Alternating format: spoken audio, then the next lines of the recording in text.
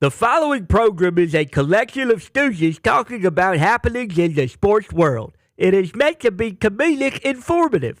The opinions expressed on this show do not necessarily reflect the beliefs of their peers, their boss, or ESPN.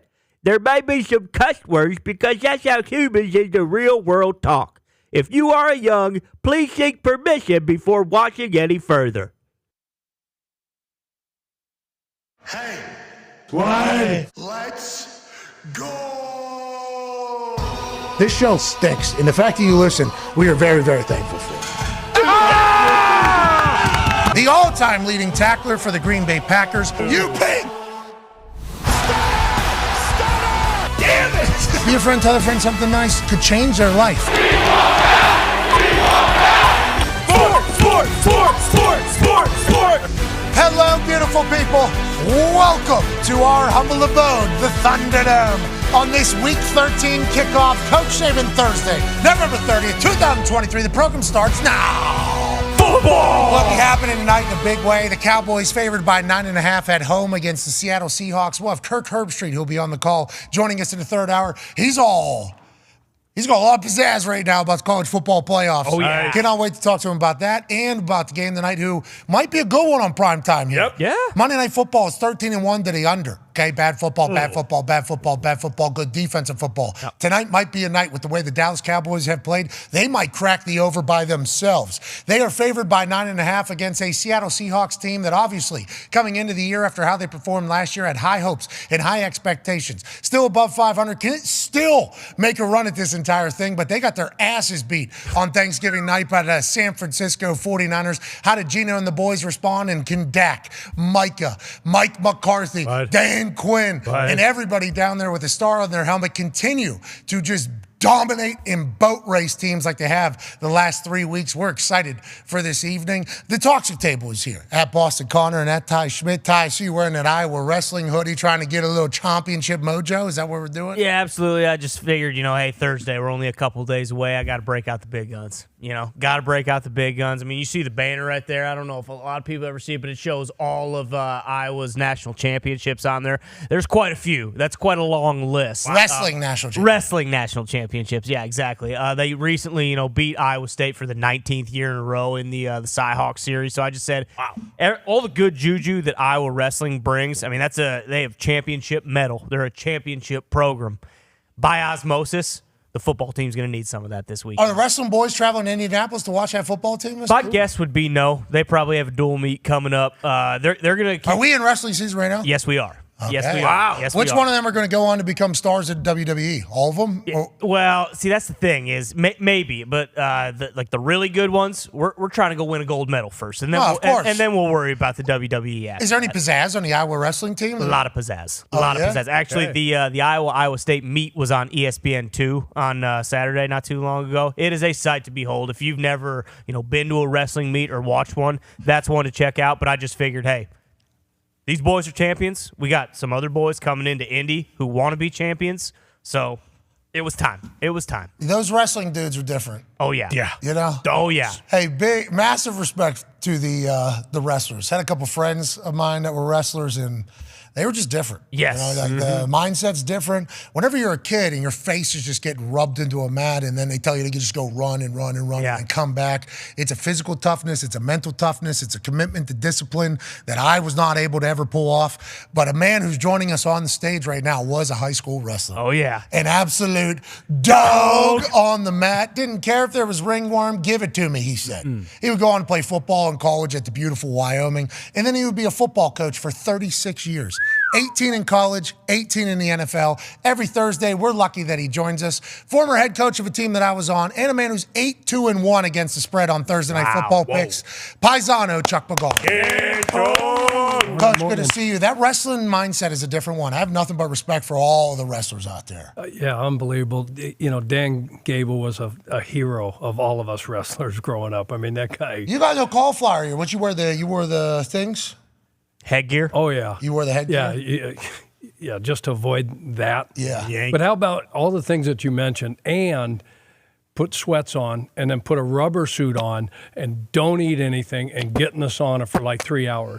That would go over well today, wouldn't it? High school kids. I mean, come on. Hey, what am I doing? Oh, I got soccer practice. Like, oh, it's going to be so much running. And then as I'm going to my soccer practice, I see guys in garbage bags on the side of the road and just spitting out there. I'm like, starving. This is your life? Yeah. Wait till you see what I do. Trying to win a state championship. And wait till you see what I do. Like, nothing but respect for the wrestling community. And also, if you end up at the wrestling house, at the end of a party night, they're not done. The mental toughness that they have for conditioning and cardio also goes into the stamina in which they party. Never want to be the one that isn't a wrestler around all wrestlers whenever the party gets going, because then you are the target, by the way. Oh, yeah. Yeah, I've been there a couple different times, both at a professional level of wrestling and then also college and high school. Great group of dudes. Next day, always terrible. Oh, yeah. Always terrible. Oh, yeah. So shout out to the Iowa wrestling team. Shout out. Quite a dominant performance out there. Is Gable Stevenson going back for another year in Minnesota? I don't know. I think he has another year of eligibility. I don't know what happened with him in the WWE. There actually was rumors that he might take, a graduate year and come to the Hawks and win another national championship. See, with he has the Hawks. he does those backflips. Oh yeah, oh yeah. What did happen with WWE? I have no idea. Me neither. He showed up and he was supposed to be kind of the big baby face getting a push, and then for whatever reason, I don't think the crowd, they were kind of booing him and just kind of weren't feeling it from the get get-go. That WWE universe will decide real quick. Yes, they will. Yeah. That is a business where the crowd will let you know. Yeah. Hopefully he comes back, and hopefully Iowa football is able to do what the Iowa wrestling team has been able to do. I mean, it started in '75, this dominant run. Oh yeah, crushing all the way through 2021. What a bunch of years on that pennant down there. That's right, just win, baby. Hell yeah. And hopefully Kirk Ferentz is able to kind of summon the power of the Iowa wrestling team to get a big-time dub, as they're 23.5-point dogs this weekend in a championship game right here in Indianapolis against Michigan. And the more I've thought about it, the more I dove into the film. Okay. Because I'm doing a lot of Big Ten talking this weekend on game day. Absolutely. Nice. I love it. So that means everybody knows how I operate. I'm always saying this is going to be all. I will find a way to find myself in a position of thinking something's going to be awesome. Even if it's a 23.5-point spread, it's like, if I have to talk about it, I'm going to be at it. Yep. Or 21.5, I'm sorry. And I'm going to be at it, and I'm going to be doing it. Like, let's look for some positives here. Iowa can pin them deep. That's right. Iowa's defense is stingy. You know what I mean? They're stingy. Now, Penn State just... They did. Which Michigan has the capability of doing. Absolutely. But Ferentz knows that with the boys. He knows. And again, we've talked about it. Okay. Lucas Oil, Mechanic South. All right. That we East? Yeah, it's technically not South, but it's just, that's kind of the way you do that. But, we ain't playing in Happy Valley. All right. We're not playing in Ann Arbor. This is basically a home game, okay? And the boys will be ready to go. 23.5 is what it started at. 21.5, got a little Iowa money coming in. That feels like a lot of points for an Iowa Hawkeyes football team. I agree.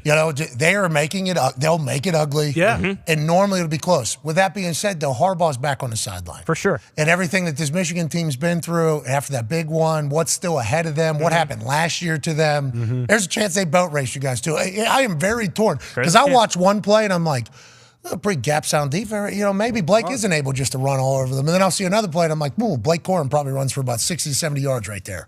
It doesn't matter if Torrey Taylor pins him into one. That's just more yards for Blake Corum to potentially get. And then you see another film and it's like, Torrey Taylor's pinning him again. This dude's 6'4", 230, by the way. House. This punter for Iowa. Big son bitch. He is potentially the first punter in the history of Power 5 to maybe be a team's MVP numerous games, numerous seasons.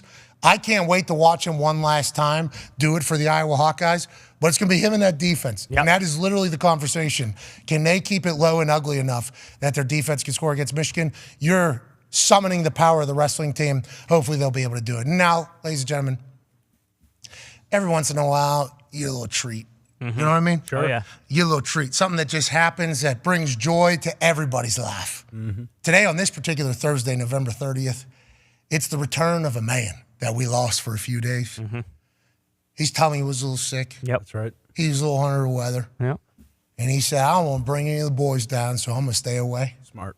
Today he is back. Ladies and gentlemen, one half of the Hammer Dahn Cowboys, Tone Diggs. Back, back, back, da da da da da da da da da da. Great to see you, Tony.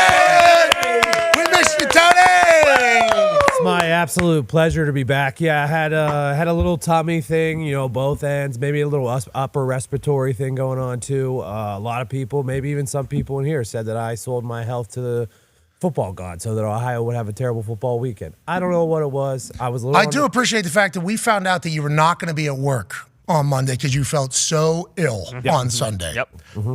And then we check X, and you're just out there firing things off. Living. I appreciate that in your weakest moment, in a moment in which you said, I'm not going to be able to go to work tomorrow, you said, I still got to let this thing out there. Cincinnati with an L, Cleveland with an L, Ohio State with an L. Right. You were certainly celebrating that, but you felt terrible through it all, which is kind of a bummer. Yeah, I did feel terrible through it all, but Cincy and Cleveland, they lose all the time. But when you package that with an Ohio State loss, Since he was in the Super Bowl just 2 years ago. Come on, Tone. Since that, AFC the Championship. stars aligned, and I don't care if I was on my deathbed, okay? I don't care if it was my Which last. you did sound like. You sound different now. You still sound like you're coming out of it. But when we chatted on Sunday, thought you were potentially on deathbed. Happy you weren't, by the way. Yeah, I appreciate that. Whatever it was, got through it. But it is a pleasure to be back with you boys. I miss you guys a ton. We see the cowboy hat still on. You see that, boys? Oh, yeah. We didn't Nice. know. Last time he missed an extended period of time, it was during that one particular sickness thing that was happening. Correct.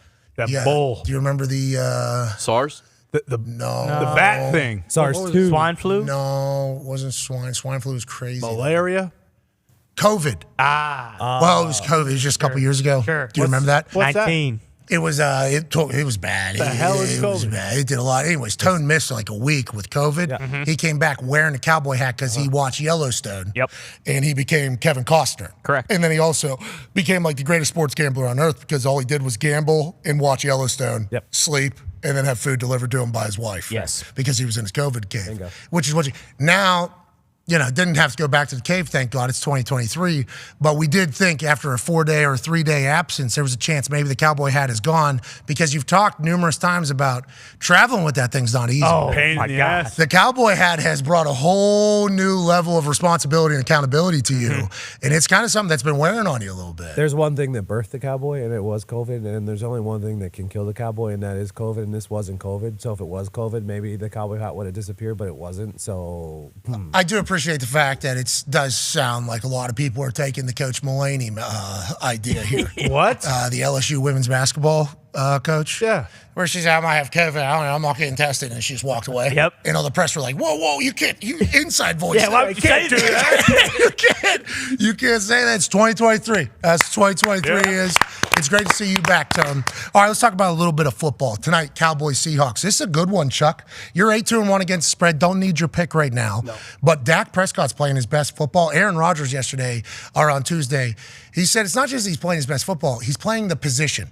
So whenever he's seeing cover zero, tight end may be supposed to have a route. Instead of that route, hey, Bout, you're coming in here, you're protecting. I don't care what the play call. This is me making a decision. He's utilizing his cadence. He's doing different audibles and checks. He's playing the position of quarterback now better than he's ever played. And those intricacies, I think, are only something that another quarterback who does all that type of stuff would be able to acknowledge and recognize. And obviously, he has a great history with Mike McCarthy, so he knows everything that Dak Prescott's supposed to be doing down there. He's playing his best football. The Cowboys are playing their best football. Why is that? And do you see it continuing against the Seattle Seahawks team? Yeah, I think for everything that Aaron talked about that you just mentioned, I mean, at home they're 5-0 at home, right? Averaging 40. That's a tough place to play. I don't remember that. 40 plus points a game. Buzzsaw down there. Yeah. They're hitting on all cylinders. The defense is, I mean, this Deron Bland, what he's doing, making history, 5 pick sixes in one season. He's got more touchdowns than half the league has as wide receivers and tight ends, right? I mean, Big named wide receivers. like it's unbelievable. And what Dak's doing, because everybody just can't wait. Like Stephen A. and the rest of everybody, they just can't wait for him. They're like, hey, just wait, right?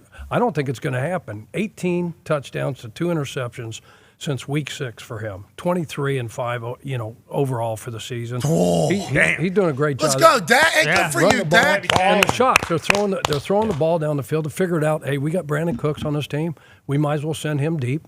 To that point right there, Hembo sent me some stats, interesting stats from Hembo. Cowboys have 24 explosive plays over the last 4 games. I think it's post-bye. I think there was. What's he? When was their bye? Thanksgiving last year. They had their bye, I thought, like week 9. Okay, so post-bye, they've been a very different animal, but they haven't really played a lot. So, like, they've just boat raced people, and it's just been like, yup, they're handling business. Yup, they're doing their thing. 24 explosive plays over the last 4 games, and that's what they didn't have early. And then if you look at the Cowboys' targets since the 49er game, CeeDee Lamb, 69, Jake Ferguson, the tight end, 30. Lamb has become their Devontae Adams. He's become their go-to, which I think, if you listen to Dan Orlovsky speak, he was the only one that was saying that on TV. Yeah. I don't think any Dallas Cowboys fans are saying CeeDee Lamb needed to get the ball anymore. No. Sure. It was just Dan Orlovsky that kind of brought to everybody's attention. He is the offense coordinator for the NFL. Correct. But CeeDee Lamb has become a weapon, I think, that we all dreamed of him becoming. And he's also, he is entertaining as hell to watch. Yeah. This could be a good one in prime time finally, Conman. I am so jacked up. I'm turning my TV to 100, and I'm listening to Dak yell, "Yep, here we go," all night, because that is the best cadence in football, and everyone deserves to hear it. All the wide receivers, for some reason, I don't know why, it feels like a Tony Pollard, Rico Dowdell game. Maybe they might focus on those explosives like you're saying, because Brandon Cooks, too. He's come on. I think he had 170 yards 2 weeks ago. He had another touchdown last week in Thanksgiving. It feels like maybe that's what Seattle's going to try and, hey, we know what you're trying to do. We have that stud rookie on one side. We got the other stud, Tariq Woolen, on the other. Diggs, Adams, that secondary. They got guys. And then Pollard, who's kind of been quiet. He had a couple pretty unbelievable runs last week, just pissed off. Rico Dowdell, also dog, scoring touchdowns. Cowboys feel like an absolute wagon right now. 9.5 on a Thursday night against the Seattle Seahawks team that isn't bad. One half of the hammer, Dahn. Cowboys, Bubba Gumpino just made a face that he did not agree with everything you just said, Con, man. Gumpy, what was that face? Looks like you were about to puke. No, I think it's a lot of points for the Seahawks team. Yeah, as soon as I said 9.5, he went, Just Thursday night just feels like a lot of points for the Seahawks team. I know they haven't been playing great, but I think Geno plays bad against the Niners every damn time they play. I did not expect, it to be 9.5 whenever I looked at it. No. Yesterday. I More didn't. of like a 6. Yeah, 9.5 is a lot for a Thursday night football game for 2 teams that are still very much in it in the NFC. But I think that's a respect that they have for what this Cowboys team has been over the last 4 weeks. They have been the best team in football, seemingly, over the last operating offensively, obviously at a rate that Dak has not had, and I don't know, maybe his whole entire career. And then on the defensive side of the ball, you mentioned Bland. It's just what Diggs was doing last year. Yeah. Now they lose Diggs. They kind of lost it for a bit on the defensive side. They have that bye, and they kind of figure it all out, and Bland becomes their guy. The call for Jim Nance's. So unbelievable. By Jim Nance here on this 5th return for a touchdown. This is history! He's screaming as he's running down the side. Phenomenal. Be excited to hear what Al Michaels does. Yeah, Tonight. Yep. It's a Cowboys game. It's in Jerry World. Al Michaels going to have the tie on. He better. He's going to have the tie on. It's going to be a big-time night for them. I bet you they're looking forward to this one as well, Toad. Yeah, and you guys were talking about the 9.5. That's not scaring bettors away. I think over 80% are on the Cowboys. Now, that's kind of normal, but even like the 9.5 isn't scaring away. When I was looking at it earlier today, Dallas is number 2 in third down defense and number 2 on third down offense. Seattle's bottom 5 in both of those in that matchup, I believe. So, like, my look tonight on third down, like if the Cowboys are getting off the field and they're staying on the field, then I don't mind taking the Cowboys. Some more interesting stats from Hembo to that point. Cowboys number 1 in scoring offense. Cowboys number 2 in offensive efficiency, which accounts for who you play. Dak's number 1 quarterback in the league versus man when blitzed, versus 4-man rush, out of pocket, and on third down. So basically, every stat that Hembo's pulling is like, Dak's the guy. Yeah. Just everybody needs to understand that Dak's the guy. And to your point, Chuck, everybody's wondering when's it going to happen with Dak? Feels like he's just a little different right now. And that might be the big Mike McCarthy effect. Could be. Legitimately might be the big Mike McCarthy on him effect. It could be. And that's kind of what people, want to talk about with the Cowboys, or the knock on them is like, this is kind of what they do on like mediocre and bad teams. They beat the shit out of them. And then the good teams, they kind of struggle a little bit. But as of right now, like it's tough to kind of point at a different team and say, in terms of how they've been winning and how they've been playing, Dallas really has probably looked like one of the 1 or 2 best teams in the NFL. And then Seattle the last couple weeks, they were 5-2 a couple weeks ago, and like were leading their division and kind of safely in that playoff picture. Like, they need to stop the bleeding, otherwise, because there are a couple other teams in the NFC who are kind of nipping at their heels now. To your point, teams go in two different directions. Yeah. Okay, Pete Carroll, great coach. We all agree with that. Yes. Great coach, great vibes, great everything. Great gum chewer. Great.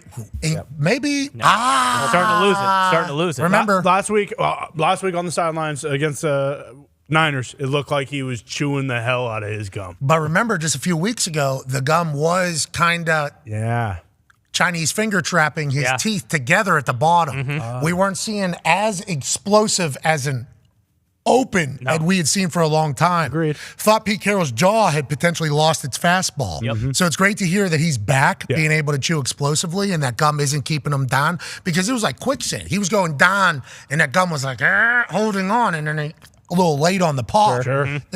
The rate of close that we see from Pete Carroll is something that we've all kind of marveled at. So whenever we saw that gum kind of slowing and fighting back a little bit, we're like, well, Father Time does defeat everybody. Finally got him. And Pete Carroll said, nah, is what you're saying. Yeah, last week it looked as though he was chomping on it harder than ever. And it might have been because they were down by 20 points to the 49ers, but still. Emotion. Yeah, maybe he needs to get a little pissed off. Maybe he comes into this game, you know what? Not today, gum. I'm going to be pissed from, minute one instead of the last couple minutes. Chuck, you're talking about teams going two different directions here. Since bye, Cowboys have been going like this. Seahawks, to Ty's point, kind of been going like this. What is the messaging that Mike McCarthy's saying to the boys? Because success can sometimes be a lot harder to deal with maybe than failure, right? Yeah, because if you look 10 days from now, they got Philly. Then they got Buffalo, I think. Then they got Miami. So they're going to start playing some teams with some winning records. Everybody's been talking about the Cowboys have beat nobody with a winning record, right? The teams they've lost to, they've all have winning records. So 5 out of the last 6 for Dallas. Seattle's lost 3 out of the last 4.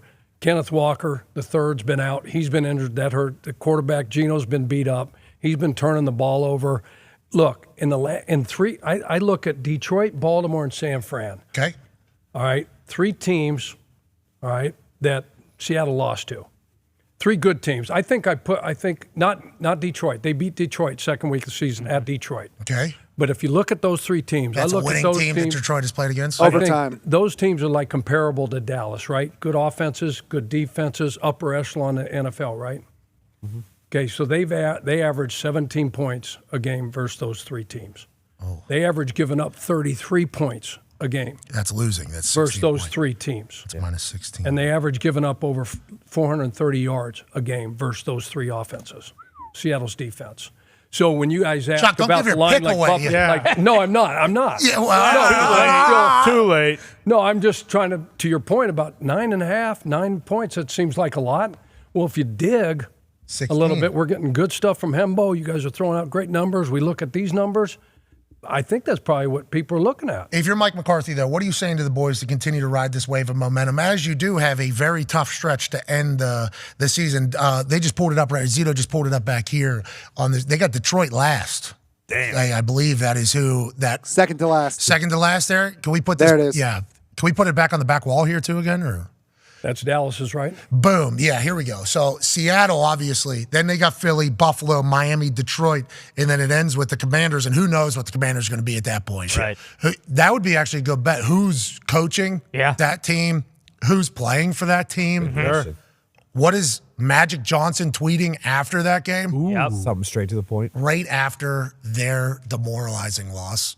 I could not. I almost put out a tweet like, the only reason why I'm watching this final quarter is so that I can get the Magic Johnson's tweet saying, boy, we were beat on first down, second down, third down, and fourth down. Magic Johnson's one of the most prolific Xers in the history. Yes. Who knows what that team's going to look like then? But what is Mike McCarthy saying coming off these waves of being a wagon over people? I think the same thing that I heard Jerry Jones talk about on his radio show. Over there, 105 The Fan, whatever that is in Dallas. Is that with Shan and RJ? I believe so, yeah. Shan just ripped our video and put it up there. They love Jerry.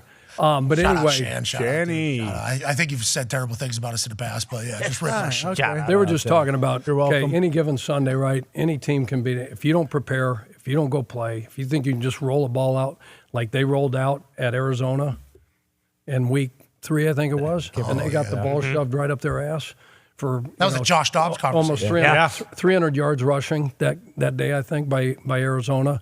So they have one in recent history that Mike can look to and just say, hey, look, if we don't prepare, if we don't practice, if we don't do all the things that we've been doing to this point, and we start looking in 10 days that we got Philly and then we've got Miami, we've got all that ain't going to matter. Because to keep pace in the NFC East, they got to win this game. Big Mike swings a sledgehammer and stuff, right? Oh, yeah. Hits watermelons he's Gallagher. like he's Gallagher out there. Mm-hmm. Sad story about Gallagher. I guess somebody took advantage of him. He passed away. Right? Did he? I think somebody one of his managers took a lot of money from Gallagher. Like Elvis? I think so. Yeah, it kind of happens to people. Son of a bitch. Dan Cook. I hate that. That happened to Elvis too. He did pass away. Gallagher did pass away. Yeah. Damn. Recently or last year. Yesterday? rest in peace. Rest in peace, Gallagher. Thank you for just swinging that hammer. Dude. Why do you drive in a parkway? In driveway? Oh, give me a watermelon. Boom. Shout out to him. Yeah. Watch. I spent plenty of nights watching him. Late night on Comedy Central. We'll talk more about Cowboys Seahawks this evening. Hey, sick. You see his 3/4 zip? He's got Pebble Beach. Good swag. That's a Pebble Beach 3/4 zip right nice. there. Ooh. You do well. Tiger Woods golfing today. Yeah. Tiger Woods is back golfing. Good Tiger. He's doing a tournament a month, he's saying. Yeah. And that's huge for golf, obviously. Yeah. Huge for everybody. He's also launching that league, the TGL. Pushing that back a year. Yeah, it's because their entire dome collapsed. Correct. Yeah. So maybe it was spread a little bit too thick. They need to get the people that are building these warehouses for Amazon and Walmart and everything out here in Indiana. Oh, yeah. They put up 10 million square foot warehouses in a matter of 4 days, and somehow they're not just going to fall over with one gust of wind in the middle of Indiana. Feels like that is maybe what they might need for that golf thing, but yeah, it kind of collapsed. It looked like that Minnesota dome. Yeah, Metrodome. The Metrodome at the end of its days, it kind of went down. Call the Amish. That's going to be awesome. Definitely get some Amish people out there. I think it's down in Florida. I don't know how many Amish people are in Florida. I don't know if that's necessarily their bag, but who knows? I mean, they'll make the trip. Yeah. They will certainly take their ponies, 10 of them. Take a minute to get down there. They'll forge the river. Yep, of course. If they have to, they'll do the whole thing. Mississippi. But him getting back onto a golf course is awesome. I just saw some videos of him at the range, and I'm like, immediately, oh, yeah. Holy hell, this guy still got it. He's a nostalgia pop every time he swings a golf club. Good for golf that he's all the way back. Yeah, absolutely. And it's kind of one of those things where you just, anytime he's out there on the course, you get excited and you kind of think back to remember when, everyone was already counting him out and he won the Masters. We just hope that he can stay healthy because I feel like this, in recent memory, it's been like, hey, Tiger's going to come back and play. And that's kind of his MO is he'll play on Thursday. He'll be in, decent shape. And then on Friday, he'll, triple bogey the first hole, double bogey the second hole. And then he'll kind of be like, my glutes weren't activated. Whoa. What are you doing? That's not what's going to happen. And then he WDs. That's not. I love Tiger. Ty Schmidt saying love. No, but it's not one of those things. I actually love Tiger. I want to see him in contention. I just hope that he is actually physically capable to get out there. He is. You think he'd just be doing this? No way. You know what this is? And, I have a baby girl now. Right. She's shuffling her feet. Hell yeah.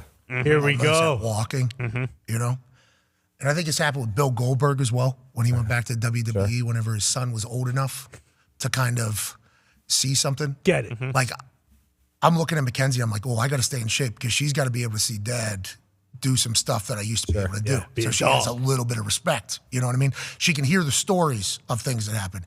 He did a what off a what? Yeah, off the top of a cage, front flip, nobody, right on no the one wood. caught No one. Damn near killed himself. And he just got right up and just walked away. Yeah, you got a dog out there. I think about that as I'm holding Mackenzie, and then Goldberg went back to the WWE, which nobody thought was going to happen, but he's even said he did it because his kid was at an age where he was like, I want my kid to see what it was. It's like Tiger's at that point now. Oh, yeah. I think Charlie, very much in his own. He's a dog. He's great. I think Tiger's competitive juices that he has is this, my boy needs to see me be Tiger. Needs to see it. I think that's an added motivation for him. I think he's enjoyed the time on the course with Charlie where he's the caddy. Yep. I think maybe there's a newborn love for the sport because he's playing it through his son's eyes as well. Maybe we get a Tiger in a resurgence that isn't filled with what you're seemingly hoping for over there sounding like a hating asshole. Not hoping for it. Just being realistic because this has been kind of the Tiger story the last couple of years. Hey, everyone's excited. This is awesome. Well, he had another surgery. He's playing at Augusta. What does he do? He shoots a 71 on Thursday. That's awesome. Tiger's 2 under. Can you believe that? Let's bet on Tiger to win this whole thing. What does he do on Friday? Yeah, but Augusta's got those rolling hills. It's tough to walk from what I've been told. I agree. From what I've been told. But that's part of it. They're not. Tiger would never use a cart. He's not going to do that. He's going to have to walk. I just want to avoid the low round on Thursday. And if he is limping, let's not put him on TV. I agree. I don't want to say you're kind of ruining it. Great. You know what I mean? Just wait till he gets to the ball. Great gait earlier today. Not walking with any gingerness or anything like that. He looked very good today. We almost got a chance to interview Tiger one time. Yeah, very close. Oh, yeah. We were very, very close. Forgot about that. Yeah. That was the first time we were ever said, like, here's the things that we think you should ask Mr. Woods. Mm-hmm. And I said, yeah, I'm never going to do that. Mm-hmm. They're like, well, these are good conversation starters. I'm like, we'll see, what a good conversation starter. This is what is that's not going to work. We probably ruined it forever.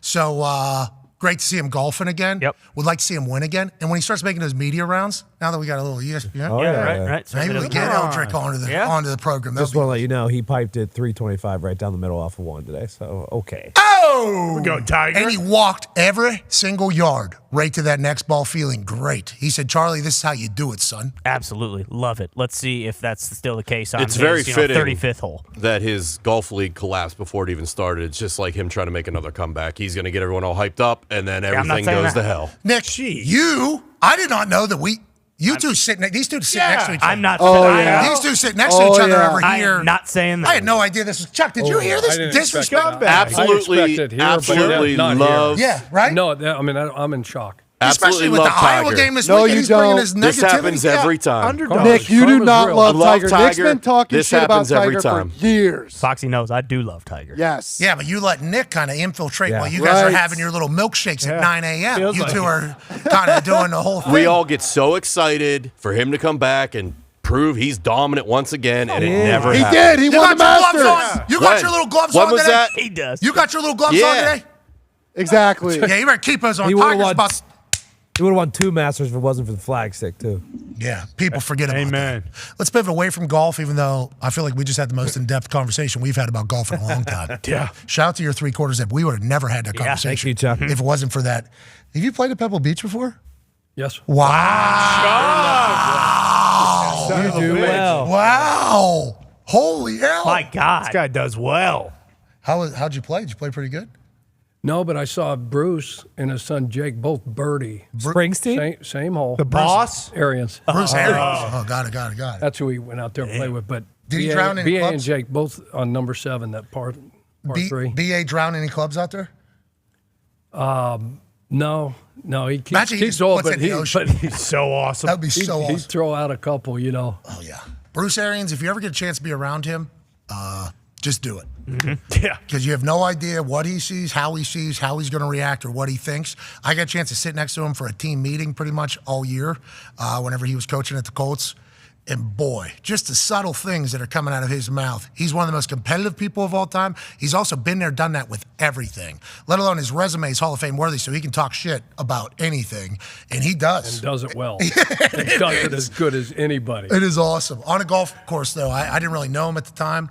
I was 2 holes over, and in Indiana, everything's flat. So you can actually see the hole that you're golfing towards, Sweet. which is vastly different than Pittsburgh, Pennsylvania, where I grew up, where they're like, aim for the 3rd tree, and then it's like 250 yards down to the right there. And golf sucks that way. I mean, when you don't know where it's at. Indiana, you can see the hole, and you can also see other things. I see Bruce Arians take a wedge, hit a ball, looks good, and then he just turned casually right to a pond, one-handed, and then just walked off. And it was like, oh, that guy's hilarious. So 2 holes later, I get a chance to catch up with him. I said, I think I was a couple holes over. I saw you put a wet, like from 40 yards out into a pond, like pretty good. He goes, yeah, sometimes you got to drown those bitches. Sometimes you got to punish them and let them know that what they're doing is not good. I'm like, so what do you, he said, yeah, now I'm out of 56. No. But I'll get one again tomorrow. He is awesome. I'm happy you guys are out living your lives. 2 retired football coaches. Let's pivot away from golf and football. Let's go to the NBA. Ooh. A lot of news in the NBA. Biggest news is from the biggest man.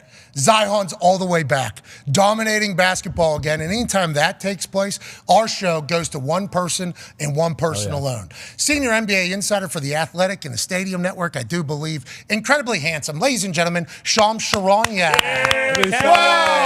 Whoa, look at the backdrop. You're so cool, dude. Where are you?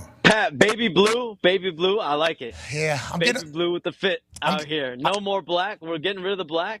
No. We're just getting a little thinner. You know what I mean? We're getting a little bit thinner, so you're allowed to wear a little lighter colors. To be clear, every once in a while I'll get a glimpse of myself on that TV. I think it looks weird, too. I think it looks weird, so I'm not 100% sure. We're all here for Pat and Baby Blue and in suits. The suits on game day. Hell yeah. I dig it. I dig your fashion, Pat. Hey, thank you, Shams. I want to let you know the suits are 100% David Allen Productions. Mm-hmm. They just show up here. I don't even say anything. Some of them he sent have been absolutely awful. I will say. Sure. He's really taken quite a shot on, but he's given me like 10 suits over the last 4 months or so. Fantastic. Shout out to Hey, David. Thank you, pal. Baby DA. Thank you, David. I'll never be a suit because, and the white trash folks need to know that I've never forget where I came from, and I've been doing arms more than I've ever done in my life, so why are we covering them up now? But on game day, on that set, Saturday morning, feels like it is owed the respect of having a little something. So I try to do couth stuff as much as possible, like running a show for 15 minutes whenever everybody thinks the game is on, then counting those ratings towards the entire show's rating. That's good couth. Classic move. That's good couth. Anyways, what's that? What's that? What was that? No. You heard No, and then idiots, marks, have no idea how to anyways, let's move along. NBA. Zion Williamson's back. Are we full go? He's playing all season. We're talking MVP. What do you have to play, 65 games? Or whatever. Are we full go with Zion right now, especially after what we saw last night, Shams? What was that, 11 for 11? I think one of 15 players in NBA history to do what he did last night, 30-plus points, 11 of 11 shooting. 12. Zion Williamson right now, this is probably the best we've seen him. When you think about overall, his ability, Pat, I think when you think about Zion Williamson, 6'6", 280 pounds, how much ever he weighs, he's a point guard right now, Pat. That is the thing that we're not talking about enough is he's embracing this role of having the ball in his hands, playmaking, and the coaching staff in New Orleans, they've really entrusted him. At the beginning of the year, he spent a lot of time, Pat, playing off the ball, playing in the post. You think of a guy of that frame, you think of a post player, you think of a guy that's only going to be dominant inside. And yes, he can bully anyone in the league pretty much. The other day, he literally snatched a rebound out of James Harden's hand, bullied it out of his hands. He is a one-of-one player, and when he's healthy, this Pelicans team last year was competing for home court advantage. Right now, I think they got off to a slow start. Zion Williamson wasn't playing that point guard on the ball, playmaking role, but now that he is, his numbers have been off the charts, 25 points a game, 7, 8 rebounds, 6 assists. What he's doing night to night right now is something that's one of one. And we all, as basketball fans, you want him to stay 100% healthy. You want him and Brandon Ingram to keep developing this relationship and cohesion. And they just got CJ McCollum back last night as well. And Trey Murphy, who might end up being the third best, fourth best player on this team. He has not played yet this year. He's coming back from a meniscus tear. He is very, very close, Pat. I'm told he's going to work out today. He could be back in the lineup as soon as tomorrow's home game. And so, barring any setbacks, he could be back tomorrow. So there's a lot of optimism going around in New Orleans right now. I don't think I've heard what you just said there at the end. That's a big deal. Old buddy's coming back tomorrow, seemingly? Listen, it's a meniscus tear he's coming back from. He's been rehabbing. A lot of this is day-to-day, how these guys feel. There's been some interesting injury situations this year. Brad Beal was supposed to play, and then he tweaks his back in pregame warm-up, sits. So right now, Trey Murphy has to go through workouts, doctor's clearance, but tomorrow's home game against the Spurs, I believe, on Friday, from what I'm told, that is a game that is at least going to be within his window, potentially, to return, if not shortly thereafter. There you go, Murph. Murphy, There you go, Murph. Dog. He's a guy that for the Pelicans, this is a team that I think could use some more shooting, right? We know CJ McCollum. He just came back in the lineup. He's a sniper. Trey Murphy is an absolute dog of a sniper. He can shoot with the best of them. And around Zion Williamson, Brandon Ingram, if you have shooting, this Pelicans team, I'm not saying they're a contender yet, but I'm saying they have a chance if they're healthy to be scary. If Zion's on the court, they're a contender. Duh. Okay, and we knew that's when Coach K lost his fastball. But that's what I'm saying. When he had Zion and everybody didn't win. Got beat in the first round. I don't want to say they're a contender, and then we've seen over the years in New Orleans.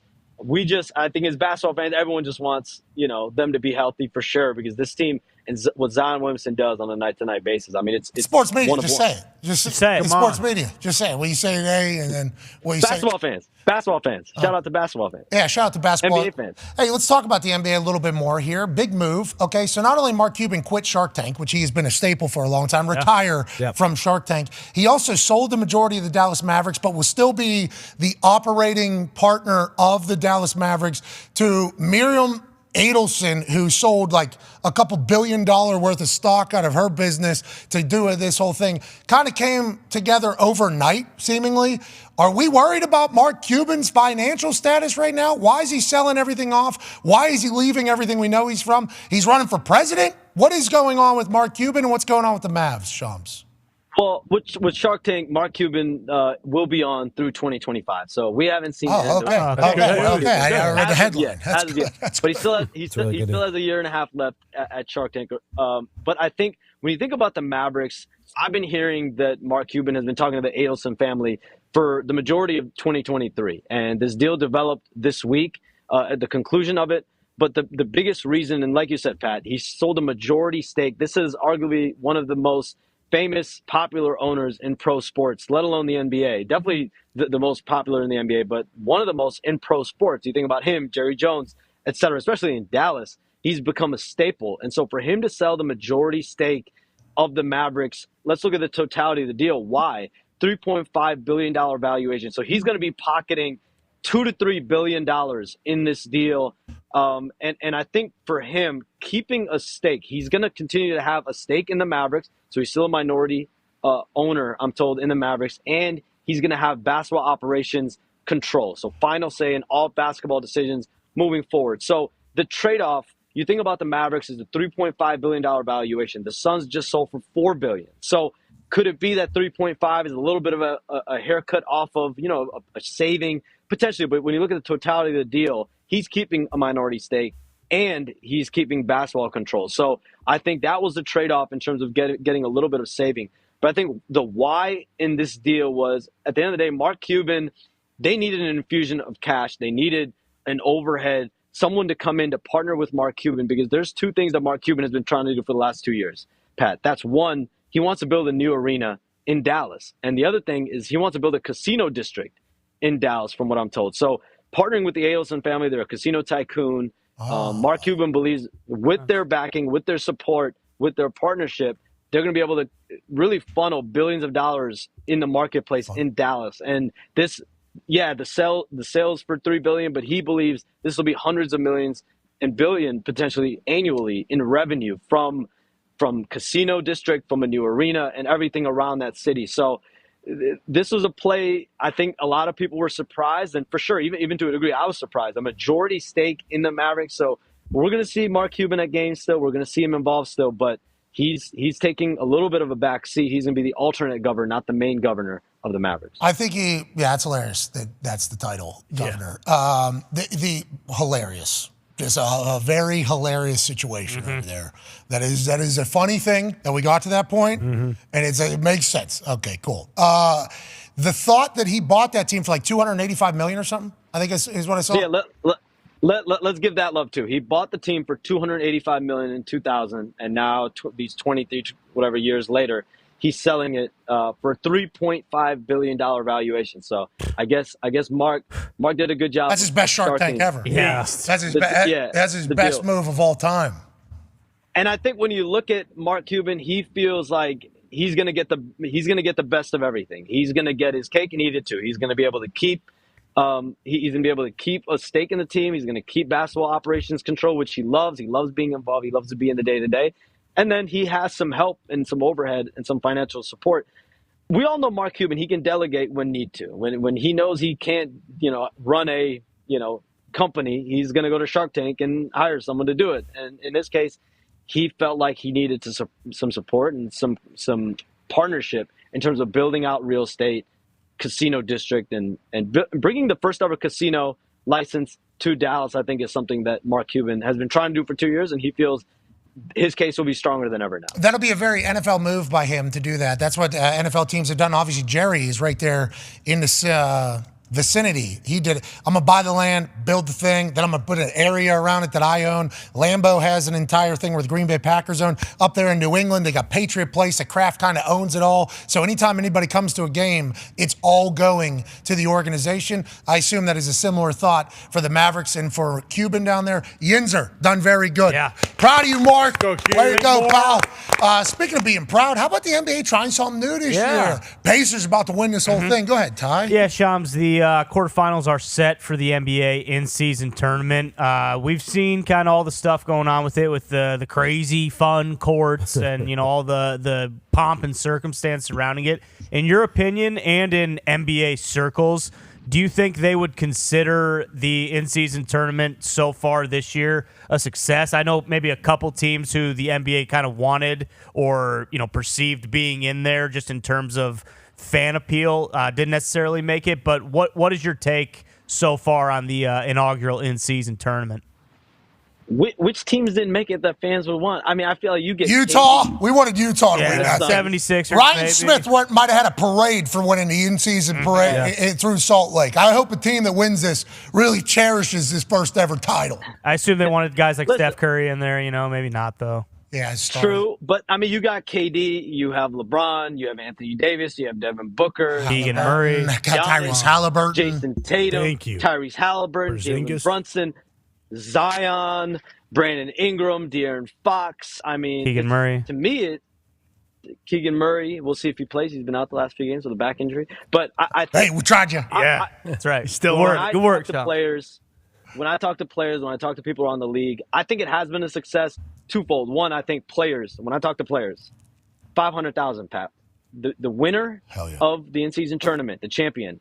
$500,000 per player, and I think that whether you're a max player or whether you're at the end of the bench, especially when you're at the end of the bench, that $500,000. We had Lou Williams on one of my shows. Like he said, $500,000. I don't care who you are, you want that $500K, and so I think that's an appeal. But the regular season games, I can't remember the last time in November where we're talking about who's advancing into what for the next week of the regular season. Like. People cared to an extent, and I think there is a level of interest. We did care. It's before Christmas. Yeah. We cared. Yeah, it's a big deal. Got who's the new advancing? It's the Mega Bowl. Games. Like the fact that we care about who's advancing to December 7 and December 9 and who plays in Vegas in regular season. We knew it was in Vegas. To me, Adam Silver. This is a win for Adam Silver because the fact that people are putting all this, I think, equity.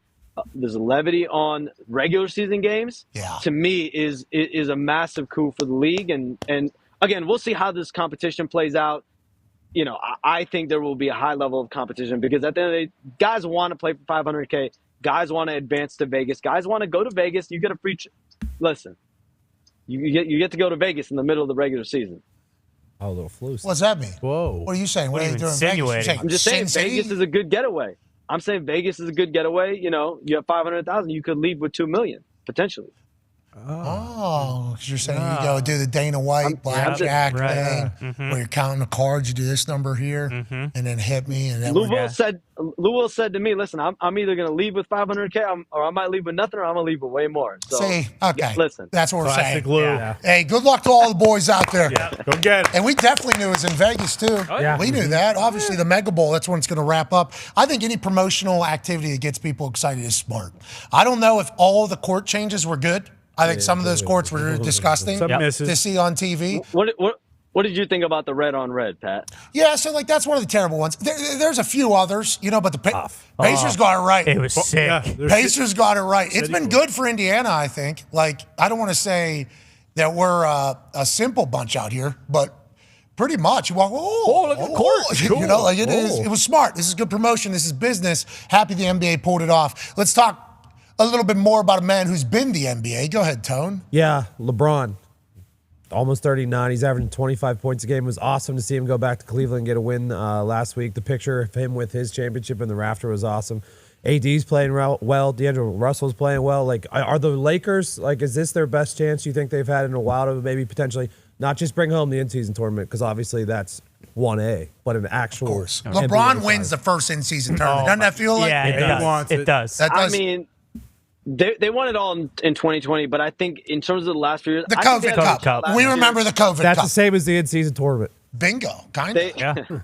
They lose to the Nuggets last year in the Western Conference Finals, so I think obviously they've made advancements. Last year they started the year, what was it, 2-8, 2-10? Like Tough. They didn't have a great start to the year, and then everyone's talking about what moves are Rob Pelinka and the Lakers going to make, because everyone knew people were calling for change. And they went after Kyrie Irving. They were trying to find a third star, but what do? They go back and they do what the recipe was in 2020, which is surround LeBron and AD with a bunch of role players. And I think what you're seeing with this Lakers team this year, they still have to get chemistry right. They still need guys to get back in the lineup. Jared Vanderbilt has not played yet this season. He started for them on their run to the Western Conference Finals. Gabe Vincent has barely played this year. He was supposed to compete for the starting job with D'Angelo Russell or back up D'Angelo Russell, and he's been out for the majority of the year. So getting those two guys back in the lineup will be big, and I don't know if we can really judge them until we see them with the potential, two starters, at least backups back in their rotation. But there's no question, this Lakers team will have a shot as long as LeBron James, Anthony Davis stay healthy, and it's crazy. We're in year 21 for LeBron, 39, about to be 39 years old, and he's still at the top of his game, and he's still putting up big numbers on a nightly basis. And I think we've been waiting for the last few years. When's the drop-off? When's the drop-off? And when he's hinting retirement, we're thinking, okay, maybe he might take a step back, but he's only going another level. He has a torn tendon in his foot. He rehabs that, recovers from that, and we're seeing him still play at an elite level. I mean, this is definitely something we've never seen before. He tweeted, too, about Aaron Rodgers saying, back where we need to be, eh? I like the fact that he's there's another old guy doing things that people don't think they're supposed to be doing. The amount of minutes that this guy's playing, the amount of points he's putting up, you can't help but marvel at the spectacle that is LeBron James. Keep going, Braun. Baby, Braun. Keep going, Braun. Proud of you, buddy. Hey guys, how is Aaron Rodgers coming back in like 75 days from a torn Achilles? 77, 11 weeks. Listen, Shams, these humans, this one, the LeBron one, the Tom one, the Peyton one, the Wayno one, the Serena one. Like, there's a group of people up there that are, Michael, obviously, that are just more competitive than everybody else. That's just a matter of fact. That is why they are the elites, is because their competitive drive is at not only matching their talent and their ability and their body and everything like that, but their competitive drive is just higher than everybody else. Some people say, oh, these are assholes because of how competitive they are and what they demand and command from their teammates and from themselves and from people that work alongside of them. That makes them accomplish things that other people haven't been able to accomplish before. And accomplishing things that other people haven't accomplished before are things that these types of humans want to do. Aaron definitely wants to be the guy that looks science in the face again and said 11 months, huh? Is that right? And then comes back at the age of 39. That is in his DNA, and that's the DNA of those people that are up at that, you know what I mean, Shams? There's levels to this shit, you know?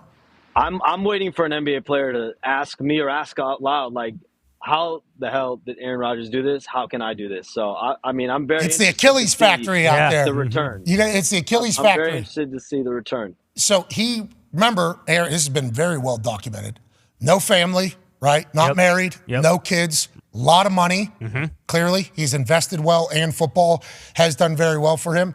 And he knew the doctors, Kobe's doctor, all the trust out there. So his entire life has been rehabbing this thing for 77 days, pretty much. It's just been full-time commitment, nothing really distracting him, and a drive to kind of put a middle finger up to a bunch of people that were saying things. So it's like, I think it's pretty in depth. It's remarkable. The recovery and rehab, it's not like an easy thing. Gotta give your flowers. For him to even be practicing is insane. Bro, how about him doing that? Yeah. Oh, yeah. Tim Boyle was standing at the point. He's not going to do a drop back. He's, this guy. Could you imagine he drops back, tears his Achilles on his hole. In Tim Boyle's. They'd kill him. In slow motion, they have it too. Hey, this is what happened, by the way. Because he's like, whoa. Sleeping with the He looks good to go to me. He does, doesn't he? Yeah, he does. Hey, look how clean that. Still got it. I mean, that's all he needs to do, really. Well, with that, you got to get that O-line. Yeah, I mean, we'll talk about that later today with Chuck Pagano, and defensive coordinator around the NFL, what he would do and what any defense coordinator in the NFL would do. Let's get back to the NBA, though. Chuck has a question for you, Shams. Shams, I'm not a huge NBA guy, but I'm a huge fan of yours. Since seeing you come on this show. Atta baby, Shams! Sweet jacket as well. The Bucks, Adrian Griffin. I saw the other day, I think he pulled Giannis Antetokounmpo off the court. Nice. He went over to the bench, kind of sat on the bench, and then they were talking. TV telecast, people were talking about this relationship, how he's coaching this guy. How do you see this thing? Is there an issue here? Is it sustainable? I know Nick Nurse is out now. Adrian's in. He's trying to impose his own philosophy or whatever on this basketball team. Is this going to be a deal, or are they going to be okay? That's a good coaching question. Right? Oh yeah. Yeah, Chuck. I think this is something definitely to monitor. I think with the way, Giannis wanted Adrian Griffin as head coach. He stamped Adrian Griffin, from what I was told, as the head coach of this team. When they were going through the head coaching process, they looked at Adrian Griffin, they looked at Nick Nurse, a couple other candidates, Kenny Atkinson as well with the Warriors, and they went with Adrian Griffin. And I think so far along the way, and this is stuff that Adrian Griffin has said publicly, there was a moment, and this is simple stuff, right, Chuck? Like you, as a coach, when you come in and take over a team, you want to adapt your philosophies. One of the philosophies that was adapted is Brook Lopez, who's been in contention for Defensive Player of the Year, one of the best defenders, especially for a big man. He was throughout his whole career, especially in Milwaukee, he's been playing what's called drop coverage, right? When pick and roll, he's dropping back, protecting the rim, playing, inside. So he's a force in the pick and roll coverage. So when the offensive player, perimeter player is driving in, he's helping and he's supporting, and he's so lengthy, he's able to be everywhere. Well, the defense this year had him really showing on the pick and rolls and playing on the perimeter. So players went to Adrian Griffin for a period of days and told him, we want our defense to go back to drop coverage, which is what Mike Budenholzer had for years in Milwaukee. And they go back to the drop coverage after days of players pleading, and then they win the game, and Adrian Griffin credits his players. And I think that's what we've seen, Chuck, is just the players and kind of their philosophy and how they feel like they can win games. And Giannis is a champion, how he feels like he can win games. And how can that mesh? How can that come together with Adrian Griffin? And I think we're seeing kind of the schisms right now of that process. How that develops over the course of the next few weeks, how that develops over the next few months. I think it's too early to say whether it's going to be a success or a failure. I think we have to see how it plays out. But one other thing, Chuck, is Terry Stotts was a lead assistant for Adrian Griffin, and they parted ways at the beginning of the season. And Terry Stotts essentially stepped down because, in part of an incident, a back and forth argument with Adrian Griffin at a shoot-around. So I think we've seen a couple instances here where, for Adrian Griffin as a rookie head coach, there's already been a couple moments that have been challenging. But listen, he's made it out, and they're winning games still. So even though they're sorting through the stuff, they're still winning at a solid clip. And I think they were 13-5, and obviously made it to the in-season tournament. So I think we'll see how it develops over the next few weeks. All right, chums, we're coming up against a hard out. Just want to let you know, get to the bottom of that Giddey situation. Yeah. Good luck. Get to the bottom of that Giddey situation. We need to learn more about that, and we'll continue to follow along with your Twitter account and everything else you do throughout the rest of the NBA season. We appreciate you, handsome, ladies and gentlemen. Shams Charania. The boys. All right. Take a hike, Shams. Did he tell us anything there? No. This guy sucks. But it was fun. A little bit there for the Bucks. Yeah, Murphy's back. Murph's back. Yeah, Murph's coming back. Murph's coming back. Yeah, he gave us a lot of information. In-season tournament has been fun. A lot of info. Yeah, it's a Mega Bowl. Yeah. This is literally the Mega Bowl. Yeah. This is stupid. It's like the NBA is promoting its product. That's what it's doing right now. Yeah. This is WrestleMania Backlash. Bingo. This is Exactly. Basically. This is Fastlane. Yeah, Night of Champions. Yeah, this is good business. Right. This is smart. I've enjoyed it. Yeah. You see that different court, you can't help but stop by. Hour 2 on the other side with AJ Hawk. We'll see you then. Today's challenge will be a frozen pizza basketball shooting relay. Zito and I will have to eat half a frozen pizza. Once we finish a half a frozen pizza, our teammate that'll be next, in my case, Nick, will have to make a layup, then a free throw using the same ball. Once he makes those, he will then pass the ball to Foxy, who will have to make an NBA three and then a half-court shot. Boys, are we ready? Get to our spots. Zito and I are starving. Social distance. No, social. Cheers, pizza. Pat is off to an early lead. Pat is dominating Zito. Zito eating much slower.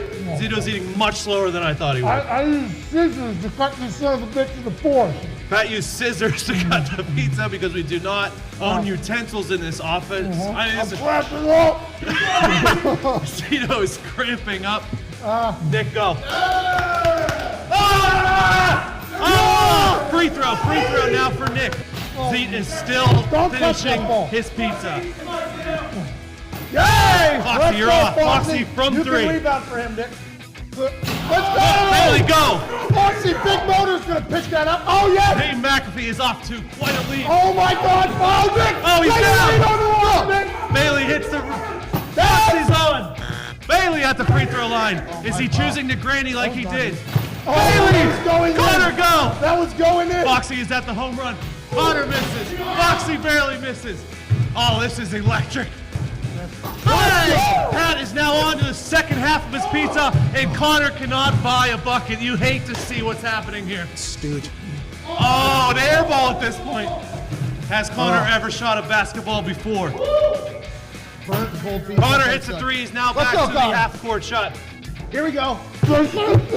People will remember that in this same position, Connor went 0 for 12. 0 for 12 in basketball. He's stacking badly agent.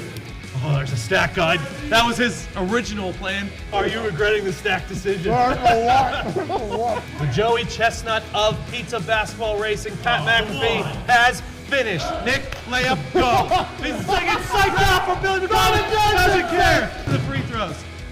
Nick, first free throw up, air ball. Take your time, It's not even close.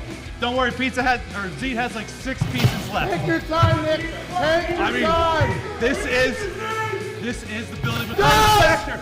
Foxy is up. Foxy from 3 and half. Bingo. Bingo. If he hits all in his Foxy first needs swing, is a half. we'll give away 5,000. Oh! 5,000 to the commenters who picked Team Pat. Suck it, loser. The following program is a collection of stooges talking about happenings in the sports world. It is meant to be comedic informative. The opinions expressed on this show do not necessarily reflect the beliefs of their peers, their boss, or ESPN. There may be some cuss words because that's how humans in the real world talk. If you are young, please seek permission before watching any further.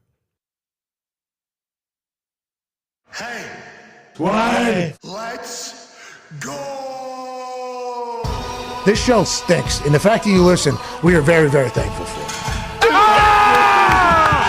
The all-time leading tackler for the Green Bay Packers, You pig! Damn it! be a friend, tell a friend something nice, could change their life. Sport!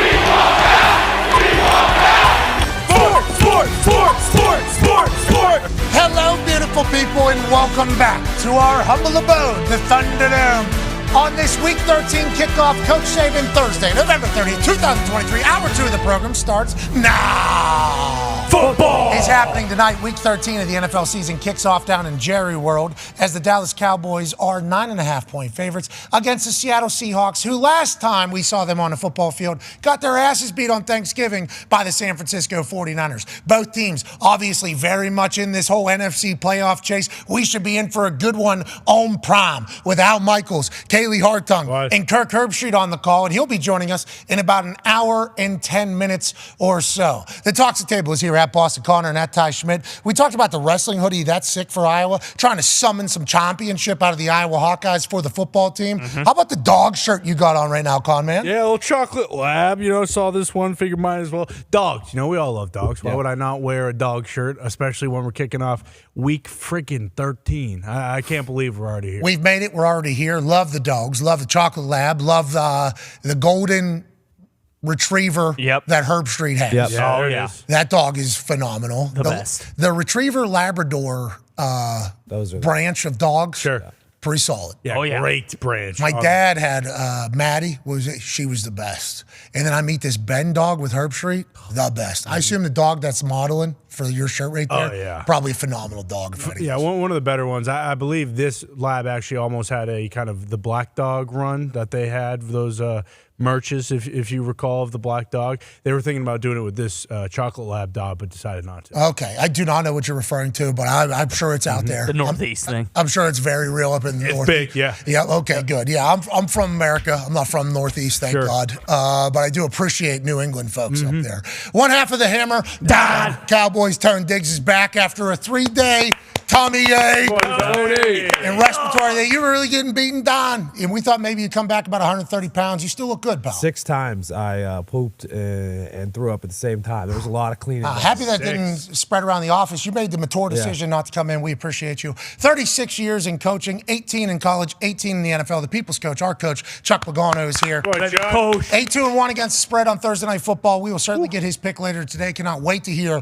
what we're making money off of that. And joining us from his attic in Ohio is a college football national champion, a man who's an expert on primates and how they will kill you. Also a guy who won a Super Bowl champion, the all-time leading tackler for the Green Bay Packers, the current president of Ohio, AJ Hall. Oh, nice haircut. Nice haircut. Wow. Killing it. Yep. Finally got one. Yeah, my dude Jake hooked me up, but also I'm not an expert on primates. I'm not an expert on anything. I am just curious about, how they kill people and how we need to make sure we use caution, I think, when we're around them. Yesterday, you were portraying yourself as an expert. Yes. Just never said I was an expert. Never. You did. You made up your own fact, and then you told us you know that as if you were. Do you know that it hasn't happened? Do you know that they have not done that to humans? I do not. I have not. But you, portraying as an expert, said that it did happen. You're also an expert on Ohio. You're the current president of it. How about tackling people? All-time leading tackler for one of the longest reigning organizations in the history of the NFL. I think you're an expert on that. I'd say so. Expert on great haircuts. This is called the AJ Hawk. And then, you know what I mean? Children. So clean. Expert on that. 10 kids. Yeah, you're an expert, dude. Just get it in. You're an expert of a lot of things, AJ. We're proud of you. Okay. Is Coach Saban on yet? Why do you? You're not an expert at this, I guess. Yeah, you're doing a show for 5 years somehow, and there's still moments where you think to yourself, "This guy's never done a show before." You know what I mean? There's that happens for all of us. So we're all trying to get to the expert status of this particular profession. That's never going to happen. That Spotify rap thing. I was seeing a lot of people in the amount of minutes that they've spent with us on our podcast. Crazy. We appreciate the hell out of you. Thank you so much. Love you, people. And the way I ended my thank you X post to those people was like, we'll try our best one day to put out a good show for you guys. Okay? We're about 5 years into this thing. Not sure we've been able to make contact on the ball yet, but we're going to continue to step in the batter's box every single day, and we can't thank you enough for allowing us to be a part of your life. It is an honor. It is a privilege. We will not take that for granted, and we will continue to make a terrible show for you. Yeah. For sure. Hell yeah. But to your point, you see some of those when people in the top 1% or 0.0%, 0.01, 50,000 minutes. You start doing the math. So much time. So much. And I get it because we do. There's a show every single day, and it's usually somewhere between 3 and 4 hours. But when you see it in minute form like that, it's. Boy, I tell you, my head was spinning yesterday. Ty edits, posts, and writes the recaps for those podcasts every single day after this show ends. And we don't view ourselves as a podcast. We're not talented enough to be podcasters. Podcasters have big brains, and they have to think of stuff. They do stuff. It's ahead. It's a much higher quality of product. We've always just viewed ourselves as a live show, and we don't really think about the podcast much. You put in a lot of work in it. The amount of people that listen, we need to pay attention to our podcast community a little bit more, I think. And we also need to thank you, Ty. Great work out there. My pleasure. Ty, you've never sharded while editing a podcast. Yeah, no, I don't think I have. It sounds like you have. Been close a couple times. Joining us now is a man who I don't think he's ever done that in his life because he is obviously an adult. That's right. A super adult. Everyone does it. Well, I don't know. Is that what the messages you got after you started on this show? Yeah, a lot of people say that. Accidents happen. A lot of people say, hey, thank you for doing that. They just don't do it on live TV. Oh, okay, got it. Which I don't know if I have in a while. Yeah, I don't think I do. You never know. First time I've done it in quite some time. It doesn't sound like it. It was. All right, anyways, this guy doesn't do it because he's a professional. Yep. He's not just a professional human. He's actually a GOAT. He's the greatest of all time whenever it comes to college football coaching. And this weekend, boy, is he in a big one. The SEC championship is just 2 days away, and we're 5 days removed from one of the greatest endings in the history of college football. Ladies and gentlemen, head coach of Alabama, Nick Saban. Yeah, Coach. Coach, 2 days away from a massive game, biggest game of the year, obviously, because it's the next game, but it is also for a championship. We apologize for having a little short conversation. It did happen. We have a little adversity here. Capability gap is getting smaller, and we just kind of go right past it. You know what I mean? We put our blinders on, and we go to work. We learned that from you this year, Coach. Yes, sir. Well, this is all about maximizing opportunity. Guys have worked hard all year to create an opportunity for themselves, and but you got to be able to turn the passion into execution, which takes a lot of discipline, a lot of focus. You got to practice right. And I told the players at the beginning of the week, you got 6 days. This time of the year, everybody's a little beat up, everybody's a little tired, everybody's a little hurt up. And a lot of you guys have played the sport, so you know what I mean when you get into the 13th game of the season. But, you got to take that passion and be able to convert it into great preparation, all right, so that when you get out and play in a game, you got confidence in what you got to do against a really good team. Before we look at this Georgia team that is very good, and I'm sure you've heard what Kirby has said about your quarterback, let's go back just because I haven't had an opportunity to ask you directly about it. 4th and goal from the 31 in the Iron Bowl to end. Are you kidding me? We saw your reaction on the sideline, and he said we work on this. I believe the term name is Gravedigger. Gravedigger is the game. You said immediately afterwards, we actually work on this. When you see this ball flying through the sky towards Isaiah Bond at the end of this whole thing, what are you thinking? What are your thoughts? And what did you learn from your quarterback who seemed to be poised in the biggest moment of the year thus far for your team? Well, it was a great play, no doubt, and it's going to be one that's historical in terms of people remembering, that particular play. But, we've played some crazy games down there, and a lot of them get decided on the last play of the game. And I was standing in a great view of right where the ball was heading and right where Isaiah was. And when I saw him have an opportunity to catch this ball because he worked away from the defender, worked the back line and came back out, I said, you got a chance to catch this. And when they got all those guys in the end zone and there was only 2 guys rushing, it's tough to find an opening, but it was a great throw by the quarterback. It was a great catch, but it was a great job of Isaiah Bond working himself open relative to the design of the play. Yeah, it's going to be remembered forever, much like the kick six is, and the amount of tears. Oh my! I don't know if you watched the clip back. A lot of Auburn crying fans after that one. And there was a couple Alabama fans. We showcased them earlier in the week. Right before that play, there's an Alabama guy with his hat on. He's standing in there, and he says, come on.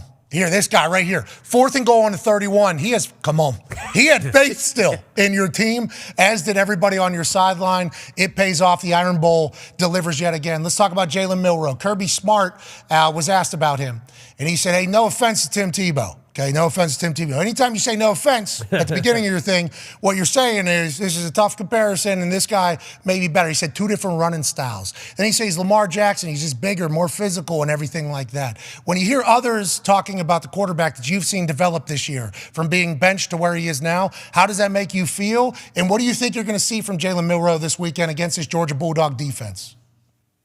Well, I hate to use a term that he was ever benched.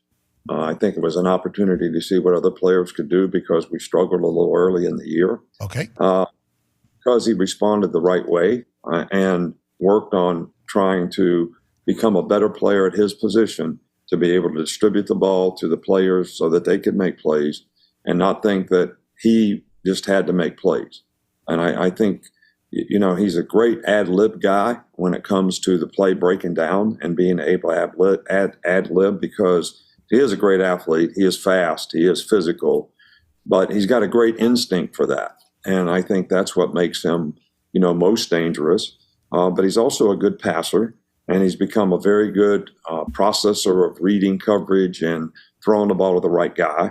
So all these things have contributed to, his transformation as a player, our transformation as an offensive team, because of the production that we're getting from the quarterback position and the execution we're getting from that position. And I think that's elevated the confidence of everybody on the offensive team. Yeah, I love watching him play. He is so much fun because one weekend he can go for 4 rushing touchdowns. Mm-hmm. And then 4th and goal from the 31, he can put it into a bucket if he needs it. It's been fun to watch him develop. Just a redshirt sophomore, by the way. A lot of years left. A lot of development still potentially out there. Go ahead, AJ. Coach, can you talk about Milroe's kind of progression as a leader? It seems like when you watch your team play, like the team responds very, very well to Milroe, and he seems to have a good feel for the game, never seems too big for him, and guys seem to respond and really like him. Have you seen that kind of grow over the course of this season? I don't think there's any question about it. I think with his confidence, the confidence that the players around him had, and how excited and enthusiastic they were about playing. And then, Jalen has a great personality, so he's well liked by his teammates. And then because of his performance, I think it developed into this tremendous respect and trust which is always, a great indicator of someone with great personality that has this respect and trust of his teammates. That's what makes you a really good leader, and people will follow you. And I think he's had a real positive impact on all the players on our team. We see him laugh, and then after that Auburn game was the first time I've seen like the Heisman gimme that thing. And I loved watching him kind of develop into who he is this year. Let's talk about the team that you got to face on Saturday in the SEC Championship down there at Mercedes-Benz Stadium. Cannot wait to be down there and get a chance to feel the energy. Obviously, it's different down there, and this is the two teams that everybody assumes and thinks is going to be playing against each other in this particular game. When you look at the other side, whenever you look at Georgia, Carson Beck, you two are kind of similar, Beginning of the year, nobody really knows what they're going to be. Brand new quarterback, Jalen Milroe. How are we doing? Are we playing our best football? Develop. Now Carson Beck is like 300 yards a game. Lad McConkey's healthy. Brock Bowers is out there. What do you see from this Georgia team that you guys have been, I don't want to say worried about, but thinking about? And what do you expect from their offensive side and Carson Beck this weekend? I think this is the most dynamic offense we've had to face all year long because, A, they have great balance. They got a good offensive line. They got good runners. They can run the ball. Then Carson Beck is an outstanding quarterback, really makes good decisions, quick decisions, get the ball out of his hand, hadn't been sacked much. And then he's got some mismatched players down the field. You mentioned both of them that are hard to guard. They do a great job from a scheme standpoint, putting those guys in positions where they have opportunities to make plays, and they've made them, tons of them. And this is a really, really good offensive football team all the way around. Run, pass, play action pass, taking shots down the field. They're really well tied together, and they do a good job of executing. These guys are really well coached, and they got good players, and they execute well. Both teams seem to have a very blue-collar mentality. Had to get better this year. Different than years past. Can't wait for it. Feel like it's all adding up to a big one down in Atlanta. Tone has a question for you. Yeah, Coach, speaking of the blue-collar mentalities, I assume that's because of you and Kirby. And when we were down in Georgia, Kirby talked about you with great, great respect and kind of like your friendship. I wanted to ask, like, how is your current relationship? Will you talk before the game? Do you talk after the game? What is yours and Kirby's current relationship? Well, it's great. I think, I'm not one. I don't think that, we do a lot of talking during the season. I don't spend much time on the phone during the season. I don't think he does either, besides recruiting. And, but I think there's a tremendous admiration and respect. Kirby worked with us for 10, 11 years. And came up through the ranks as a really good assistant coach to becoming a coordinator, to getting a head coaching job. And in each one of those venues of his responsibility, he did an outstanding job. He did a great job when he was here. You have a guy with you for that long. Your wife's in the hospital with his wife when she's having kids. So it's a long-term relationship that when you got to play against each other, he's a great competitor. I respect that. And we have a tremendous admiration and respect for each other. And, I truly like Kirby because I really appreciate all that he did to help our program be successful for so many years, and certainly respect what he's been able to accomplish as a head coach at Georgia. Winning 29 games in a row, that is unbelievable. Really. We won 19 games in a row twice here. And that was really, really hard to keep your players sort of doing the things they need to do. Don't allow any complacency and all those things to creep into their preparation and how they go about their work. And he's done a phenomenal job. And friendship is great, but respect professionally is even greater. Your coaching tree is pretty good. Yeah, not bad. Coaching tree is pretty good. You should take a lot of pride in that. I assume you do. At some point, you'll look back upon the amount of lives you've changed, schools you've changed, programs you've changed. And this weekend, we'll get a chance to see a little bit of branch on tree crime, potentially. Go ahead, AJ. Coach, does playing in a so-called neutral site like this game is, I know you've been a part of a lot of these, I'm sure some of your players obviously as well, does it present any kind of unique challenges for you as a coach and your team? I think it's a little different probably playing indoors. That's probably the biggest difference. We all have indoor facilities, so been practicing outside all year, and then all of a sudden you're practicing inside, and it's a little bit different. But I think if you're a competitor and you're focused on what's happening on the field's going to be 53 yards wide and 100 yards deep, whether it's inside, outside, on turf, not on turf. So, again, you got to focus the passion on the execution of the play and be able to do what you do better than the guy that you're playing against. And you're going to be playing against probably the best player you played against all year. So that's really, kind of my message to what we need to do and what we have to do. And I don't think the circumstances of where we play should have a big impact on that. Coach, it's a really cool stadium. The Ludacris dropped down from the sky last week. Yeah. It's really in the top. It has like I don't want, for the lack of a better term. Sorry, I apologize for my couth. It's kind of like the way it opens up is an interesting manner. You know what I mean? It's like a balloon knot almost. It's a good, beautiful stadium. Beautiful stadium down there. Coach Pagano has a question for you about coaching. Hey, Coach, I know these are two teams. You just talked about Kirby. Two teams that know each other very, very well. From a game plan standpoint, strategy standpoint, to counteract that, do you go and try to do things maybe a lot different, some different, or do you just say, hey, look, they are who they are, we are who we are, and you just go play the game? Because I've overcooked it. I've changed signals. I've done all sorts of stuff going up against Brady or going up against Manning, et cetera, et cetera. But what do you think on that, Coach? I think if you change too much, first of all, you got to adapt what you do to what they do. All right, so that's some change in and of itself that the players have to go through. And I think if you change too much, two things can happen. One, the players can look at you and say, why don't you think we can go play well enough in what we know and what we've been doing to be able to execute in this game and do a good job? Why we have to change everything? I mean, so you're dealing with that psychological aspect of it. But the second part of it is you want to put your players in the best position relative to what they got. So you have to tweak some things to be able to do it. And, we all, as coaches, we look at the games that they played and we say they had issues with this, so maybe we should, try to do that. And I think you do a little bit of that, but not more than the players can actually handle in terms of the execution, because you got to adjust this stuff out against everything they might do. And if you want to focus on execution, you may not be able to get that done as well as you'd like to. I think that's my favorite part. And AJ, you'll probably agree to this. This is just another game. This is just another game. With that being said, change everything. Hey, we need a whole new line. It is. Coaches and players are like, wait a minute, what? Okay, this is not another game, clearly. Let's talk about this game. You're going to win another SEC championship, okay? That's the goal. That's the mission.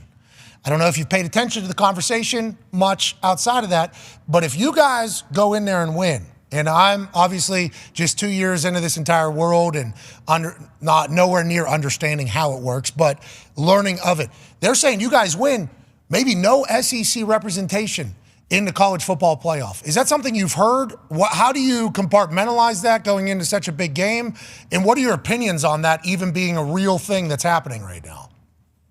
Well, I think, first of all, I haven't paid a lot of attention to it because, we don't really control that. We have no control over that. We have control over how we play, how we execute, how we prepare our team, and that's where our focus is. I think there should be some representation from the SEC regardless of who wins the game. Absolutely. I think this is one of the best leagues, in the country. And if you're a one-loss team, and you play through this league, I think you're one of the best 4 teams in the country. So there's some kind of way there should be representation, some kind of way, because of the league itself and the competition in the league. So, but I don't pay a lot of attention to it because we can't control it, and I don't really want our players to pay attention to it either. I want them to focus on what they have to do to play well and have a chance to be successful in this game and have a chance to win the SEC championship. That's the opportunity they created for themselves. I love that, and I can't wait to talk to you next week, depending upon what happens here. You are the man. Thank you for allowing us to ride this season alongside of you, and good luck to the boys on Saturday in Atlanta. Hey, I appreciate it, but I have one question. Why are we beating up on AJ so bad? Listen, AJ said some things yesterday. Just a primate Yeah, thing, he Coach? said some things yesterday, Coach. He said some stuff. They can't handle the truth, Coach. I mean, he seems like one of the, no disrespect to anybody else, but one of the nicest guys on this program. Coach. Thank you, Coach. Coach. You've been fooled. Coach. Listen, You can be nice and still talk about primates at the same time. Yeah, okay, yeah. Everything else you talk about. Coach, we'll get a chance to hang out in real life one time, and you'll get a chance to feel the toxicity actually flowing out of that one over there. But never out of you, which is what we are incredibly appreciative of. You've been very professional with us all year. That's very kind of you. And let's go get a championship this weekend, Coach. Yeah. Let's go do it. We'll do the best we can. Thanks, guys. Appreciate you, man. Have a good day. Ladies and gentlemen, Coach Nick Saban. How do you feel you duped that man? How do you feel you duped that man? I hear a lot of people. Why does he think you guys are picking on me? What did he see? I assume there was just a lot of videos of us saying, "Is that right, AJ?" Okay, Hawk. A lot of that. I get that from numerous people, by the way. They're like, "Hey, AJ's a good boy, isn't he? Just kind of." They don't know. Just kind of be a good boy. They don't know him like we know him the same way. I'm like, okay.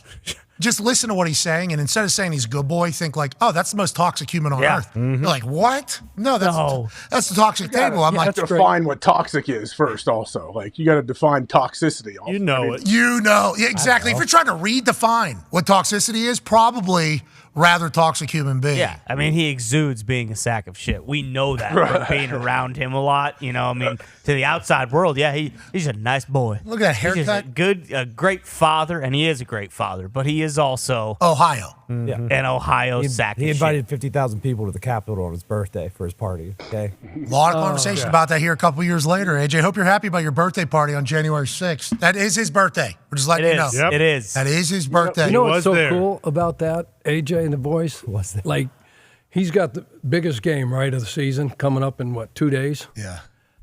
And you alone and the rest of the boys on it can only bring that out of Coach right there. What's it? Like, for him to have a little bit of jocularity at this point. I know, that is, we love the jocularity. It's awesome. And to see him be able to relax like that and then Those college coaches, you were there for 18 years. Coach, I mean, Yeah. and I saw They have to be on at all times. Always. It's got. And if you lose one game, the whole season's everything you did all off season pretty much done. Yeah. It's like how tightly wound these college football coaches are is a different level than I think the NFL guys. Personally. Yeah, I mean, especially down there at that level, the expectations are what they are. Yeah, like think about Ryan Day. Bingo. Think about Ryan. Ryan Day. He comes on our show. He's talking to Lou Holtz. Yeah. He gets off that stage immediately. He's like, I got to win every single game because they're going to bring up me talking to Lou Holtz. If I lose this weekend, they're going to kill my family. They're going to kill me. I mean, that is not a job that I desire at all or envy anybody that's in it. But what I've learned here is the traits that you have to have is you have to be super focused. Yeah. And if you're not, it's going to be held against you, not by other teams, but by your own fan base who's going to be looking to get rid of you and find somebody else and get you out of town. I mean, where else outside of maybe like 4 or 5 places could you be like 50-4 or whatever he is, and then being like, we need to get this son of a bitch out of town right now. Get his family out of our state. It's This is an embarrassment. It's like NFL coaches come on the show. And Artie Smith was getting it a little bit, but not if Artie Smith, who's in the lead in the NFC South right now, but when he was coming on the show, if he was a college coach and they would lose when he would come on the show, they would have burned his house. Yeah. Like, it's a whole different. You can't be having fun if our team's not winning. That's college, and I want to let you know, I respect and appreciate the hell out of it because it's the reason why the atmospheres are what they are. That amount of passion and like live and die with every single snap that college football has, it's tough to find anywhere else in the world. They say soccer, right? They say soccer, they do that. Is Burnley calling for this company's job? That would happen in college football 3, 4, 5 weeks ago if that was happening. So I understand the hooligans of Europe are certainly a loyal crew, and it's our city that we are fighting for. And we have a lot of respect for that. And the fans in Europe are awesome. The way they can make a song, the way they can have the amount of energy that they have, how dedicated they are, sweet. But in America, like college football is the closest thing we have. They don't have time for the coach to figure it out. It's you're winning now, or you are the hell out of our school. You don't deserve to represent our school. It's bananas. So Look at Jimbo. What's that? Yeah, exactly. Look at Jimbo. You're paying Jimbo $76 million to fire him and then bring another coach in and pay that guy a bunch of money too. Like, yeah, you have to win. That's the difference between college football and soccer. Yep. It's like, and I assume they get loud about their coaches too. I'm not saying you don't, but I'm saying in college, at that level where we have the fan bases that we have that we're talking about right now, it's like we do not have time. We need to. If the spread is 20. Oof. And we don't win by that, that means you're underperforming how we could be playing. And are we going to let that happen? No way. You got to win by the amount you're supposed to win. And if you lose, don't even go in public. That is what college football is. It's a beautiful thing, but I would never in a million years want to coach it. Ever. Never out there. And like a bunch of these schools in the SEC who see like Georgia has won 29 games in a row, and you also have Alabama, and it's like teams that haven't been nationally relevant in several years, and their fan base is still like, yeah, you got to go win the SEC this year. Okay, like we don't like Mississippi State. It's like, hey, we need to win 10 games this year. Ole Miss. Yeah, exactly. All those schools. It's like it does not matter that you have the top dogs in your conference. Like just by association, it's like, hey, if you don't win this year, we're going to fire your ass. We're going to find someone who will. Shout out to college football. Shout out. Yep. Shout out to say. Let's get back to the NFL. Big news at your team. Oh, yeah. Boston Connor. Let the world know. Yeah, huge news. Mac Jones sitting behind in practice yesterday. They're doing during the media portions Bailey Zappi and Malik Cunningham, the only two quarterbacks throwing with the offense. Now, obviously, you know, we've seen Mac. He's probably done in New England. I think all signs point to that because of this now. And they'll put Zip on the ball, Zappi, in the game for sure. I'm not too happy about it, really, just because any change, sometimes I can galvanize a team. We need these boys pissed off. But then, you know, you hear what Juju Smith-Schuster has to say about Bailey Zappi. I think, Foxy, you got it, yep. He's a handsome dude, man. He plays very well. And when he makes a decision, it's made. Yeah. He was right behind the reporter that asked that question. We have to clarify that. Unbelievable. I mean, think about what he said. He's handsome. When he makes a decision, that decision's made. We've broken Juju Smith-Schuster. I would say that's not my Patriots. Yeah, the New England Patriots have broken Juju Smith-Schuster. It is very easy to tell. I don't know if he's still doing TikToks, which if he isn't, that's bad for Juju's mental health. But from hearing that, sounds like nobody likes each other on the offensive side of the ball. He went on to say about Malik Cunningham, like, that's a dangerous dude right there. You do not want to see him. Didn't really hear that about Zip on the ball Zappi, but I still appreciate. Nah, the reporter that posted that video said that Bailey Zappi was standing right behind him. So Juju was talking to Bailey Zappi. Yeah, he was actually in jest. That's kinship. Well, I'm not sure if they played the question. The question was, what are the strengths at quarterback that Bailey Zappi has? That was the question. So for him to just go right to handsome, I know what you're saying. We all saw what Zappi did last week, okay? What was that? We all saw the fake spike interception. Excuse me, that was 2 weeks ago. Holy shit, that's how bad this team is. We all saw that happen. And then last week, Zappi comes in, and Chuck Ryland, who, again, great kicker at Maryland, drafted him in the 4th round over Nick Folk. And a funny stat about Nick Folk, I think he's hit about 50 field goals straight inside of 50 yards. That was a 35-yard field goal Chad Ryland missed. Now, no one was happier in America than myself when Chad Ryland missed that field goal. But when you got wide receivers coming out talking about the quarterback who you're going with this upcoming week against the Justin Herbert Chargers, who absolutely, that is a firestorm in itself, but they are still, what a ball. That's Mac, okay? That's not the handsome quarterback. Oh, never mind. That is Bailey Zappi. That's how bad he is, too. They all look the same. Jeez, but all white people look the same or throwing picks for New England? But he let him down the field for a game-winning game-tying field. Everybody is much better looking than I am as a white person, and you can actually kind of just go that across the board when it comes to humanity. But when we're talking about New England Patriots football, when it's a white guy and a quarterback, yeah, they all look the same right now because they're all throwing picks, and none of them can throw for over 200 yards. And I believe what I heard you say earlier, to stay on that note, you do not want Malik Cunningham touching that football. Not once. Now, this was week 5. Why is that? Because Malik Cunningham's going to around and win probably the last 6 games. And we can't have – it's too late. It is too late. I love the fact that Malik Cunningham is finally on the active roster. It was fun, week 7 when he was on the active roster, and we would run a read option where it wasn't even a read option because he just handed off. So even if he could run, they wouldn't let him. But it's too late, okay? It's week 13. I wanted to see Malik. I think all of Patriots fans want to see Malik after we lost 38-3 in Dallas, okay? That is when it was, okay, this is a Super Bowl defense. 38-3 against Mac Jones. He had a pick 6 in that game as well.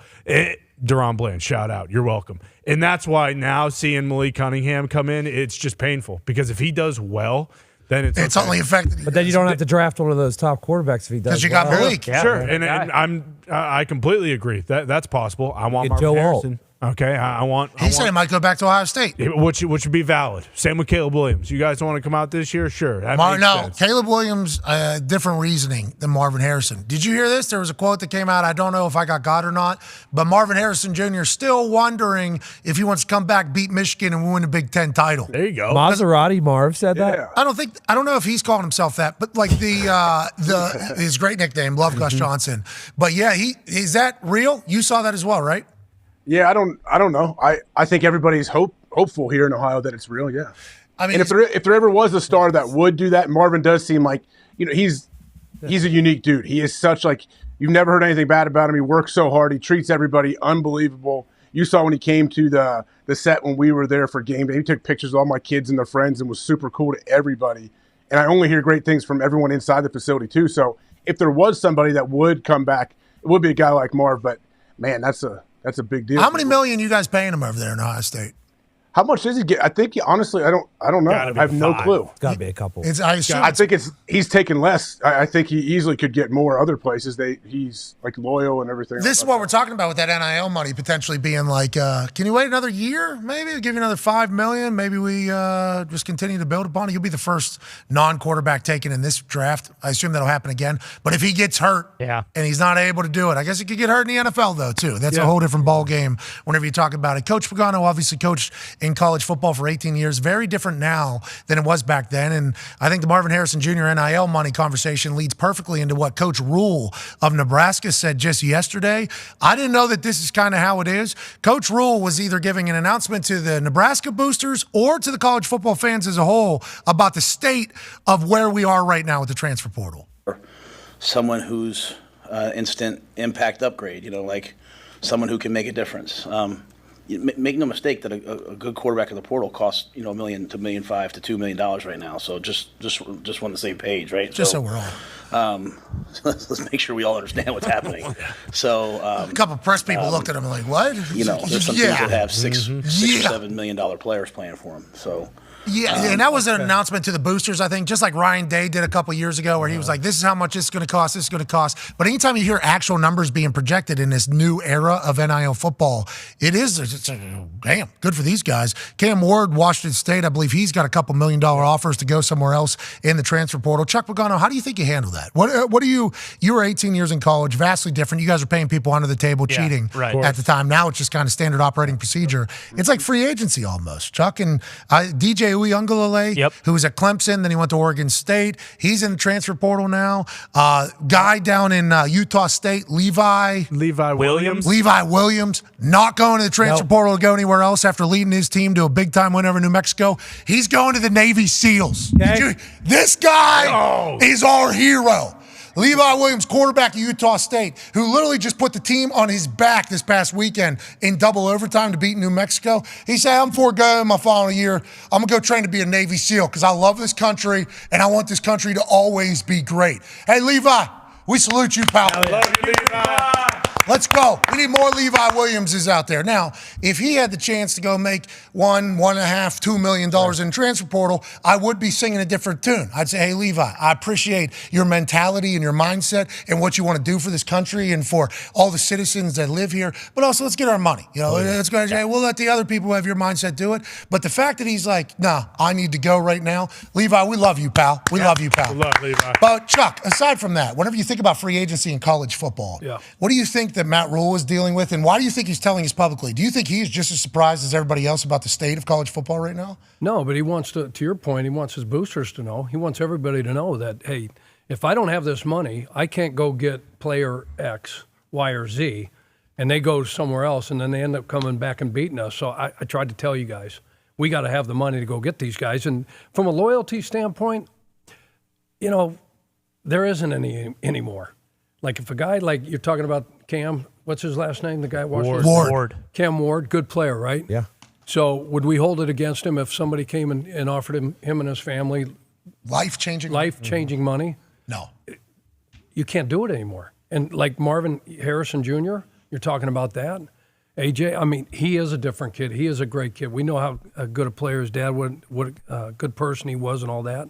But if I'm him and I'm his father and I'm educating him and consulting him and saying, hey, no, I am not. Yeah, let's see what Justin Jefferson's deal is. Let's see what the next. No. Obviously, Tyreek got paid a bunch of money. You know what I'm saying? How can you risk that? You talk about injury. You can get a Lloyd's of London. You can take out an insurance policy or whatever. But I got a Lloyd's of London one time. It was $60-some thousand for nothing. I would have and had to get my legs sawed off by somebody else's the school pays cleat. for it now. I think they'll pay for the Lloyd's of London for you now. It's expensive. It's get just that. quite a But racket. still, though, but if it's a player, you can get a Lloyd's of London worth $100 million. Like if you can't play football again, that's everything. Like that's it.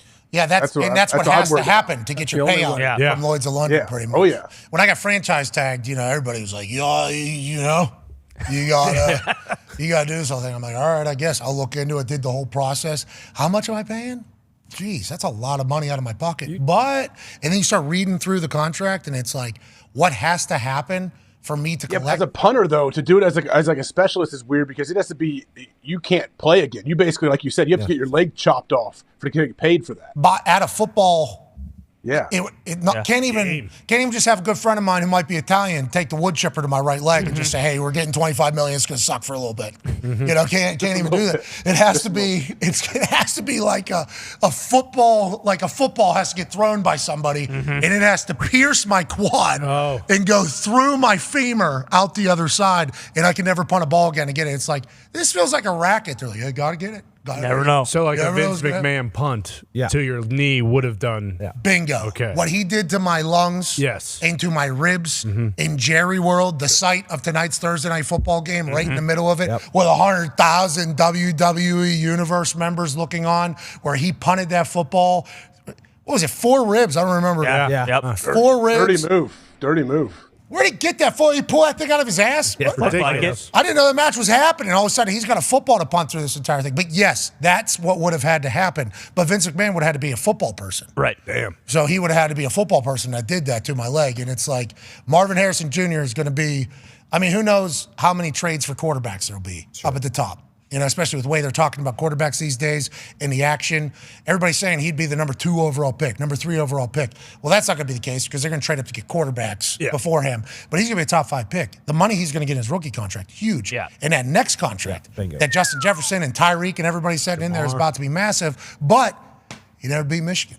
Never. He didn't beat Michigan over there, Tone. Yeah, and Rule's talking about $1 million for these quarterbacks. Like, to some of these boosters, like, if you're a quarterback away, like, that $1 million is not, like, who's it? KJ Jefferson's out there, Riley Leonard's out there, Will Howard's out there, DJ Uiagalele's out there. Like, a lot of these teams, like, a lot of these quarterbacks are, I think they're worth it these days. Like what's his name? Sam Hartman did for Notre Dame. Like, if they didn't have a quarterback, they wouldn't have been even in the conversation at all this year. They're allegedly targeting Riley Leonard at Duke, who went into the transfer portal. But, Mike Elko's at Texas A&M. Yeah, that would make sense. Riley Leonard was his quarterback there. Texas A&M got money. They do. A lot of it. So with the free agency potential thing there, good luck to Riley Leonard. Good luck to all the boys. Good luck to all quarterbacks that are bouncing back from Achilles tears in 11 weeks. Yeah, sure. Absolutely. Yesterday, obviously, Aaron Rodgers hit the practice field and the world was abuzz. Not only the internet, because this is ridiculous to watch. This slow motion video has been seen by millions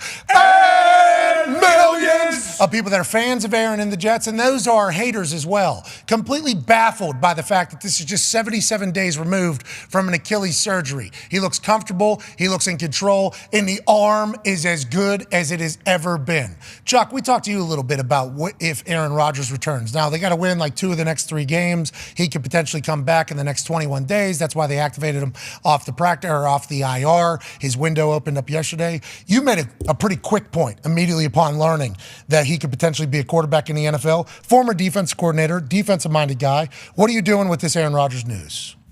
Well, if he lines up under center, like to his point, he said, I'm not going to come if I can't protect myself, right? Yeah. So the first thing I'm thinking about is if I'm the first defensive coordinator to go against this guy, I'm going to find out if he can, if he's mobile enough. And we know how smart he is. He's seen everything. He has great recall. There's not a blitz that he has not seen, but house. I don't care. We're bringing it. I don't care. Double mug, 8 guys up, 0 look, picket fence in the back end. D-Butt shows you all those looks, right? He's going to see it all, and he's going to you got to find out if he can move, if he can. Can you imagine the first time he's really got to take burst and take a hard step right, left, up, back, and try to get out of harm's way? You got to find that out. He understands that. He knows that. And then the offensive line itself in front of him, I mean.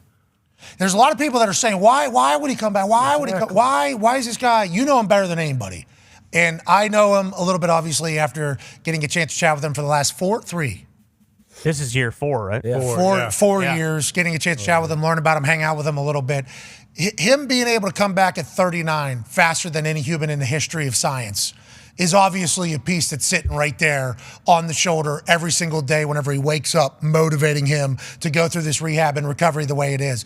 But the narrative now has become, and that's the first time I've heard about, he literally said, if Aaron comes back, defense coordinator, that's his first thought. He's like, we are bringing 8. Yeah. I mean, it is first play, then what? Second play, then what? Third play. Mm-hmm. We are going to find out. I haven't even thought about that particular thing yet because it's like, should he come back if this team isn't in it and they're not that great? What do you think is the big motivating factor behind Aaron, and how do you think this whole thing plays out over the next few weeks, AJ?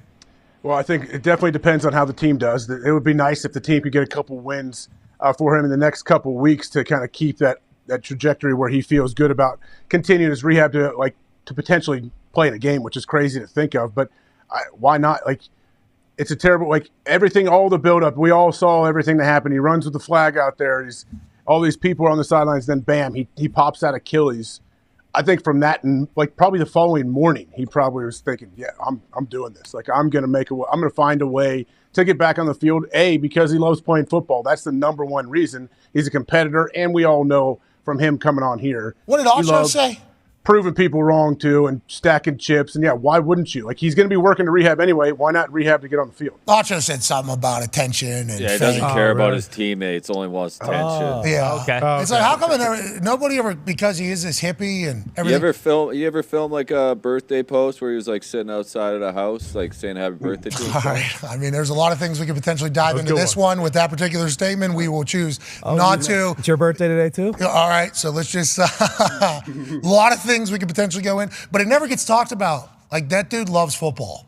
That dude loves ball. He's old school football guy. Yeah. That is literally in his heart, in his soul. Think of how pumped we were, how pumped Greeny was, everybody through the whole offseason. Once he signed training camp, we watched Hard Knocks. I'm sure he was very excited about everything. And so then for that to be taken away like it was, yeah, he wants to do whatever is possible to get out there as fast as he can. Everything that he does that people attack, it's all so he could be a football player. Yes. People say he's not married, he doesn't have kids. He goes and does weird ayahuasca and darkness retreats. It's ayahuasca, he was trying to get better mentally so that he could become a better human, a better himself, a better football player. He doesn't have a family, he doesn't have kids. It's that's because the guy's a football. Nobody really talks about how this dude is addicted to football. He's a lover of ball. That is what he loves football. Football, it's not his identity because whenever he's done with football, he'll be able to go on and do whatever the hell he wants. We all know that. We understand that. And most people haven't even really heard him play the guitar yet. Oh man. He can really, he can shred the shit out of a guitar. I did not expect that. I walked into a room real hot over there in California, and all of a sudden I see this hippie with long hair just shredding on a guitar, and I'm like, of course. Makes sense. Of course you can. That's just how it is.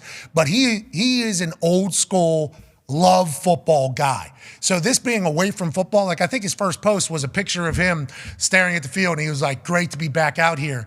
I think a lot of people think that they'll be able to leave the game and it'll be easy. Aaron's been in this thing for 18 years at the highest level, let alone his entire childhood. Football has given him so much, and he has given football a lot. Him being taken away from the sport, I think, has only reinvigorated his love for this entire thing. So maybe he just wants to get back because he loves ball. Yeah, absolutely. Has that ever been something that has been chatted about? I do not think so. Yeah, and it makes sense why he would too, because of how much he loves the game. You can see that when he talks to us. But by all accounts, old school guy. As someone who cares for Aaron, we just need to say, look, you did it. You made it back. Please do not. Once a year is like preseason. Exactly. Make it like preseason. Yes. Yeah. Do a couple drives. Maybe do a couple of these. Yep. Sure. Throw a touchdown. Yeah. Do whatever you need to do. Back shoulder one. Oh, late game. Give the Jets fans like, well, this is what next year's going to be. This is why we're not firing Hackett. This is why we're not firing Saleh. Bingo. If he wants to do that, sweet. But we do not recommend getting out there. I don't want him on the field if there's 15 minutes on the clock and it's the first quarter. He can go out and do all that stuff if they are down by. He can't be starting the game against the ones in a close game. I'm sorry. I don't want him to get hurt. I want the full season. And unfortunately, we didn't get that this year. And that's just the reality of what it is, okay?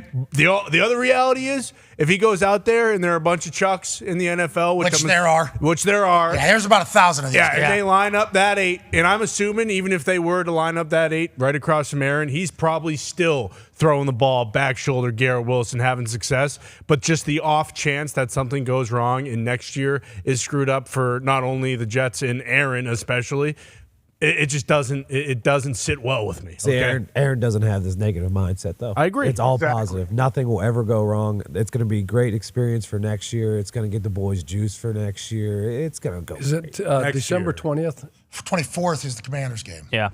Yeah, and that's the night before Christmas present that he's giving everybody. We get to watch him play the Commanders. The one Christmas present you get. Jets are out, but Commanders stink, so... Yeah. You got a good defense, though. Yeah, They got guys two on in the defense. middle, Fired two of the the highest coordinator, paid. though. And Well, the that's 'cause secondary dust up. coach. There's a little dust up. yeah. There's a little dust up over there. That Commanders defense coordinator. Yep. Sam Howell still lead the league in passing yards?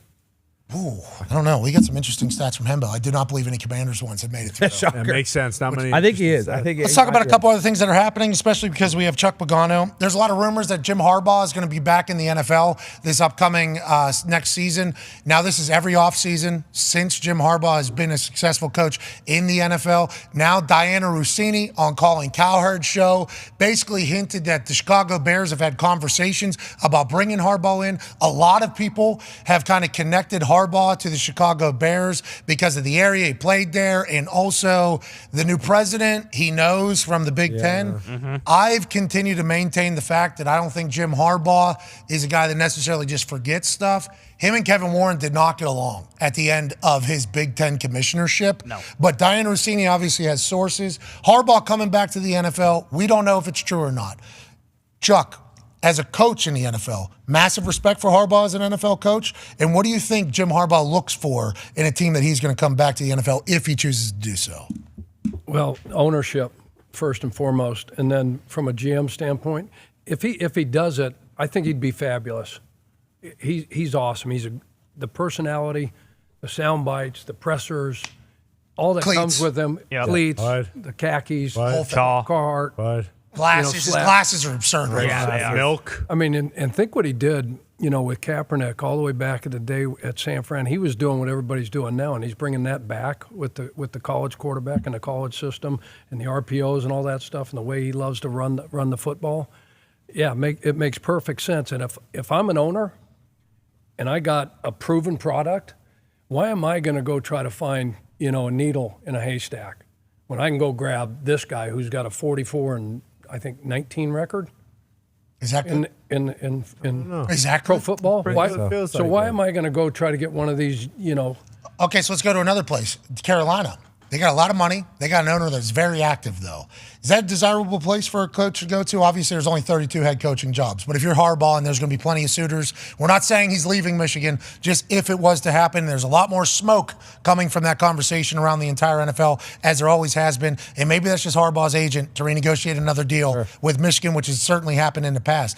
But if Harbaugh has a lot of opportunity, and there's other coaches that Ben Johnson, who has potentially a lot of opportunity out of Detroit. Are you wanting to go to Carolina at this stage? And how do you feel about how that all worked out? No Hell way. no. Okay. Why would you? I mean, other than if hey, I need a guaranteed contract of $50 million. Okay, fine. But they're competitors. They want to win, and they want to win championships. I listen to Elko, right? Mike Elko going to A&M. The reason he wants to, he doesn't give a shit about any of that other stuff. Yeah. He wants to win.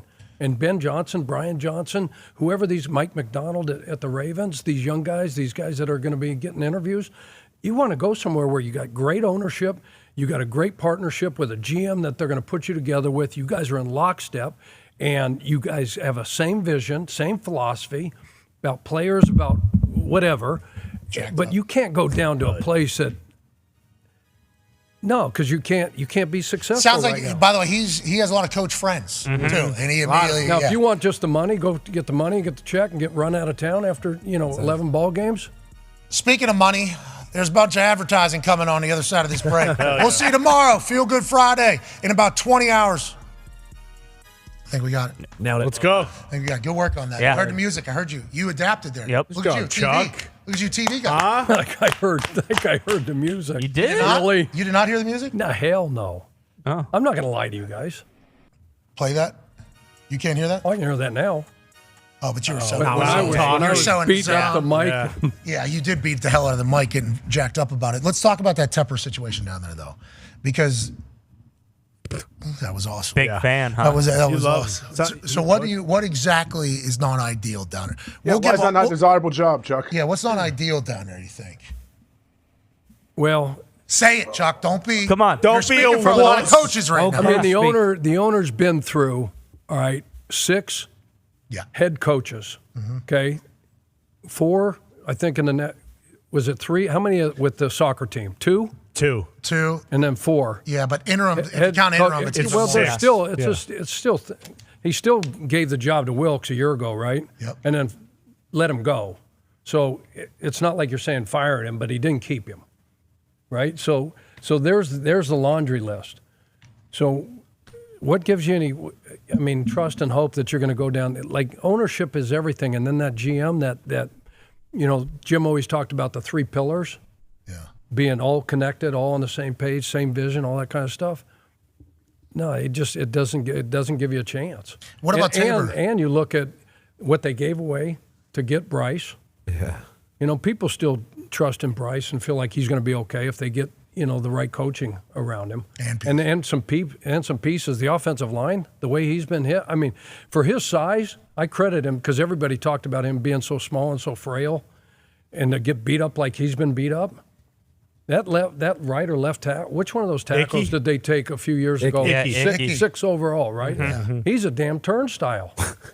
Coach. He's like going to the mall. He's a good kid. He's trying, Coach. Come on. Oh no. Chuck. Kill him. 180. Kill him.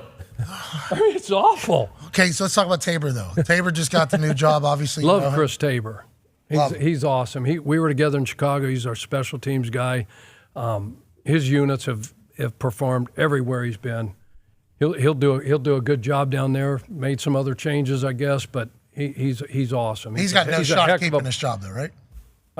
I don't know if he'd want it. Doesn't he want Ben Johnson? Didn't he want Ben Johnson last year? Yeah. Wanted it a year ago, and Ben said, I ain't going. Yeah. I don't think he's going to change. So is he going to throw him a bunch of money, try to bring him over? Yep. That's what you're saying? It's like a $50 million guarantee, like one of these college deals is what it's probably going to take to get So if you're Jimmy Sexton or whoever Ben's agent is, whichever guy it is. I love that Jimmy runs the college coaching thing and also the NFL stuff. He's got it all. Hey, way to go, you Southern handsome bastard, you. What if Tabor fired Deuce because Tepper asked Deuce to be the head coach and Deuce said no? He's like, fine, we'll give it to Chris Tabor. Chris Tabor's like, you son of a bitch, now I got to do these Monday meetings? Yeah, I wonder Get the fuck out. What if Tabor actually loves Deuce Staley? Yes. He loves Josh McCown. He's like, go get a head start. Yeah. Get away. Get out of here. Wasn't it incredible? Run as fast as you can. Don't you ever come back. You know what's incredible is as much as we heard all the pundits, all the, the D.O., I love D.O., but all he talked about is what an all-star Davey staff O'Brien. they put together at Carolina. Who are you talking Ad about? nauseum. Dan Orlovsky. Yeah. Oh. We talked about him a couple times today. Yeah. Right? You That's all he talked guys about. talk about him in the coaching What'd you world? call him, the Dan people's Orlovsky? OC? What do you mean? Pick his brain. He's the league's offensive coordinator. Exactly. Do you Listen, for everybody? he knows ball. Yeah, he does. I think he does. Smart. Tepper No, should call him, actually. Well, he did last year, right? Wasn't he down there didn't potentially? he talk about, hey, I could have, Yeah. He's Yeah, too I've close. heard him He's sit too on your close to that show and staff, say, yeah. hey, had some conversations, talked to those guys? Yeah, might as well. Have to. Yeah. See if he's got those glasses on still. Is he working today? He's almost doing the league a disservice by not taking an True. OC job. Yeah, he's the league's offensive coordinator, Dan Orlovsky. Dude is eating. Hey, we're live. We're live. I got you, bud. Hey, Chuck Pagano just reminded us. You said that coaching staff down in Carolina was going to be good. Do you think they failed because you didn't take that job, Dan Orlovsky? I don't know why they failed. I thought the coaching staff would be a lot better. I was dead wrong on that one, man. I thought the structure around it would be so much better. I don't think that he screwed up. They ideally built around Bryce and kind of some of the strengths of his, but also like minimize the flaws of the football team, specifically their offensive line play. And so I'm shocked that they were that bad, dude. Hey, my new thing is I'm going to call you the league's offensive coordinator. Is that okay? Yeah, so you can do whatever you want, bud. You're the voice of the people. Would he take the Whoa. That's the league's offense coordinator saying it, so it's real. Yeah. I guess that's quite an honor Wow. that has been bestowed upon me. I feel good about it. What do you got today? What are you guys cooking on? We're going to obviously two segments on tonight's game, really going Dallas offense, Seattle defense. I think this is probably the best secondary Dak has played since San Francisco, Seattle's secondary. So, a ton of zone. Quandre Diggs is one of those mother effer safeties. Whoa! Whoa! Get him out! Yes, sir. Get him out! That a baby D.O. On ESPN. No. You're not on digital. We are on digital, but that was disgusting. Yeah, you made us say it. That's on me. Yeah, because when you said effer, Yeah. I was like, what F is he? Mother? Oh, fuck. Fucker. Oh, my God. Damn it. So you made me swear. I don't like doing that. Poop mouth. What the hell, Dan? So I'd be really interested to watch that secondary tonight. Obviously, Dak in that pass game has been super hot. So that, then Dallas's defense, Seattle's offense, ridiculous defensive line. I'm getting a little bit of San Francisco, Philly, obviously massive game, and then Houston's defense. All right. D'Amico's doing a great job down there with the boys. They're flying around. Can ask him if Seattle can rush, getting pressure on Hey, Dak. Coach, how you doing? Good deal. Can Seattle get any pressure tonight? I know McAfee, they haven't really got any pressure the last 3-4 weeks. You know what, Coach? I don't think so, but I don't know if they have to. I don't, and this might sound ridiculous. It's more, for me, I think it's more Dan keeping doesn't him in know the shit. pocket. Like, he's been so good. Dak has been so good 2 or 3 times a game at getting outside the pocket and making big plays in the pass down the field. Can they keep him in the pocket? Because I think their zone coverage, back playing a ton of cover 3. Like, I think their zone could have some success if they can kind of keep him contained in the pocket. Thank you, Dan. Thank you. Can't wait to see you call some plays tomorrow for last night's game. What are those glasses? What were you doing with those glasses? The internet certainly had a little conversation about those glasses you had earlier today. They were Molly's. I stole them from Molly for a second. You looked cool, dude. Put them on. You look super. Do you still have them? They blue light blockers. No, they were Molly's. I gave them back to Molly. They're cool. All right. Stretched them out. Hey, have a good one, pal. You too, bud. Great to see you, man. Great to see you. Thank you for your service to the NFL, being the league's offense coordinator. Thank you, Dan. Thank you, Dan. We appreciate that. You guys are the best, man. The worst, but the best. No. I don't know how he feels about the league's offense coordinator new title there. Yeah, it sounds like he doesn't love it, but he also knows that he has no say in it. Yeah, who cares? Deep down in his heart. The last time somebody asked him about if he would make that, like his kids are young, right? I think that's the one thing right now that he doesn't want to just totally abandon his wife, and the kids. Who are you talking about? Coaches. Oh. He's talking about coaching. The coaching lifestyle is what he just said right there. Yeah. All right, 6 months. I'm going into the cave. And we got turn your light on. Yeah, it's life splunking. Yeah. We appreciate you, coaches, dedicating your life. Thank you, coaches. Dan Orlovsky knows what he's potentially signing up for. He wants it though. Every time you see him on TV saying they need to do this, they need to do this, owners are like, we do. That's right. This guy's a genius. What if Tepper? What if that one play? Oh, that was from the Browns. Never mind. What? Because remember, Tepper gave the OC, allegedly, gave the OC a piece of paper. Said, hey, I saw Cleveland run this. Yeah, so who was it? Did you hear this as well? I just read it. I mean, gave it to him on a napkin, right? A bar napkin. Yeah, you start going through the offensive coordinators.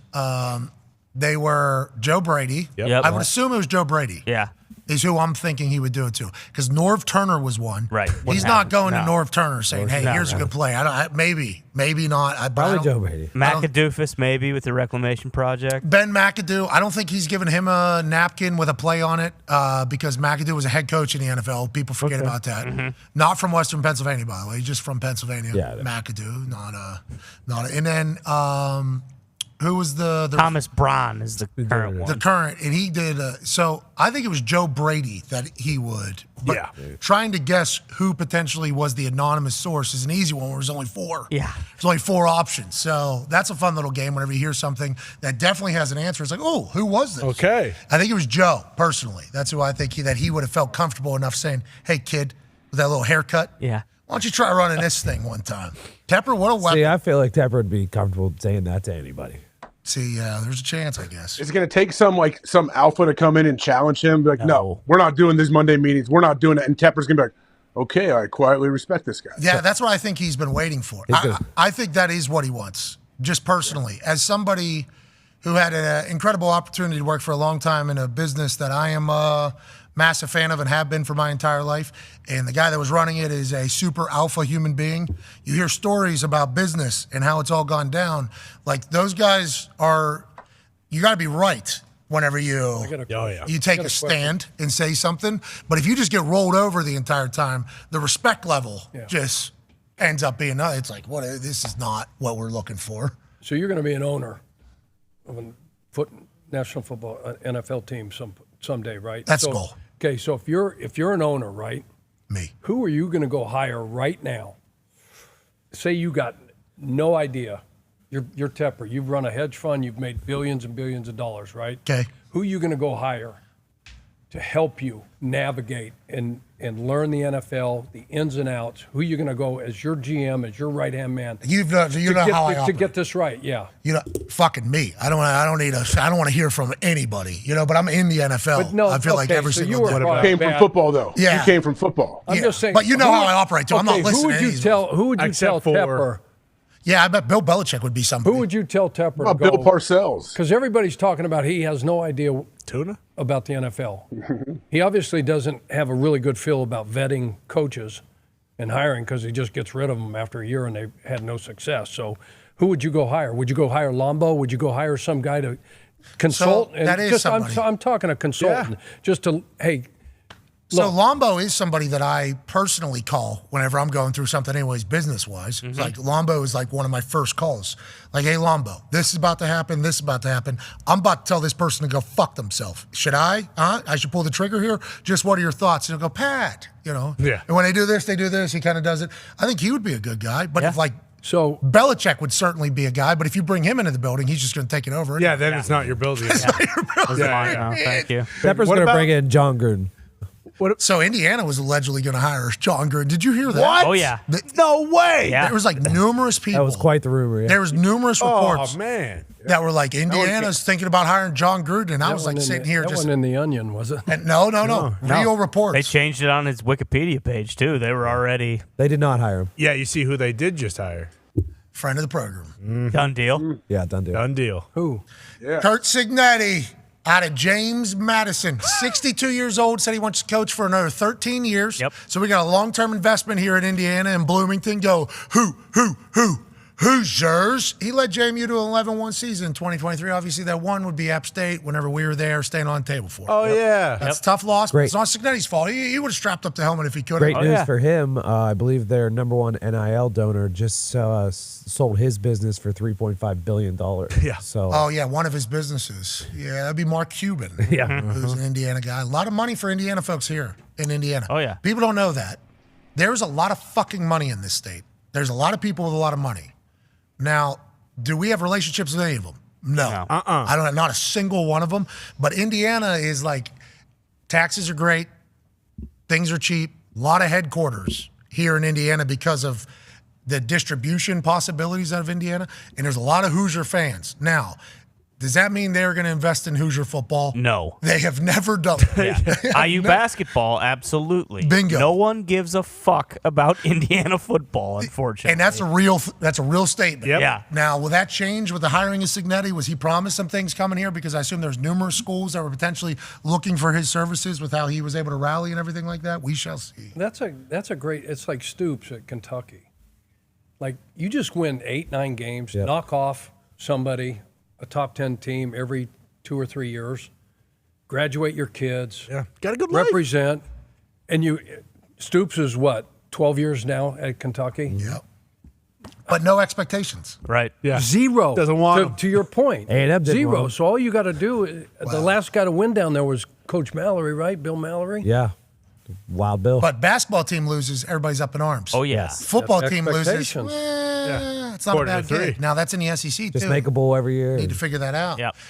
Let's get to a break. We got Kirk Herbstreit, I believe, joining us on the other side. He's fired up. Let's go. yeah. Love that. Hey, he's fired up on the internet, AJ. You seen him? Why? No, what happened? He's just sick of this college football playoff game. Done with it. Sick of it. Why, the guy gave great answer to Reese the other day. Which one? I don't know, about 35-second one about I don't know what he was trying to say, but yeah. I think he's going to be on game day. Sweet. I don't know if I get to question him, but God bless America if they do. Yeah. Amen. If I'm allowed to. Who? Boo? Yeah. Yeah. I think I was at his house one time down in NC State. Really? Yeah, because we called NC State versus North Carolina. Yes. And it was in Great atmosphere. NC State. And that was the only place where, like, the athletic director would like to have you over to the house for dinner and some drinks or whatever. Would you like to do that? It's like, yeah, I'll go do this. Incredibly nice guy. Obviously has some power, say. Oh, yeah. He's the chairman of the College Football Playoff Committee. But I have some questions for some people. That's right. Reese asks great questions in. Reese really takes it like as a duty to the sport to ask questions in a manner in which you can get an answer.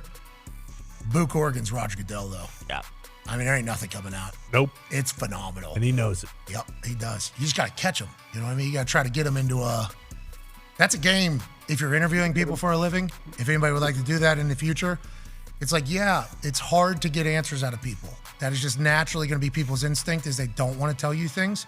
So how you phrase questions and how you get to the question is a nice way to maybe drop a little bit of a wall and let them know you're not trying to kill them. It's just a matter of fact. Sometimes that can open some things up. Sure. That is our tactics. And our tactics are just to have a good conversation, but also letting people know we're not trying to fuck you here. Yeah. We are just trying to get an answer. Would that work with the Roger Goodell? We don't know. He's too scared to come on the show. Coward. Yep. Too scared to come on the show, AJ. Right. You've seen it. I like how you how you keep publicly challenging him. Well, He's an alpha. Here we go. Put on your big boy pants, Raj. Yeah. You do everybody's show. You go over to fucking England. He does everybody's show. Exactly. Yeah, Roger Goodell's coming on a podcast. Oh, really? Is that right? Roger, that's really nice of Roger to do that. Okay. oh my. Yeah, McCarthy, I think, is the PR guy for the NFL. Don't be scared. Quit dancing. Mark. The guy's a professional. We're He's nice. paid $40-some million. Let him dance. We're nice He people. doesn't have anything to hide, though. That's the thing. There's nothing to hide. Like, he can't. Or get does trouble. he? We got questions. I mean, I'm sure Who our questions handles are going the to come tough from questions better than him? nobody. Zero. He's the greatest He's talker on earth. unbelievable. I know. He's the greatest talker on earth. Joe Biden. I knew that was coming. Let's get to a break. That's good. Let's get to a break. Roger Goodell danced with politics one time. Oh, yeah. They called him into that Yeah. committee, Mr. Goodell. and we were excited for him to get in there. Yeah. And obviously, the politicians let us down. Of course. Asked him a bunch of questions that he could just home run. Yeah.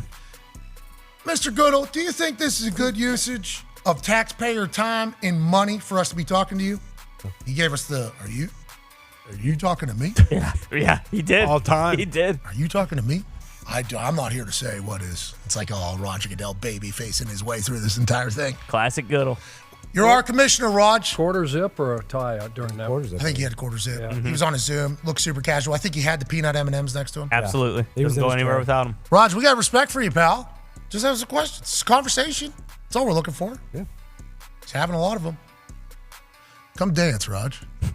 Come dance. COVID dance from the chair. That was awesome. Remember when he was Oh, yeah. In his basement watching NFL football. That's right. Damn right. that big leather recliner? Oh, yeah. Oh, you 32-inch tube TV. Yeah. Wooden shelves. How sweet was that setup? Can you even tell He's one like, can I question? do this every year from here? People are saying that was a set. That's not actually his house. Come on. I hope it's not his house. See, we'd ask him. These are the things. You're welcome. We're giving you the questions we're going to ask. Exactly. Okay, McCarthy, PR guy, what are you guys going to ask him? There's one. Boom. That wasn't your actual basement. We know it. Yeah. There's no way that you have not upgraded your basement in 60 years. You make $60 million a year. That looks like my grandma's basement, and she hasn't changed anything since 1983. There's one of the questions, Rod. You're welcome. Bingo. Come dance. Let's get to a break. Kirk Herbstreit's on the other side. We got questions for him, too. Oh, yeah? Yep. What are his questions about questions? Because he's got questions about this college football playoff committee. Will he be able to call the game tonight? Okay, he's got the Pac-12 championship tomorrow. Oh, yeah. He's got game day on Saturday and then selection show on Sunday. Herbie's got a lot to kind of compute. No wonder. Yeah, he's got a lot going on. Who's he got Saturday night? I think he's off. Oh, really? Nice.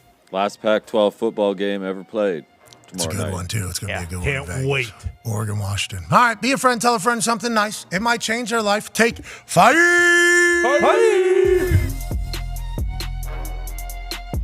It's Pacman Jones, and we back with another episode of Undercover Dahn. He's an undercover dog. He's an undercover dog for sure. This week, my first undercover dog is Kenny Pickett. He have threw over 208 passes without an interception. This week, he was 10 of 14 on third downs with no 3 and outs. Crazy what 1 week can do. No Matt Canada. Guess what? We got checks. We're throwing the ball down the field. Check out this play right here on this inside seam ball. Great ball. Good coverage by Mike Hilton also. Good catch, good throw. My second undercover is Jay Elliott. This year, he's 19 of 21. Longest of this year, 61 yards. Extra point, he's 33 of 34. This guy does not miss. He had a long one this week in a shitty-ass weather with 59 to tie the game up.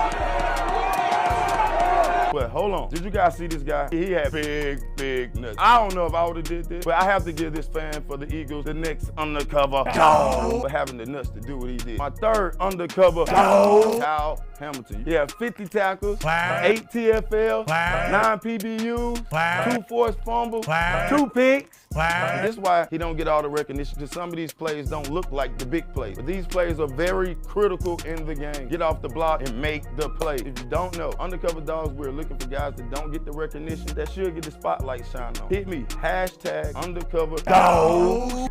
He's an undercover dog. He's an undercover dog for sure.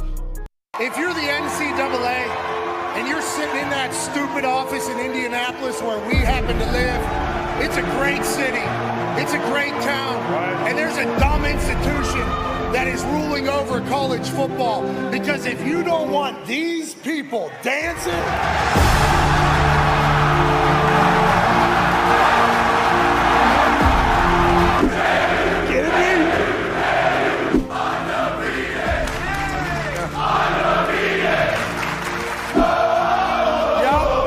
celebration, bitches.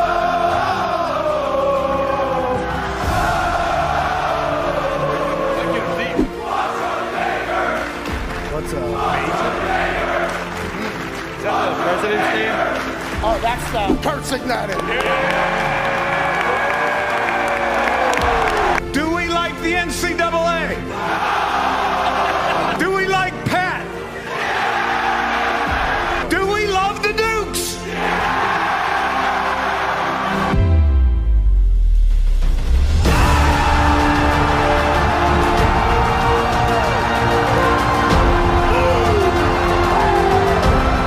I wish when I was asked, like, why did you punt? I could say my subcommittee recommended I punt.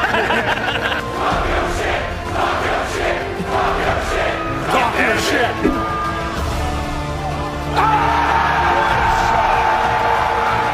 This guy's hot. This guy's hot.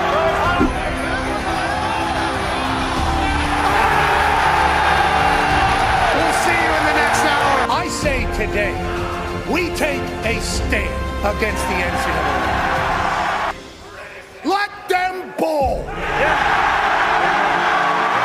Let them bull. Amen. Rest in peace, Dale. Moment of silence for Dale Earnhardt. Moment has passed. Thank you, Dale. This one's for 3. AJ Hawk, $5,000.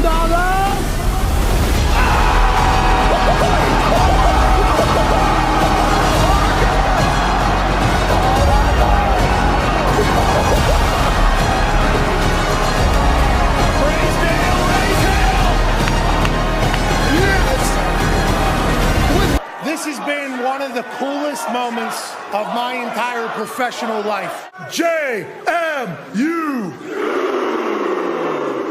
Thank you so much for the hospitality.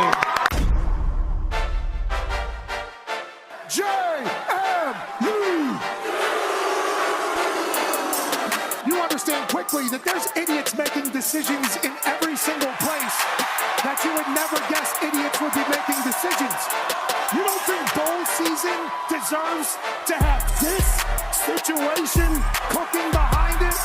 College football is better because JMU's football is crushing. College is better because what their football team is doing. The community is better. And the NCAA, yet again, adds to their long list of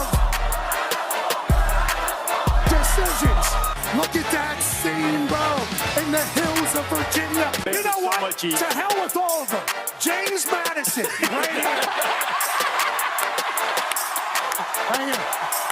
That chef looks damn good. I'd eat that guy's meat any day of the week. If you're able to bury this 33-yard field goal, kicking is easy is what you have said to kickers before. Others have on the internet. Now, 90 racks on the line.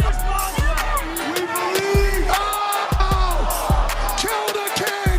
Kill the kid! Our worst kid yet! 100 racks of charity. This dog stinks! And that's that the JMU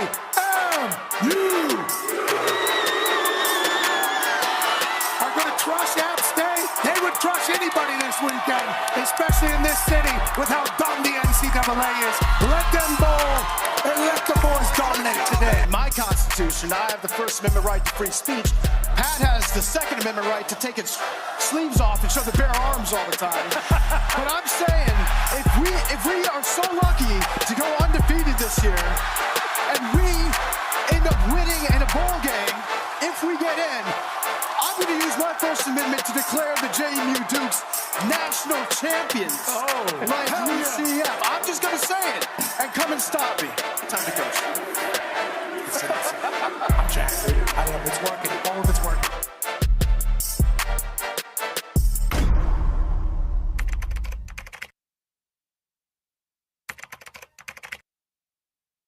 They'll have one loss because App State is beating JMU Mountaineers, baby. They're gonna dog shit all over this dumb place. App State forever. Yeah, fuck you too. How about that?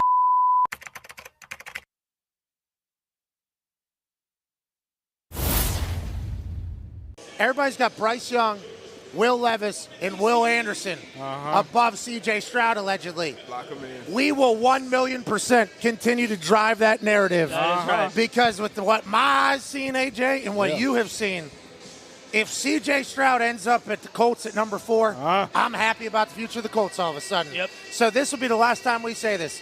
C.J. Stroud is the best quarterback in this draft class. That's right, for sure. We are massive fans of them. And whenever we say, whatever we say over the next few months before the draft, we would like it to not be held against us because we know we are a part of the entire system here. And we need C.J. Stroud and Indy. Have to have him. Plus, it's really fun to say Stroud. Yeah. Yeah, we need him to go Dahn to the 4th pick. Yeah, Right. do you think they have to trade up? Because Texans are right there at 2, and, you know, those are the 2 quarterbacks of the future. Well, I'll tell you what, there's an opportunity and a chance for us to move, too. We got a lot of pieces to the puzzle that aren't necessarily going to be there in the future, probably. You bundle that with the 4 overall pick, I think you could maybe move up to 1. Yeah. And then you get C.J. Stroud. Hey. Why? Let's go. This show stinks, and the fact that you listen, we are very, very thankful for. The all-time leading tackler for the Green Bay Packers, you pig! Damn it! Be a friend, tell a friend something nice could change their life. Sport! Hello, beautiful people, and welcome back to our humble abode, the Thunderdome, on this Week 13 Kickoff Thursday, November 30th, 2023. Hour 3 of the program starts now. Football is happening tonight. That man played a lot of football. He's the all-time leading tackler for the Green Bay Packers. That's A.J. Hawk. The Talks Table is here. Doug at Boston Connor, and an Iowa wrestling fan who is hoping that a championship like the wrestling team has of Iowa can maybe permeate its way into the football team this weekend in the Big Ten championship against a daunting Michigan team at Ty Schmidt with a fresh haircut. Hell yeah, thank you very much. Shout out JC, getting me right for this weekend. As the minutes, well, I should say seconds, minutes, hours, days pass by and get closer to Saturday, I'm just feeling more and more confident and just feeling better and better about the Hawks taking over Indy. Okay, right now is the time. We'll do a little check-in on this particular Thursday. First day, Tuesday, I believe, it was 14-10. Correct. Is what you thought Iowa was going to beat Michigan by. That's right. Yesterday, you changed that a little bit to 12-10, I think. I believe it was 12-6. 12-6. 4 field goals going to win that thing for Iowa over Michigan, who's kicking field goals as well, not even scoring a touchdown. Correct. No, okay. I didn't know if it was going to be a miss. Here we are, Thursday, 2 days before the Big Ten championship, 8 p.m. Eastern in Indianapolis on Saturday night. Mm-hmm. What do you think the score is going to be, the final score? Iowa 17, Michigan 11. Wow. More points than ever right. in your projection. There's a stat that's come out now about this Iowa Hawkeyes football team. And Ty, I know you saw this. This has to make you go 6 to midnight about what's potentially around the corner here. Oh, yeah, absolutely. I mean, when the Hawks are big-time dogs, not only do they typically cover, sometimes they outright win, 2 of the 3 times in the last, 10 years. And I remember those games very well. I'm sure AJ does as well. When they were big-time dogs to Ohio State. Ohio State came into Kinnick and got the absolute shit beat out of them by the Hawks. And then obviously Michigan, same deal. Now, 2 of those. Yeah, but what about against Ohio State, 29.5 point dog? They lose 54-10. Well, sometimes that's going to happen. I believe, what year was that? I think that was the Nate Stanley era. He was still kind of finding his groove, kind of, getting acclimated to Iowa City and to the Hawks. And we all remember, I mean, that was a great Ohio State football team. 2015, that might have been Cardale Jones. That may have been 12 gauge. And when they. It was 2022. Oh. Just a little bit ago. Oh, so Spencer Petras was playing, so even more. He absolutely fucking sucked. So, Iowa had absolutely no chance to win that game. We're fine with that. No big deal. But like I said,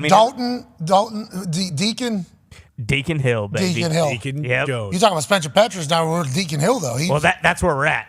Deacon Hill looks like fucking Joe Montana compared to Spencer Petras. So, what does that tell you about him? He is hitting the portal, by the way. So, I don't know, Dordt College, beautiful college in Iowa, is like a seminary D3 school. I'm sure, Spencer Petras is going to go light up, the Iowa Conference. And, nice. And set all their records. But I'll be honest with you, Deacon Hill's he's looked better each and every week. He took a little bit of a step back last week. He was 11-28 against Nebraska, but good defense. Blustery wins, good defense. Coach Rule, I mean, it's a rivalry game. Black Friday, playing for that vaunted Heroes trophy that everyone talks about and everyone loves. So, I mean, we'll see. We'll see. He can't turn the ball over. He knows that. 17 what? 17-11. 2 defensive touchdowns and a field goal? Yes. Okay, awesome. No, we'll say 1 defensive touchdown, one nice little, they're going to matriculate the ball down the field. Wow. Addison Ostranga. Against Michigan's defense. Absolutely. Addison Ostranga is going to catch a 4-yard touchdown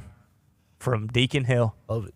And then on the other side, what do you want? The Hawks keep Michigan out of the end zone. They kick 3 field goals, and then Iowa at the end of the game, Torrey Taylor runs out of the back of the end zone for a safety in. And that's all she wrote, 17-11. Okay. All right. I love that. That's how deep we are on this Thursday. One half of the hammer. Dahn. Cowboys, Tone Diggs, who's back. What do you I just want to let you know that Iowa's team total for the first half is 0.5 point. Yeah. So over under a half. And for the game is 6.5. So disrespectful. Half? 36 years as a coach. First half team the total people's is a coach, half. Chuck Pagano, is here. 8-2-1 Thursday night against the spread. Baby coach. Speaking of Thursday night, joining us now, one of the voices of Thursday Night Football on Prime, one of the voices of college football for the last 28 years. He's not happy about things. Ladies and gentlemen, Kirk Herbstreit. Herbie, I saw you taking some notes there while Ty was giving his response. Iowa, Michigan, how do you feel about how Ty feels about the game on Saturday night? I'll tell you what, you got a legendary coach there. Kirk Ferentz. What I would love for Chuck to be able to do is to share with Ty, and Ty can get this over to Iowa City. can they cross the 50? I think that's more the question about this game is can Chuck come up with a plan to get the Hawks across the 50 in this 60-minute contest? Chuck, what do you say to a team that is is offensively inept as any team that has ever been offensively inept in the history of the game, taking on a Michigan defense that won the game last week against Ohio State, who's number one team? What do you think they need to do, Chuck? Just take care of the ball, right? Just take care of the ball. Can't turn it over. Run the ball, but we've got the punter, right? You've been talking about the punter. 6'4", 230. Herbie, he's going to pin him down there, right? You get a 3 and out. They got to kick it back to you. So he's only going to need maybe 10, 8, 7 yards to get across the 50 on one of these possessions. Sure. So, hell, if we can't get that done. They have. Yeah, but just want to let you know they have not. That Michigan punter hits bombs, too. He ain't Torrey Taylor, Kirk. You know that. He's an American. He's pretty good. But we're... Well, but maybe we got to find a fish. This isn't going to be a punting contest, is it? I mean, they're going to let J.J. McCarthy play, right? But we're not just going to punt back and forth. I think there's a chance. And that Blake Corum guy is right back there. And then some of this. But I was ready for that, right? I mean, against Penn State, they ran it right down your throats. Not saying that, it's a different animal than this Michigan team who's back-to-back Joe Moore award-winning offensive line and Blake Corum, who literally took 32 straight runs in the second half of the game 2 weeks ago. And Jim Harbaugh's back for the first time in 3 weeks. They're going to have that type of energy. They're going to have that type of juice. And I get it, because we've been saying this. And, again, I brought it up earlier. Michigan squeaked by Maryland, beat them 31-24. But we can continue to act like Michigan's the fucking Tom Brady-led Patriots if we want. That's fine by me. Everyone else can do that. Everyone else can say that. I'm still gonna bang the drum for my Hawks because that's what you're a blast. That's what a fucking Iowan does, Kirk. Okay, I will die. You bring me back on my shield on Saturday night. I love that. Yeah, Larry Station. I'll be very drunk. What was Harmon? That Harmon back they had. If they could bring him back in this game.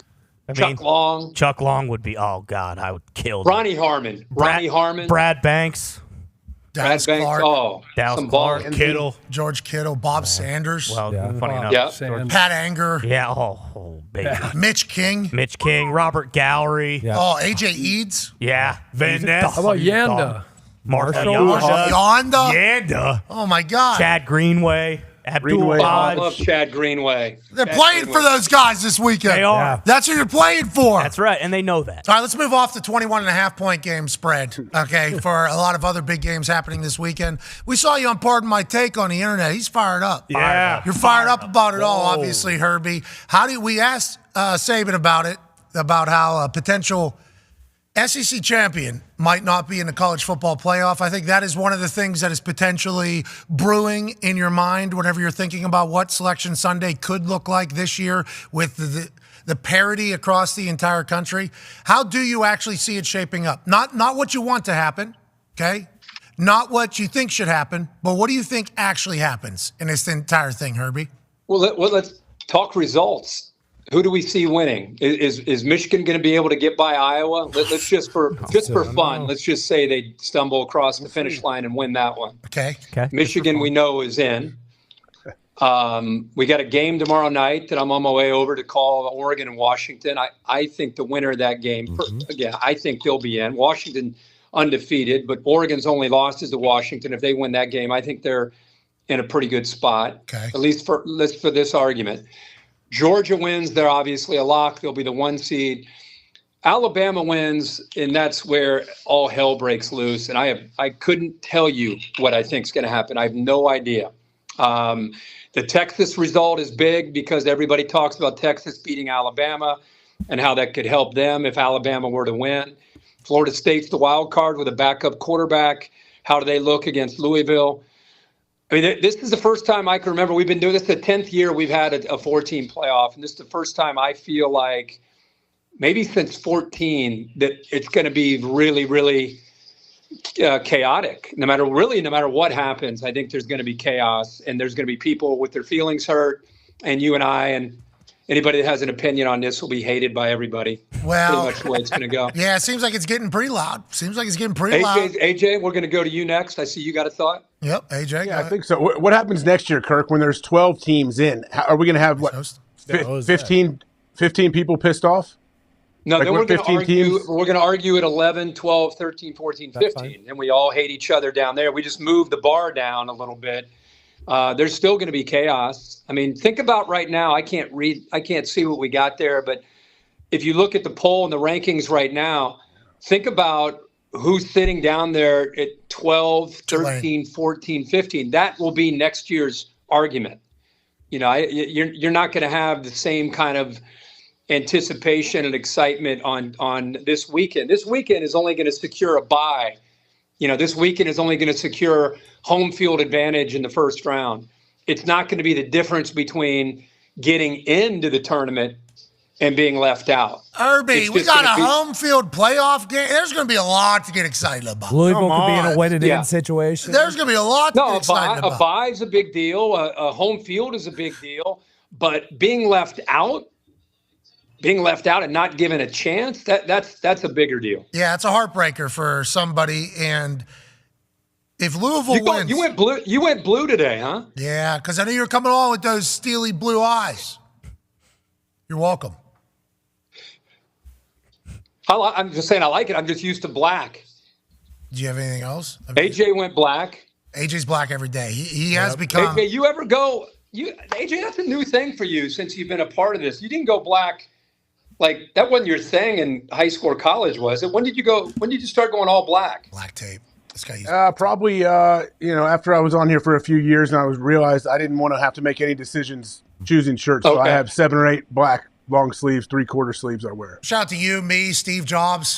Just kind of decision is Like already a made. Team Uni. Yeah, exactly. Team Uni. Exactly. But I can't sweat through black Connor's a either. little bit of an individual. He goes with like the wolf shirt and different things. Hey, Kirk, you're doing a lot of hosting. Why don't you just shut up and answer the question? How about that? I agree. Excited for the college football weekend. Excited to watch Oregon-Washington tomorrow night. That's going to be a good one, too. Kicking off championship weekend in a massive way in Vegas. Can't wait to hear you and Fowler on the call. Let's go, boys. Let's go, boys. Woo. But tonight, here we go. This is going to be the one. You know, overs have not hit in primetime games for the NFL this year. That has just been the case. Defense has won today. Ugly football has been on display at big levels. Now tonight, though, hottest the Dak Prescott-led offense has been for the Dallas Cowboys. The defense has record breakers all over it. The Seattle Seahawks are coming off a bad game against the Niners. Pete Carroll's not going to let them go back-to-back with a bad performance. This could be a great one. What is your feeling towards this evening, Herbie? And talking to the teams, how do you think both of them are kind of handling it? I don't know if Dak's ever been in a spot as a pro where he's playing with more confidence than he is right now. I think if you really go back and study Dallas before their bye, they were more conservative. They weren't taking the shots. They were kind of feeling things out. Remember, Mike hadn't called plays in 3 years. So I think it was a combination of a lot of different things. I think after the bye, they obviously went back to the drawing board and decided to move not just CeeDee Lamb, but a lot more pre-snap movement, a lot more shots downfield. I think from week 8 on, last 5 games, Dak Prescott has 14 vertical shot touchdowns because he's doing a better job of having protection and taking those shots. I think also you just showed Brandon Cooks. I think that's the thing that gets overlooked. CeeDee Lamb gets a lot of the attention, but I think it's the supporting cast around Dak Prescott. The offensive line's been healthy to build continuity. Brandon Cooks is getting more and more comfortable. CeeDee Lamb is obviously now clearly the guy that they move around and get him isolated and create matchups. I think Pollard, remember that injury he had last year in the playoff game against the Niners? I think he's getting healthier and feeling better. So I just think overall that they're in a really good place. Now you could say, look who they've played. That's fair. It's about to get real for them. Philly next week, at Buffalo, at Miami, Detroit. I mean, there's about 8 teams that are legitimate shot to make a run to the Super Bowl. And those are 4 of them right there that Dallas is going to have to play. So we'll see how they do tonight. On paper, it looks like they're going to be able to take care of business. But as you guys know, anytime a good program or a good team like Pete gets backed into a corner, they've lost not just last week in embarrassing fashion, but 3 of the last 4. They went from being 5-2 to 6-3 to now 6-5. Still alive as a wild card in the NFC. But this is one of those you better do it now kind of games. And they've got some behemoths ahead of them as well. So to me, can they run the football? Abe Lucas is back at right tackle, which is huge. He hadn't played since week 1. This is another one of those offenses. Everybody wants to blame the quarterback, but the line's been trash because of so many injuries. I think they're healthier. I think they've got to be able to run the ball and stay out of those 3rd and 7s and 3rd and 8s, where obviously Dallas and DQ, they crank it up as well as anybody in the league. So can they run the football and get some balance, I think will be a big part of the game. Yeah, let's talk about the trigger man, though. Go ahead, Todd. Yeah, speaking of that, Kirk, you kind of mentioned how Seattle started well, and then now they're kind of, nosediving a little bit. What do you think is the problem with Geno? And then also we're seeing, like on the internet now, a lot of people are calling for Shane Waldron's job, the OC, and then anytime this kind of happens with Seattle, the question gets raised like, well, does Pete Carroll still have enough in the tank to kind of want to continue to do this? Do you think they can turn it around? And if they do kind of continue to stumble here and end up not making the playoffs, do you think it's possible that Seattle kind of blows this thing up and goes in a different direction? Well, let me first just say, and I think Chuck can really relate to this and appreciate it.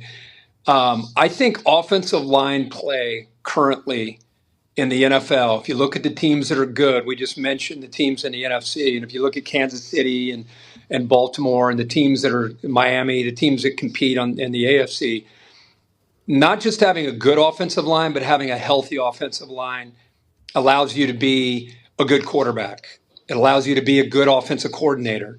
It allows you to be a good running back and a good receiver. I'm an offensive lineman fan, always have been. I just love what they do, and they get no attention. And it seems like the only time we want to acknowledge the offensive line is when we're ready to fire a quarterback or an offensive coordinator. Guess what? Right now, Dak Prescott is playing at a level we haven't seen in a long time. It's easy to point the finger at Dak Prescott and say how good he is, but if he gets a couple injuries to Tyron Smith or who knows who goes down during the stretch run and all of a sudden he starts playing terribly, is everyone going to say he's bad now because he's not performing well? No, it's because of the offensive line. And all these teams in the NFL that are struggling, it's poor line play. There's never been a bigger gap, in my opinion. It's always been a gap, but never been a bigger gap between NFL offensive linemen and defensive linemen in the NFL. The defensive linemen keep getting better and keep getting more athletic and keep getting bigger, and the good teams have a bunch of them, so you have depth and they're rotating in, and you're playing me and Pat and Darren Brown, my buddy, on the offensive line. They got nobody when you get a couple injuries on the offensive line. So I'm not big on, look, here's an example. D's You the think fish Geno there, Smith, by the way. Geno Smith went from being a 7-year backup after 2 years of starting in New York. Career's pretty much over. Russell Wilson leaves. Pete surprises everybody and gives him the keys. And he's the NFL Comeback Player of the Year, rewarded with a 3-year, $105 million contract. And you think this year Geno Smith forgot how to play football? You think now he doesn't know how? He's no good? No. Geno Smith is an established guy. He knows how to spin it. But with a line that can't, they're running 61 yards a game because of their offensive line and their 3 losses in the last 4 weeks. So I'm not big on blaming Shane Waldron. I'm not big on blaming Bryce Young. I'm not big on blaming Geno Smith. I'm big on appreciating offensive line play. And when it goes bad, nobody wants to talk about that. So why don't all of us appreciate what Philly has? Instead of Jalen Hurts, why don't you appreciate the offensive line? Same with San Fran. All these good teams, it's because they're good up front, and that's what makes these skill guys good. Yeah, it's not just that they're good up front. The leverage that they're piecing into their plays for their offensive linemen to be even better than they already are is brilliant. Yep. We see it on In the Trenches every week. We do. You're preaching to the choir over here, Herbie. You know what I mean? Yeah. You know, you say, you guys. It ain't us, guys. No. That ain't us, you know what I mean? But I know you. I know. I just.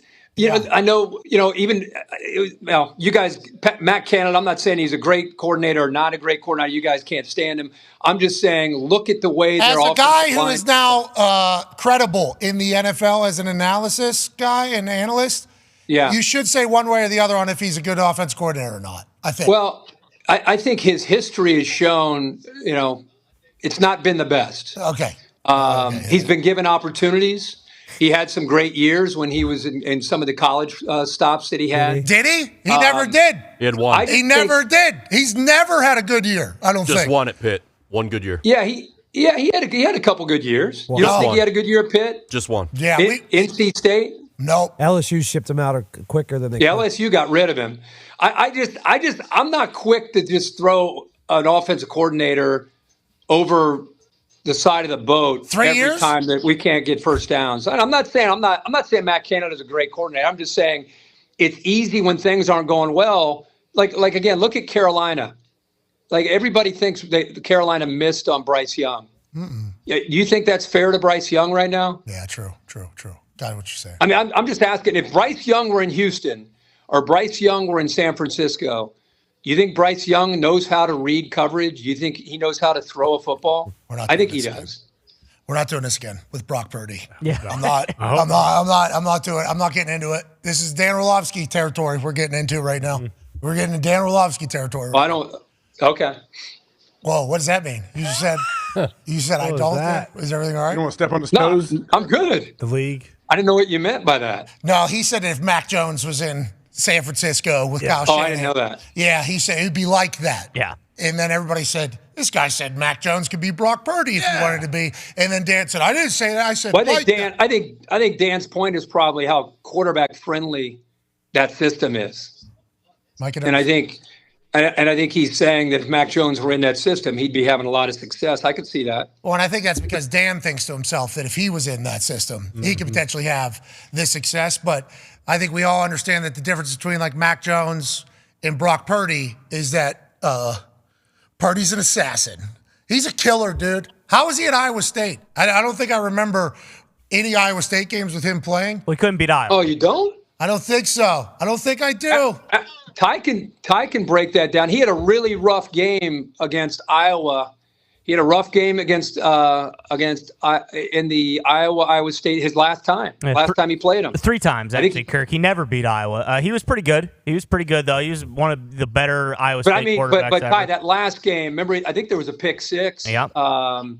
It was a rough outing. He had a great career. I mean, he took his lumps, but I think that's what makes him who he is. Is he went through some junk when he was at Iowa State. But the fact he was a 4-year starter, you know who this year's guy that could be the closest if he can get into a system like that? You know who it is? Who? Bo Nix.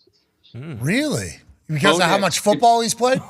Played a ton of football, went to hell and back at Auburn, found out how to get it done when he was at Oregon. He's thinking very, very fast right now. He's just got to get to the right system. You know, you can't put him in any system and say, wow, this guy's going to be a stud.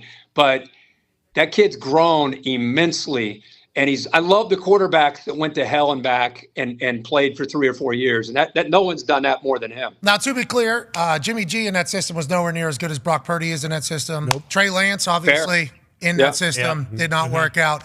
Brock Purdy's a dog. That is just what we've learned about him in the NFL. Let's go back to college talk because obviously there's a big weekend ahead. Go ahead, Con. Yeah, Kirk, as a fan of a team that's next big game is the last Thursday in April, there's a lot of talk about the draft. And right now, there's some talk about Marvin possibly staying at Ohio State. I know there's been, rumors about Caleb. Who knows who's even saying those things? Not sure. But do you see that happening this year? And do you see that happening more and more as the years go on with NIL, that some of these top guys, if perhaps like Marvin hasn't got that big game win against Michigan, wants to go back, get that done.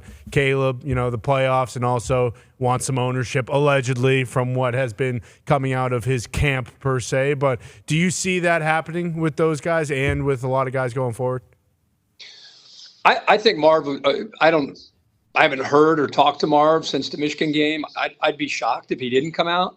I really think that it might impact people second, third round type of guy or later. I don't think guys that are going to be potential first rounders, I think that they'll more than likely, especially a guy like a top 5 or top 10, I think you'll still see those guys come out. But did you see Cam Ward, the Washington State quarterback? I guess Ohio State and others are talking about trying to get him. And he's talking about $1 million, $2 million, whatever it's going to be. Again, those are all reports. I don't know if they're factual or not, but it just shows you the kind of money that's out there for some of these guys in the new world that we live in. So I would be shocked if you're trying to see Marvin Harrison in your New England Patriots uniform. I'm sure he'll eventually declare, would be my guess. But I think it's a fair point that you bring up and something to think about. It's not just a slam dunk anymore with some of these guys maybe staying because of the money they can make.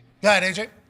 Kirk, did you see the comment? We played it earlier in the show where Matt Rule talked about, hey, it takes $1 to $2 million to get one of these kind of elite quarterbacks through the transfer portal. When Rule says that, is he talking to the fan base, to the boosters, hey, yeah, you guys want somebody, we gotta pay to bring them in here, so it's not as easy as you may think. We got to kind of outbid other teams. Is that where we're at right now? And do you think he knew this is what it was whenever he decided to come back into college?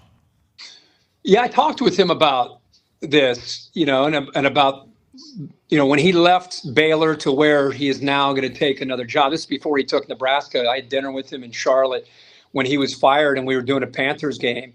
And we were just talking about him coming back to college and if it's something he would want to do. And he loves kind of that true college experience. And we were just talking about how different it is with NIL and portal and realignment. And he had talked about how he still had a passion for it. So I think he understood.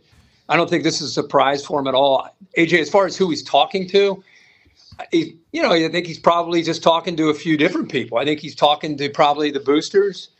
I think he's probably talking to the college football community at large, just to this is real now. This is what you want to try to bring in a quarterback. Great idea. By the way, if you want to, this is what it costs to be able to bring in a good quarterback. If you want to try to find a guy that's established, like a Cam Ward type of guy. So I think he's probably just saying it to say it and give some perspective as to kind of that new world that we're in. But I think he's probably definitely sent a message. A lot of these guys, they get in front, they're like, hey, we're going to need $14 million. So that's where we are for this recruiting class. We got to get that together. Right. Come on, boys. Everybody, here's the, put the money in. Let's go. I mean, it's just very bizarre. But I think, what the answer to me is? Throw the small NIL money to the side, take it away. Just let guys who are established, don't recruit guys. Share the billions of dollars that's in the what would be revenue sharing. Create a collective bargaining agreement like we do in the NFL. That'll be able to partner up with the players' entity. Let somebody rep the players. Yeah. And negotiate with the players. Hey, here's the ESPN, the Fox, the CBS, all the money that's thrown into this system. Here, the players are now, they get 0% right now. Here, you're going to get whatever percentage. Yeah. Let's agree on that. Let's break away from the NCAA. Let's create our own governing body. Okay. Let's get rules around NIL that we both sides are agree on. Let's get some rules around transfer portal. Both sides are going to agree on dates. Let's find somebody that can police this new world. That's their only chance moving forward. And that way you get away from, this is stupid to recruit Cam Ward and bribe him to come to your school. I just don't think that that's what NIL is for. NIL is for C.J. Stroud makes a name for himself. He can make a few $million because he's Ohio State's quarterback. That's true NIL, and that's fine. But bribing high school kids or other kids that are at small schools to come play for a big school, that's not what NIL is all about. So to take that element away, you got to partner with the players and give them real money by letting them dip into the billions that are in that TV money. That's I think the only future we have. No shot of that ever happening either, because who's going to represent the players? Well, you bring former players and current players as part of a group, and you have obviously representation. Mm-hmm. And whoever, what's the guy's name that represents the players union? Did he resign in the NFL? Did he resign? Used to be Maurice. Yeah. Yeah, and I'll tell you how it goes in the NFL with them. Yeah. I couldn't even imagine in college with guys leaving every 4 years, the amount of trust and potential. Yeah, I mean, obviously there's issues in no matter what avenue you choose, there's issues. But they got to break away from the NCAA. That's the first thing. Hell yeah. You got to break away from all the other sports. Football has to be its own world. Hell yeah, Herbie. Football has to be and treated in its own way because it is its own world. And other sports in Title IX should not have to be a victim because of college football. So they need to break away, create their own governing body, and get down. Roll up your sleeves, let Greg Sankey and the boys figure out some answers and partner up with the players and break away from that antitrust laws and all the litigation, all the issues that they face, and get it done, man. That's our only chance moving forward. Hell yeah. Hey, Kurt. Here, here. Hey, Kurt. We're on the side of that. I mean, that's like been a pipe dream, I think, for a lot of us who hate the NCAA for a long time. But as we continue to move to this more business-centric football that is college football. It's reality. It's why It's not? reality. And I think there's a lot more people that are on board with it that are in powerful positions than ever before. And I think the reason is because the decisions that are going to get made this weekend on who can go and who can't, and millions of dollars that can come to an organization and millions of dollars that can't. Tone has a question for you, Herbie. Yeah, Herbie, the game you're calling tomorrow night, Pac-12 championship, Oregon and Washington. Oregon's 9.5-point favorites, which, I mean, Washington was favored at home, and now there's been such a swing in the points. Is everything okay with Washington? Is this just because Oregon's been a wagon since they played them? Is everything good with Penix? Because I know he's been around 50% completion the last 3 games, which is very abnormal for him. What are your thoughts on going into this one? Tone, that's a good one. Because I went back and looked, and I was surprised. I mean, it was in Seattle, awesome atmosphere. We were there, and Pat went crazy there. He was a big hit. I would say it was a big hit out there. Yeah, you were, and that was the night with the pepper, the big huge pepper, big pepper grinder, Pat. Deal. Yeah, grinder. Yeah. Thank you to Seattle. Those people were very nice to me. I did not expect that. Normally, that type of place that has said those things about me, boy, they don't like the big dumb doofus coming to town. They were very kind. I love that place over there. Caitlin DeBoer. They love college. That's one of the hidden gems of college football fans. Seattle, Washington. Unbelievably passionate college football fans, especially when they're obviously good. But Tone, to answer your question, I kidded Kalen DeBoer. I said, you guys are big underdogs, because he likes to poke at his team like any coach, try to get them fired up. They were fired up when they were underdogs over in Corvallis a couple weeks ago, and now they're they were like 3-point underdogs 2 or 3-point underdogs that week. And I remember even Michael Penix brought it up to me that week, like, man, nobody respects us. They're that kind of team. And I said, man, you should tell your team this week, guys, I don't even think we should board the plane. What the heck? I mean, they're saying we're going to get killed. This is going to be a blowout. Should we even bother going? I mean, so I think they know it. They're fired up. They love the disrespect. I think the reason Vegas sees that is, I think, what we all see. You can look at Oregon and say, well, they haven't played anybody. And then if you really understand and watch football, you can say, wow, Oregon is a really good team with a really fast offense, with a quarterback that's processing quickly and getting the ball out, and a defense that's flying around. So I think Oregon, by the way, look at the numbers in that game against Washington. They outplayed them in every single category. They just didn't win the game. Penix hit some big plays against man coverage. So they probably looked at that first game. They look at the way Oregon's been playing the last 4 or 5 weeks, the way Washington's been playing last 4 or 5 weeks, and I think that's why you have that number. But I think it's going to be competitive. I think Penix is fine. You're dead on again, Tone, because you watch that college game. I think you're right about Penix. I think he's been off. Now, keep in mind, Jalen McMillan, 11, is back. And I think he's been back the last couple of weeks. Now he's closer to 100%. That gives him a real difference maker in the slot to go along with Polk on one side and Odunze on the other. So I see a shootout. I think it'll be a really good game, very similar to the way the first game went down. What happened to Penix after the game? Did you ask? Was he just emotional because they won the game? Is that what happened? No, I think like a lot of these college guys that get into a high-profile position, they hold in a lot. I think he is beyond grateful for what Washington has provided him after transferring from Indiana. I think he's beyond grateful for that team. You got around it with Kalen DeBoer. I think it's real, the love that they have for each other. And I think the moment was just, holy cow, after everything I went through in Indiana, I just beat Oregon. He's looking around at that stadium that was about to collapse. It was going so wild. And I just think it was maybe one of the great moments in his life at that point. He was just overwhelmed with emotion. And he's just one of those easy guys to pull for, and he's a very quiet guy, kind of reserved on a personal level, can spin it, got a great group of receivers.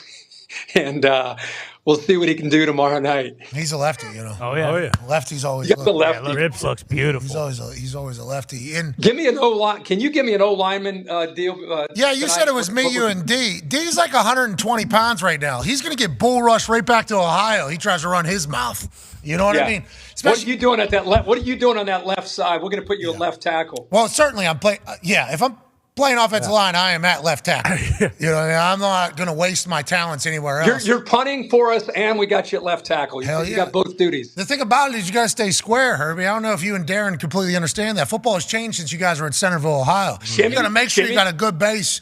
And can I get a Tony Romo cadence, maybe? Yeah, sure. What do you want to go on? We'll go on second number, or third number. Okay. Wait, sir. You see that? See that? We missed it. Do it again. Well, that's our fucking camera guy just jumped off sides right there. I mean, my bad. Come on. It's good cadence. Foxy, all good. You got too excited about it. I got Lane Johnson. D on the call. We need D on the penalty call there. We got procedure on the offense. D's going to be right next to me. I'm going to be picking him off the fucking ground every time he gets bull rushed. That's going to be a whole nother workout for me. It's like, all right, play's over. Let's get Darren Brown off the fucking ground. Head back, hands inside. You're goddamn right. I go one. Elk pride, AJ. Don't let him talk like that. On first hut. Who's the? You got to identify the mic. We got to identify the mic. I'm the fucking tackle. I'm one-on-one out here. You're the brains of the operation. Ty will do it. I'm not Bakhtiari. Okay, that's not how I play. I am me, an outside linebacker or a defensive end, are going one-on-one all fucking day. Damn right. That is what we got. Ty, identify the mic, please. Yeah, you are the quarterback. I mean, fucking make it. Yeah, true. Yeah. Features Mike. I still got this. Wait, sir. Did you see that? I was already out there. Shut down. That guy's still in his fucking stance. Yeah. Did you see Brett that? Williams. Opposing coach is calling for a penalty. Yeah, I'm the guy that J.J. Watt's like, he's cheating. Oh, yeah, you're kicking out early. I got you. Yeah, especially with how good these shoes are, too. They're going to be loud on that 4K camera. You know what I mean? When I'm hop stepping a jump out there. It's all about staying square, though, and getting your spot. Hey, how would you handle Parsons? Well, that's the thing. Me and Hutch have gone one-on-one. That's right. Yeah. Washed his ass down. Yeah, got a screen right fucking by him. Yep. He had no idea. He tried to run me off the stage. I said, good, that's what we want you to do. We're Gotcha. Cam Hayward put me into a brick wall, but the ball was already gone. Yep. So that sucks for him. So I don't know what I'd do with Micah, but I got Cam and I got Hutch reps behind me. And I'm also 10-0 in fucking airport against randoms. How about that? So nobody's ever sacked the quarterback whenever I'm blocking in the airport. So I feel pretty good. I'm going with big-time confidence. Nice. That's a quick first step. Thank you. You don't have the 300 pounds, but you got the quickness. That helps. And you got the punch. I'll tell you what. That left arm, that left punch is good. A couple months ago, you could have seen me at like 270. You know what I mean? You know what I mean? So potentially, you just got to get Could you handle AJ if they had a stem and he came off from that second level? Right now? Inside of you? Right now? Yeah. I don't think so. Look at that fucking head. You know what I mean? He's kind of getting smaller. You know, I pushed him at JMU after he made that shot for Dale. Yeah. Almost sent him off the stage. Almost sent him off the stage. What are you going at these from days? behind? About 235, Kirk. Yeah, I got pushed from behind on a stage. Didn't see him. Doesn't matter. Didn't affect me at all. But yeah, we're starting. Wow. Everything starts with power. We start with power when we come off the edge. Yeah, especially with me out there. Imagine what I'm saying, too, out there. Oh, because I'm getting in my, I'm in my bag. Yeah. I'm in my bag out there, so I'm running my mouth. Oh, I'm bodying you boys. Like Brandon Graham. Then I'm going to drop. I'm going to drop talking his trash flat. after the game, after the play? Every play, you talking trash? I'm just reminding them of what just happened on the play before, and don't want that to happen again, do we? Don't want that. Yeah, I'm a reminder guy. Positive. During TV timeouts, you're looking over from the huddle. You're talking to your guy. Oh, we've rushed for 160 yards today. Oh, that's fun. You guys ever give up 160? It's only 3 quarters into this. This is crazy. Holy hell. I didn't know you guys were able to give up that many yards. That's a good work on you 200. Guys. Holy hell. Hey, Pat, can they roll your kickoff tackle that you made real quick, just to remind people how physical you are? I had 24 tackles, please. I mean, the one more than some linebackers. The one where you killed the guy. There's a lot of those, Herbie. There's only one that was on Sunday Night Football, though. Well, that one. Let's roll that one. That was a big one. Yeah, that was against Trinity Holiday. He's smallest guy in the NFL. No, you keep that stat out. Also fastest. Yeah, I was going to say, track superstar. I was an Olympian. At the time. What do you want from me? Fast time speed. Yeah, Cribbs is my favorite tackle because he was huge. Josh Cribbs. Massive. He's a big dude. And good. He's a good guy, too. Ended up being a teammate of mine, really good guy. Before the game, I just, peppered him with compliments about how awesome he is and, how awesome it is to be on the same field as him. And I can hear that. That's how you do it. And then I told him, hey, if we get in the open field, don't run me over. You know what I mean? Run around me and just be a good guy. Look out. That's a lot of speed. Boom. Yeah, there's a lot of speed on the other side there, too. You know what I mean? Uh-oh. Then you got up fast, too. Well, I had to because I was probably concussed. Game ball. Game ball for that hit, Herbie. Game ball. Thank you. Got to give him a game ball. Down. Hey, place went crazy. That stadium went bananas. Your coach went crazy. I appreciate you. And all the guys, defense was coming on. Anytime I made a tackle, obviously defense was super pumped. But anytime I'm making a tackle, a horrible field position. Yeah, good luck. So go get him. So as I'm jogging off the field, I think Pat Anger came up to me and hit me on the head. Yeah, I want to tackle. I'm they're at the 50 right now. This is one first down. We're in field goal range. Yeah, I mean, you got to don't hit me in the head after I make a tackle. That's the other thing. A lot of that for me. People just come over and just start batting me on the back of the defensive lineman. Hey, Matt, had a bang. All right, this thing, it's a whole scene. All right, Herbie, you got to do tonight, pal. And then you got to do tomorrow night. And then you got to do Saturday morning. You got to change the world on Saturday morning. Yep, that's right. And on Sunday, 4 hours. Yeah. Selection Sunday. Yes. Ben? Give us Ben. Where's Ben? Oh, Give us Ben taking dumps in there? Hey, Big Ben. Oh, hey, buddy. Hey, you've been crushing this season, Ben. You've been crushing it, pal. Love you, Ben. Star of football this year, Ben. Look at that tail wag. Yeah. Hey, good boy.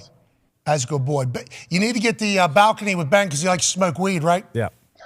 Yeah. That's where it's where he hangs out after. Yeah, that's where he smokes. Look at this scene, though, huh? I love that Ben replaced Jake. Amazon takes care of you. Wow. What's the address of this place? Oh, that's the hell, I don't know. I don't even know where I am. That's the Four Seasons down in Dallas. I know that place. Yeah, that's the one. Bezos there? I do know that place. It's incredible. Is that a lazy Oh, river? you got a lazy river. Yeah. What is that place River. called?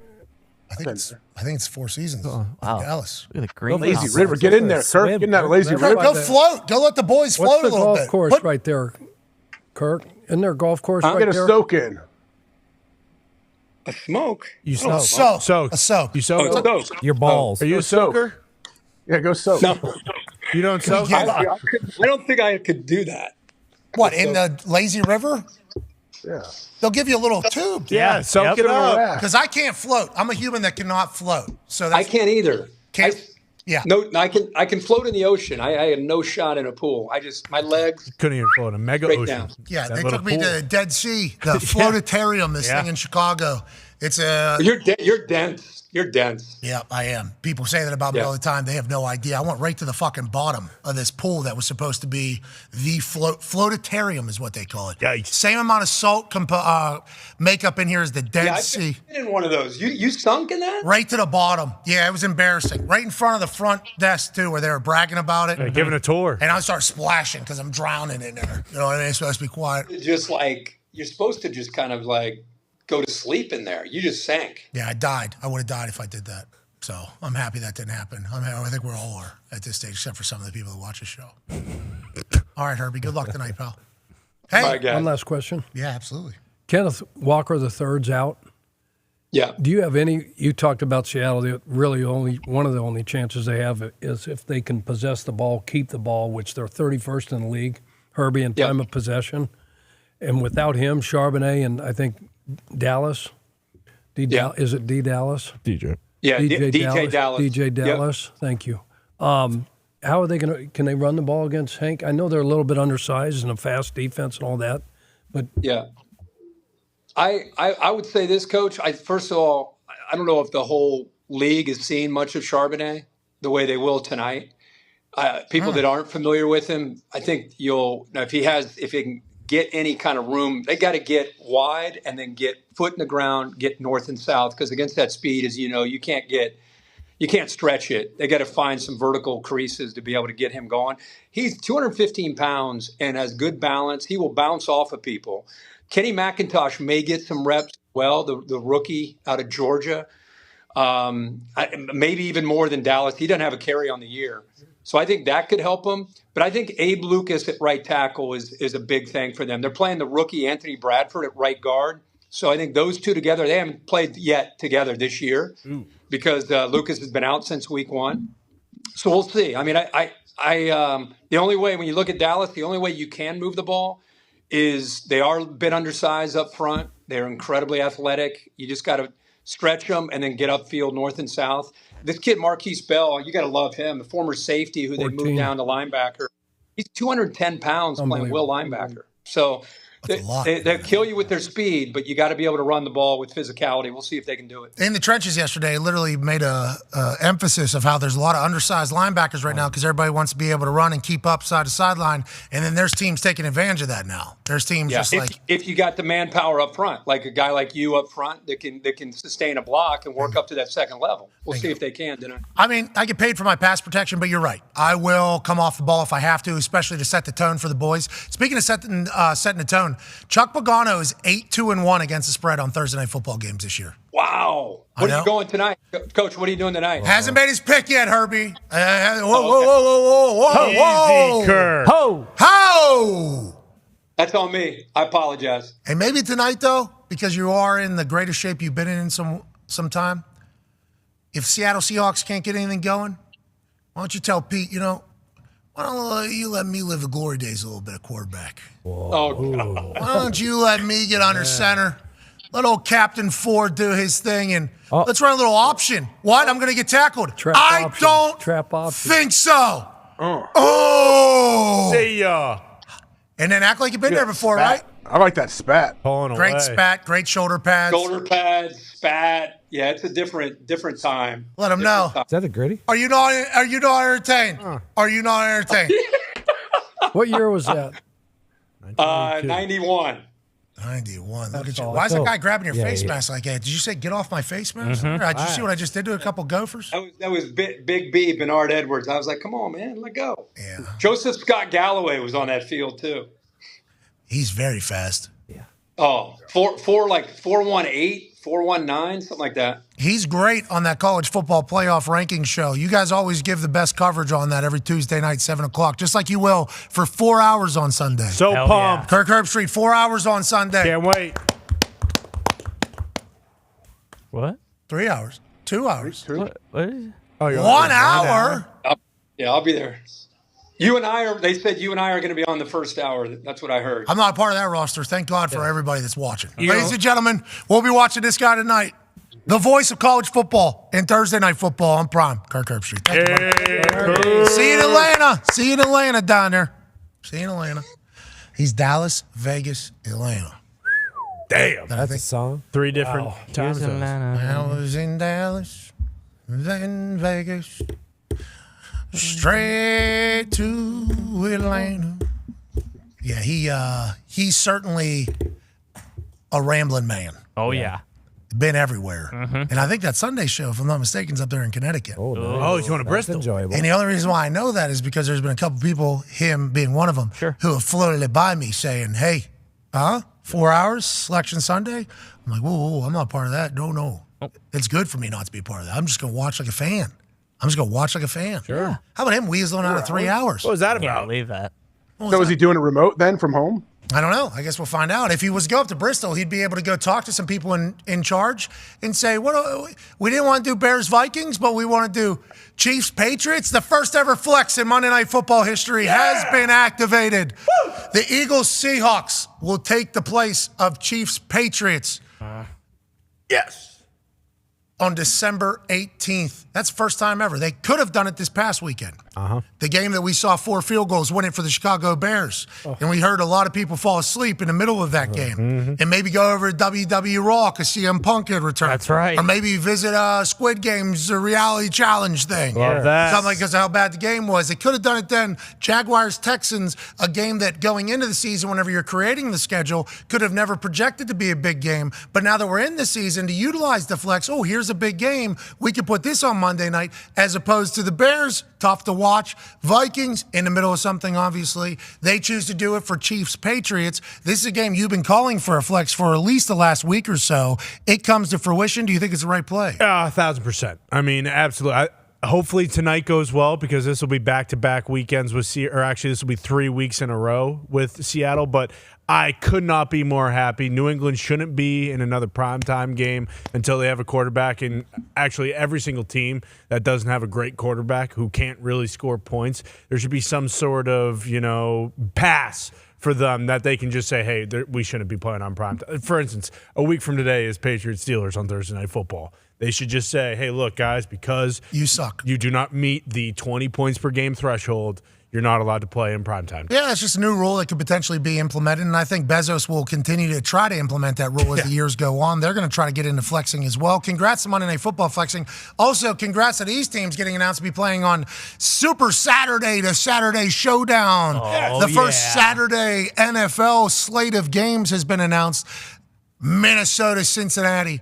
The Pittsburgh Steelers travel out here to Indianapolis, Indiana, in the Lighthouse Lucas Oil Stadium.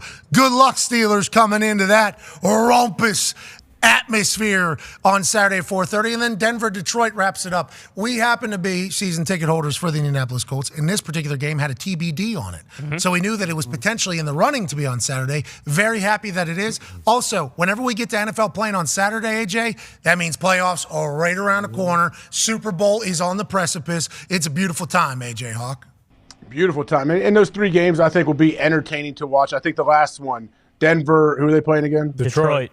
Denver, Detroit. I'm excited for that. But all these games, let's do it. Is it really called the Loud House, or is that you made that? You know that. It's Loud House. You know that. That's what they call it. I thought it was a library.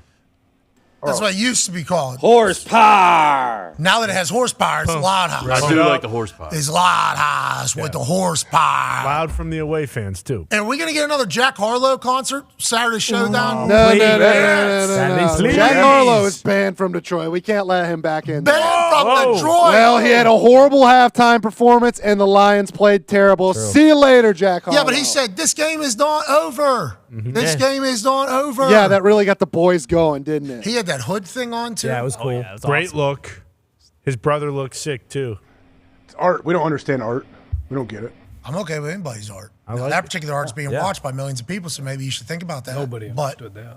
It's a tough place Chuck, to perform. You don't get it, You're not old the man. demo, Chuck. Sorry, John Fogerty wasn't playing, Chuck. Geez. This isn't 1962 anymore. Yeah, Hall and Oates hate each other, so they couldn't play. Okay, sorry about that. What was that, an igloo? Yeah. Is that what it's supposed to? Yeah, what's it supposed to be? As I drove by somebody's house this morning, Like and ice? It's a nice community. They have that out as their Christmas decoration. Yeah, oh yeah. Nice. I like that. Somebody's I've seen a front lot of yard. that out. Yeah. I've seen a lot of that, yeah. And What did he sing? I don't know one of his songs. he sang all of the bangers. You know what's What do you poppin'. know? That one. L A-M O-R-O-U-S First class up in the sky. That's actually Fergie, yeah. I've never heard that. Yeah.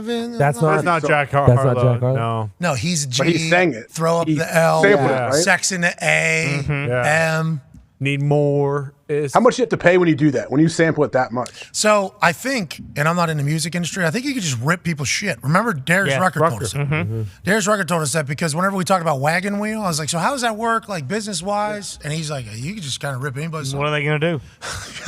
And it's up to them to come to you to collect? Is up to their people to make sure that, hey, they're sampling your stuff, you owe us this much money? Is that how it works? Hey, then we'll sue you in 10 years whenever you make a bunch of money off of this. That seems to be the music industry. I don't know if we know enough, but I know that Fergie was probably pumped. Oh, yeah. And Harley's, he was like, let me get that track. They performed together at the, what is it, the AMAs? One of these? I'm sure you love Dolly, though, huh? You love Dolly?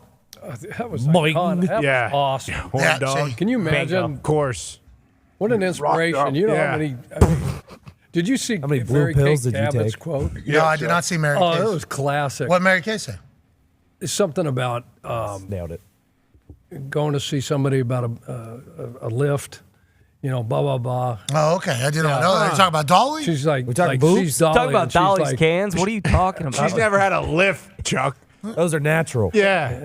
How about her coming out there? I don't know. unbelievable. I don't know a lot about Dolly. She's been doing a lot of sports stuff though, so I like that. A lot of it. She's at Tennessee, and then obviously she was doing halftime at Dallas. Yep. Her coming out there in a cheerleader costume. Oh, yeah. Tony Romo was horned up. Yeah, it was. Yeah, Romo was all horned up. Jesus, Jim, look at Dolly's cans. Look unbelievable. No way. Yeah. Jim, that was the I one wish moment. he was kidding. She looked phenomenal. Oh, yeah. I asked my wife. Say that. He did. Basically did. He did. The video I know, of it- allegedly, but the whole, which we have to say, obviously, because But he we've kinda gotten a said lawsuit it. before in the past. I asked my wife, though, I assume she's a Dolly Parton fan. She said, I know of Dolly. I like Dolly. I'm not one of Dolly's like super duper fans. Is that what Dolly that's what she does? I guess. I did not expect that That's at all. Dolly's game. She fucking crushed it. Yeah. And twerking, everything. She might need a chair to sit down in every now and then. She didn't, though. She walked the whole thing. 77 years old. Who decides? That's phenomenal. Who decides the set?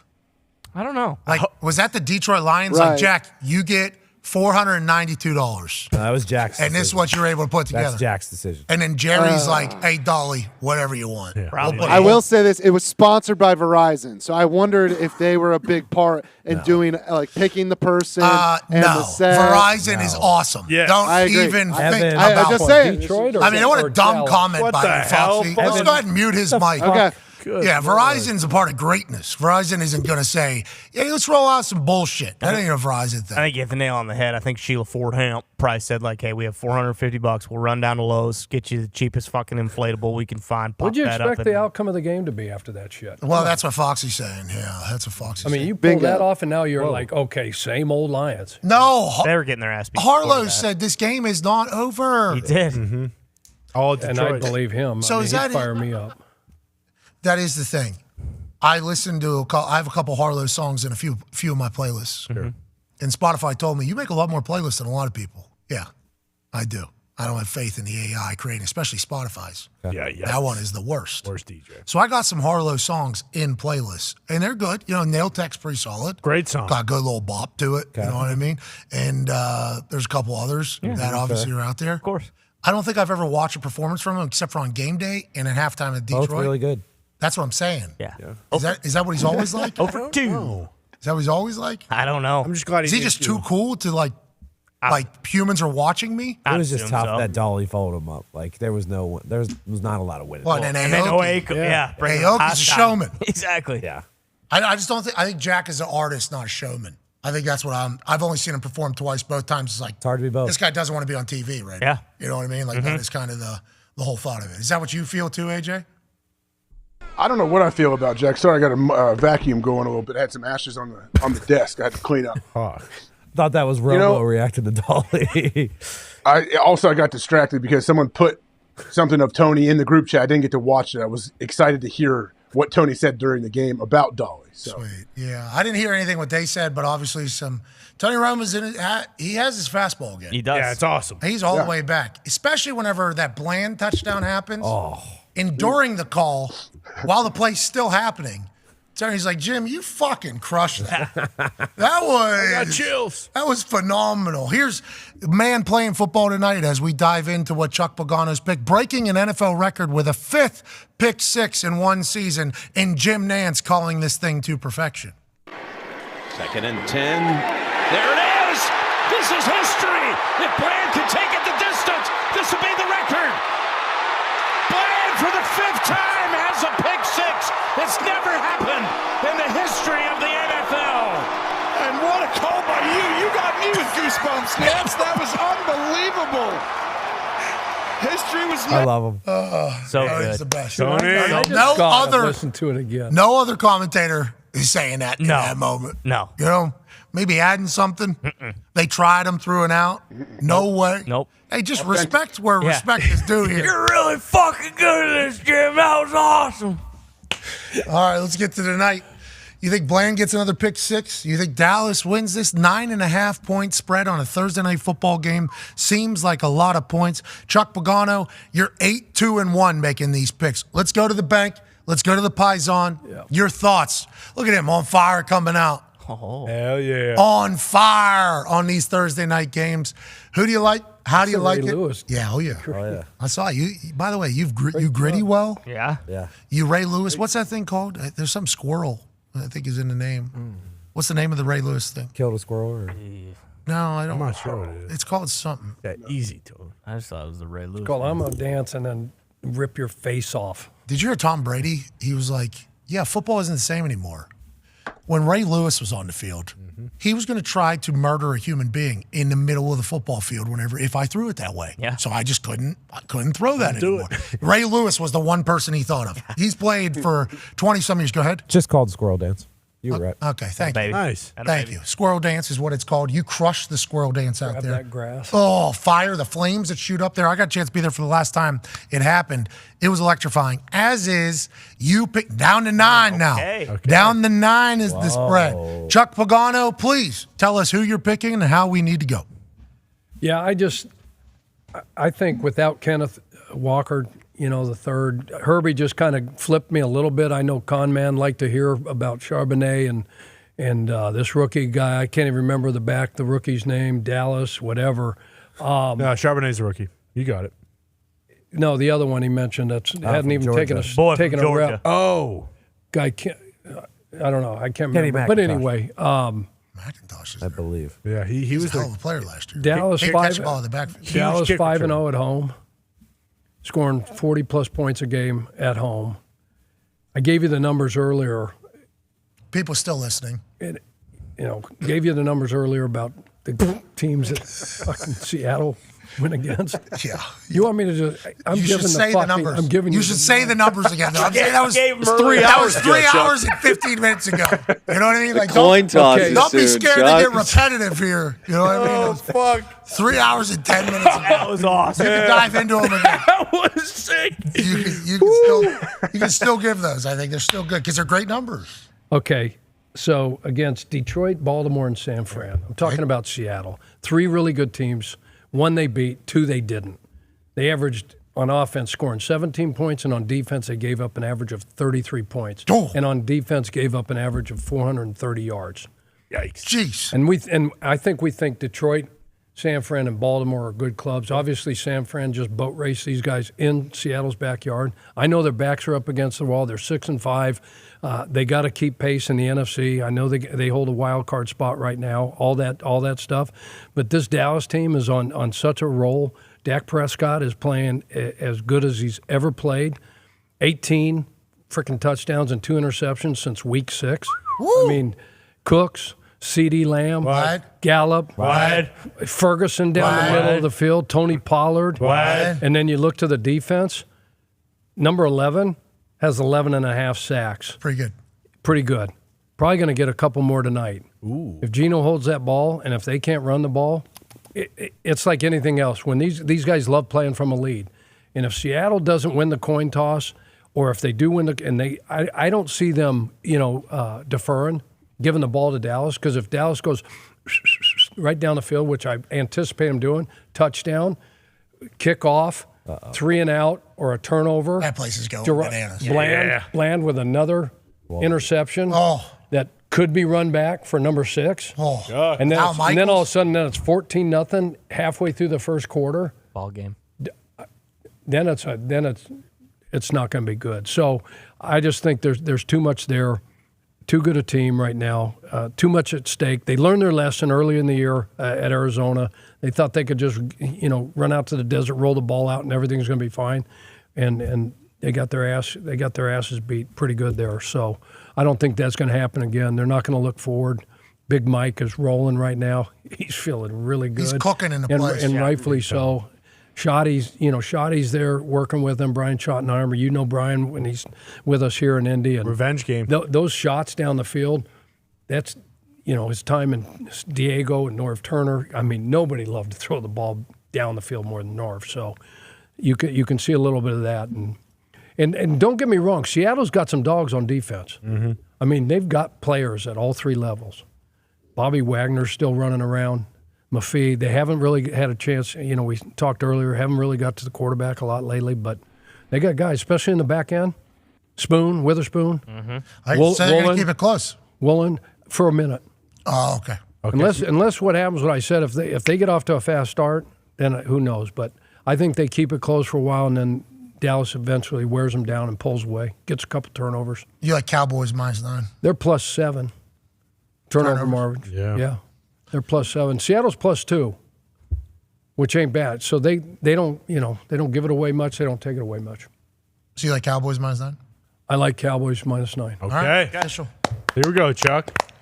Cowboys have 24 explosive plays over the last 4 games. That's a lot. Ton. Didn't have a bunch early. McCarthy's in his bag. Dak Prescott said those plays are coming early and coming quick. Yeah. He's already one play ahead whenever he's calling stuff. And when he starts cooking, look at. Yeah. He said revenge game for Shawnee. Remember, he was up there with Russ in Seattle. Yep. Same exact time. Oh, you want to let him cook, huh? We don't want to. We don't want him to cook. We like him to run ball a little bit more. How about that? How about that? Is that going to be good? Huh? AJ, you heard what Chuck said. He's only 8-2-1. So he's got it figured out, seemingly. Are you going to follow the trend? Are you going to go with the Dallas Cowboys, or are you going Seahawks +9? Well, coming into this, I pretty much made the decision that I was going to follow Chuck wherever he went. But I'm not exactly sure now after we laying it all out. You never know, man. Seattle might put up a little bit of a fight, but then I'm starting to think of Jerry Jones up in the box with his kids and different people. Like, Jerry might kill everybody in his box if they take a step backwards and don't continue this dominance that they've had over the last couple weeks, and Dak continues to play well. So I think Jerry will find a way to will them to a victory. Yeah, give me Cowboys -9 all day long. I would do the same exact thing. Nice. Just because this doesn't, if we really wanted to be shops. Sure. We can say, well, the public money's on the Cowboys. Yeah.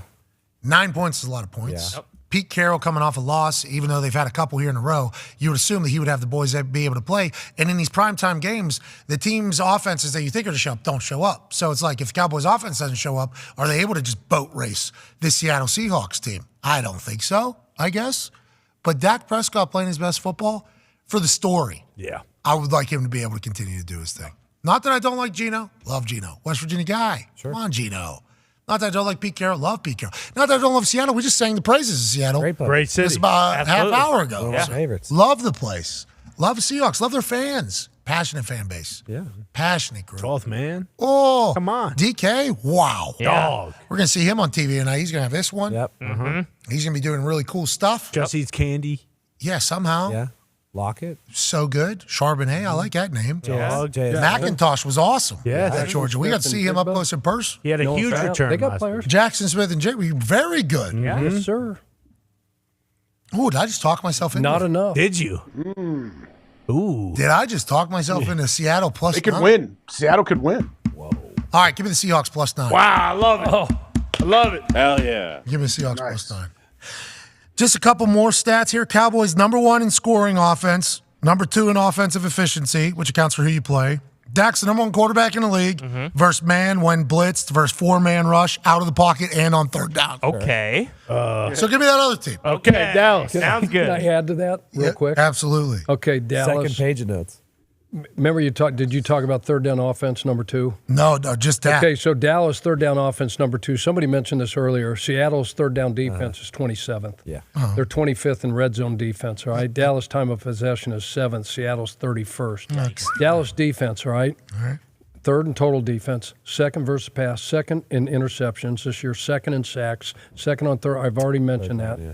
Okay, Seattle, third down defense. Don't be saying the 29th same red zone, stats. time Yeah. of possession. Don't be doing it. From 12-10. You remember. Yeah. You son of a All right, bitch. give me the Cowboys. Yeah. Yeah. Oh. Yeah, I'm back on the Cowboys. I don't love it, though. 9 points is a lot for these Honestly, Thursday we night. don't know. This whole season's been ridiculous. We don't know. Yeah, that's why I'm just not going to give this one up to you. Yeah. In our Smart. against the spread picks. Like, this one just feels impossible. Maybe I should take Seattle. Maybe. Oh. Go ahead. Well, go ahead. Huh? Nah, I don't want to. Nah, I don't want to. I'm a fan of what the Cowboys are doing. I love when Big Mike is rolling. I really do.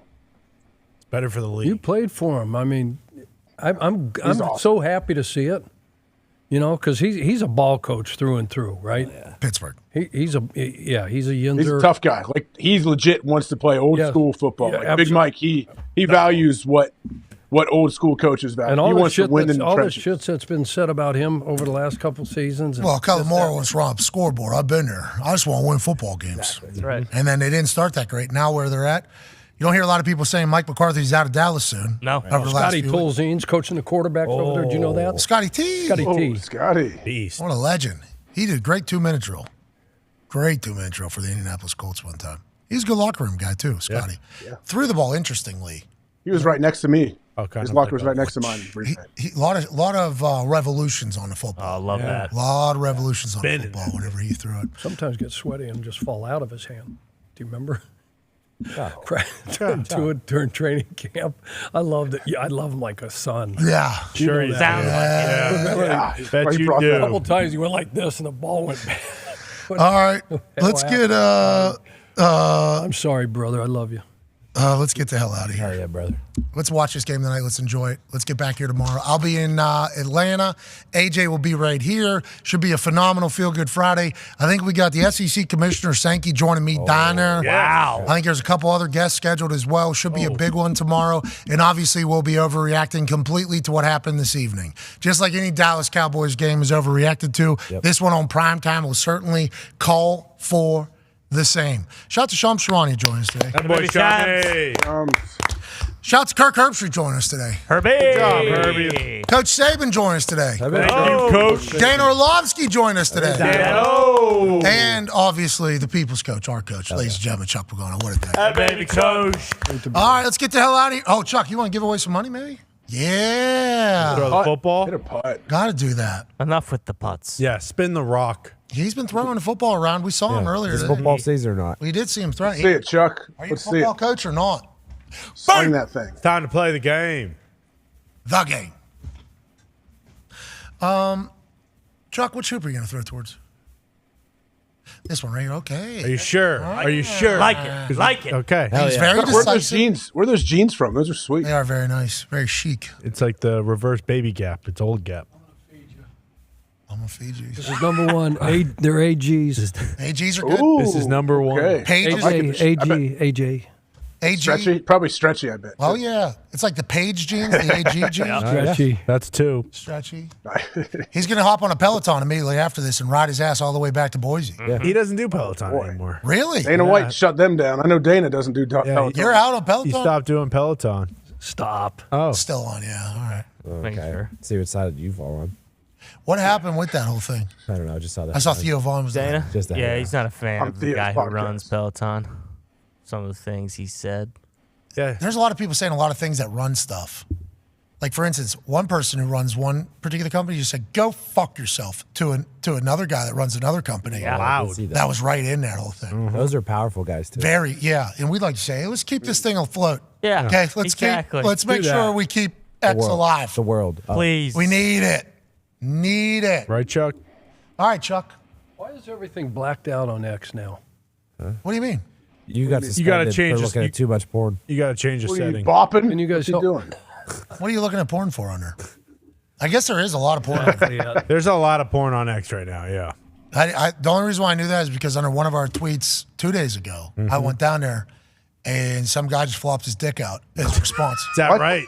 Are you serious? You got a dick flop Had under to the mute tweet? it. I was like, what is this penis underneath our thing? Should have sent that into the group. I had no idea Yeah, that was. there's I some was AI. very surprised. I'm like, what the fuck is going on? AI has changed the suckbot game big time. That was an AI dick I saw? Possibly. Because I'm seeing a lot of naked AIs all over the place that aren't even real people. That was bananas. That was. All right. Chuck Pagano now. Kind of like it, but really, it was a banana. I mean, it flopped out of there. I mean, it was. Flirty. I was just scrolling. It was afternoon. Yeah. Flirty It was Taylor. You 3:40. can't be on X in public anymore if you're looking at your comments. See, mine isn't like. Yeah, exactly. It's a nightmare. Mine isn't like that. Normally, it's never been like that. That was the first time where that happened. I'm like, yo, this is X, and then I bring it up in the think tank over there, and everybody's like, oh yeah, that's what you guys are all like. That was D-But's fault because he said penis yesterday. Your guys' algorithms are certainly something. I've never got a dong flop. Usually it's just You're not looking photos at the of right people stuff. like, hey, check it out. Tons coming out of his sickness. Who Did knows? the what guy he's been- say, like, this is what I think of that take? No, It was just like That'd be penis sweet. flopping Yeah. out. I think he just wanted people to know that potential like sports takes that he's got that. I think that's He what I got felt. that thing on Did him. your sports take make his penis flop out? I don't know. I didn't see. Because that's a good take then. I didn't read the caption. It was hard. Was it to see an the caption. orangutan response, Oh, maybe? it was. These orangutans got me fired up. They ain't gonna eat this. They ain't gonna make me eat this. That would've made sense. Try shoving this down my throat. Chuck, what are you doing? Flopping your. Chuck. Josh flopping his meat all over. That's what it was on my. I didn't know that's what it was though. I didn't know that happened on it. I was hasn't- very startled. Pat Was it a hasn't seen gift? Was it a gift? It is No, it was video. All home video. right, let's move along. Just hey, figure it out over there at X. Okay? Please. Yeah, put your shorts down. Please. It's the best platform on earth. We need it. It's the greatest. It's been through so many different changes and regimes. Can't die. No. All the good shit you see on IG and Facebook, guess what? We saw that 2 weeks ago on Twitter. Yep. Boom. X. Excuse me. Sorry. Artist formerly known as Twitter. Yeah. That can't die, that platform. No, it won't. It can't. The penises will keep it alive. Yeah. Yeah, those That's what I'm saying. We need those to gone. That was what No, I'm saying. the penises make the world go round. That is not true. You're right. Opposite. You're right. That was very feminist of me. No. Both. No, it was That's not the word. Opposite. It was sexist. Sexist. Well, sexist sounds bad. Feminist sounds like I'm a good guy. Tony, you are digging yourself a deeper hole, brother. He's back. We're all on the right side of this. Less dongs on X. Yes. Bingo. Please clean it up. More No, love. it should be equal. We're equal. No, clean up everything on there. Just let it go back to being the thing that it was. Yeah. Please. Well, we can't censor everything, you know. Equal right All for right, all. Start your own dong Twitter. Do your Just thing. create that. Donger. They've Yeah, done that. Boom. That's a good name. Can't you Donger? mute all dong shots? Is there a section I can mute all dongs? No, it's not like spam. I've only seen one. I'm saying, now that we've talked saying, about it, my phone's open. I mean, it's certainly. That's bad. Oh, yeah. It was open Yeah, too. they got it. And congrats to that guy. I understand why he's doing it. But what I'm saying is he shouldn't be allowed to do that with his dong I on my agree. Twitter. I agree. At least he's still posting on there. A lot of people not posting on there. Not a lot of people, just a few people that Yeah. have a large. It doesn't sound like that's going to change either. Go fuck yourself. It's an aggressive take. It was. Said it That twice. crowd, no pop out of the crowd. Yeah, I said it twice. You got the pop the second time. Did you not hear what I said? That's what I said. Go. He looked like an alien. Yeah, he was like triple the size of the guy that was interviewing him. Yeah. Is Elon Musk 6'11"? Yeah. He's been training for MMA. Yeah. He's a fucking house right now. Come on, just work on spaceships and shit. Just That's it. you know what I mean? Fix the dog cone thing too. Yeah, we need dog cones better. Uh-huh. I'm sick of my dog having to walk in, boom, boom, boom. Yeah. You know what I mean? It's a Figure problem. that one out. More flamethrower stuff. That's fun. Yeah. Jetpack Tunnels. stuff. Tunnels. Puddles? Not The tunnels in Vegas. Not the one under And in AJ. Chicago. In in Chicago. Chicago. I saw a loop idea this week for a high-speed train. I saw that. That thing was Where at? so it goes Detroit, Cleveland, Pittsburgh, Philly, New York, Montreal. What's it? Just Toronto. Rust belt? It's a rust. It was belt. like a goes northeast to, like- quarter. yeah. Boston was part of it. It was sweet. Yeah, that'll happen. If Montreal's Just an part idea. of it, it ain't Rust Belt. Don't sleep on Cybertruck's Montreal. happening, right? Everybody's saying it's really good. Yeah, you yeah. gotta sand it. Huh? Yeah, they're saying you have to sand it because it's stainless and it's gonna get weathered outside. You're gonna have to sand it down yourself to keep the paint nice and shiny. Well, and they say it's like properly sized too. It's not. It doesn't look ridiculous. Yeah, it's there not was a- also a video of a guy trying to take it up like a half an inch incline. The back wheels were just spinning. It is. It's not getting great reviews so far. Let's worry about Cybertruck. And let's enough with ruining X. Yeah. Let's just keep X going. Yeah. Need X. You know what else we need? What's up?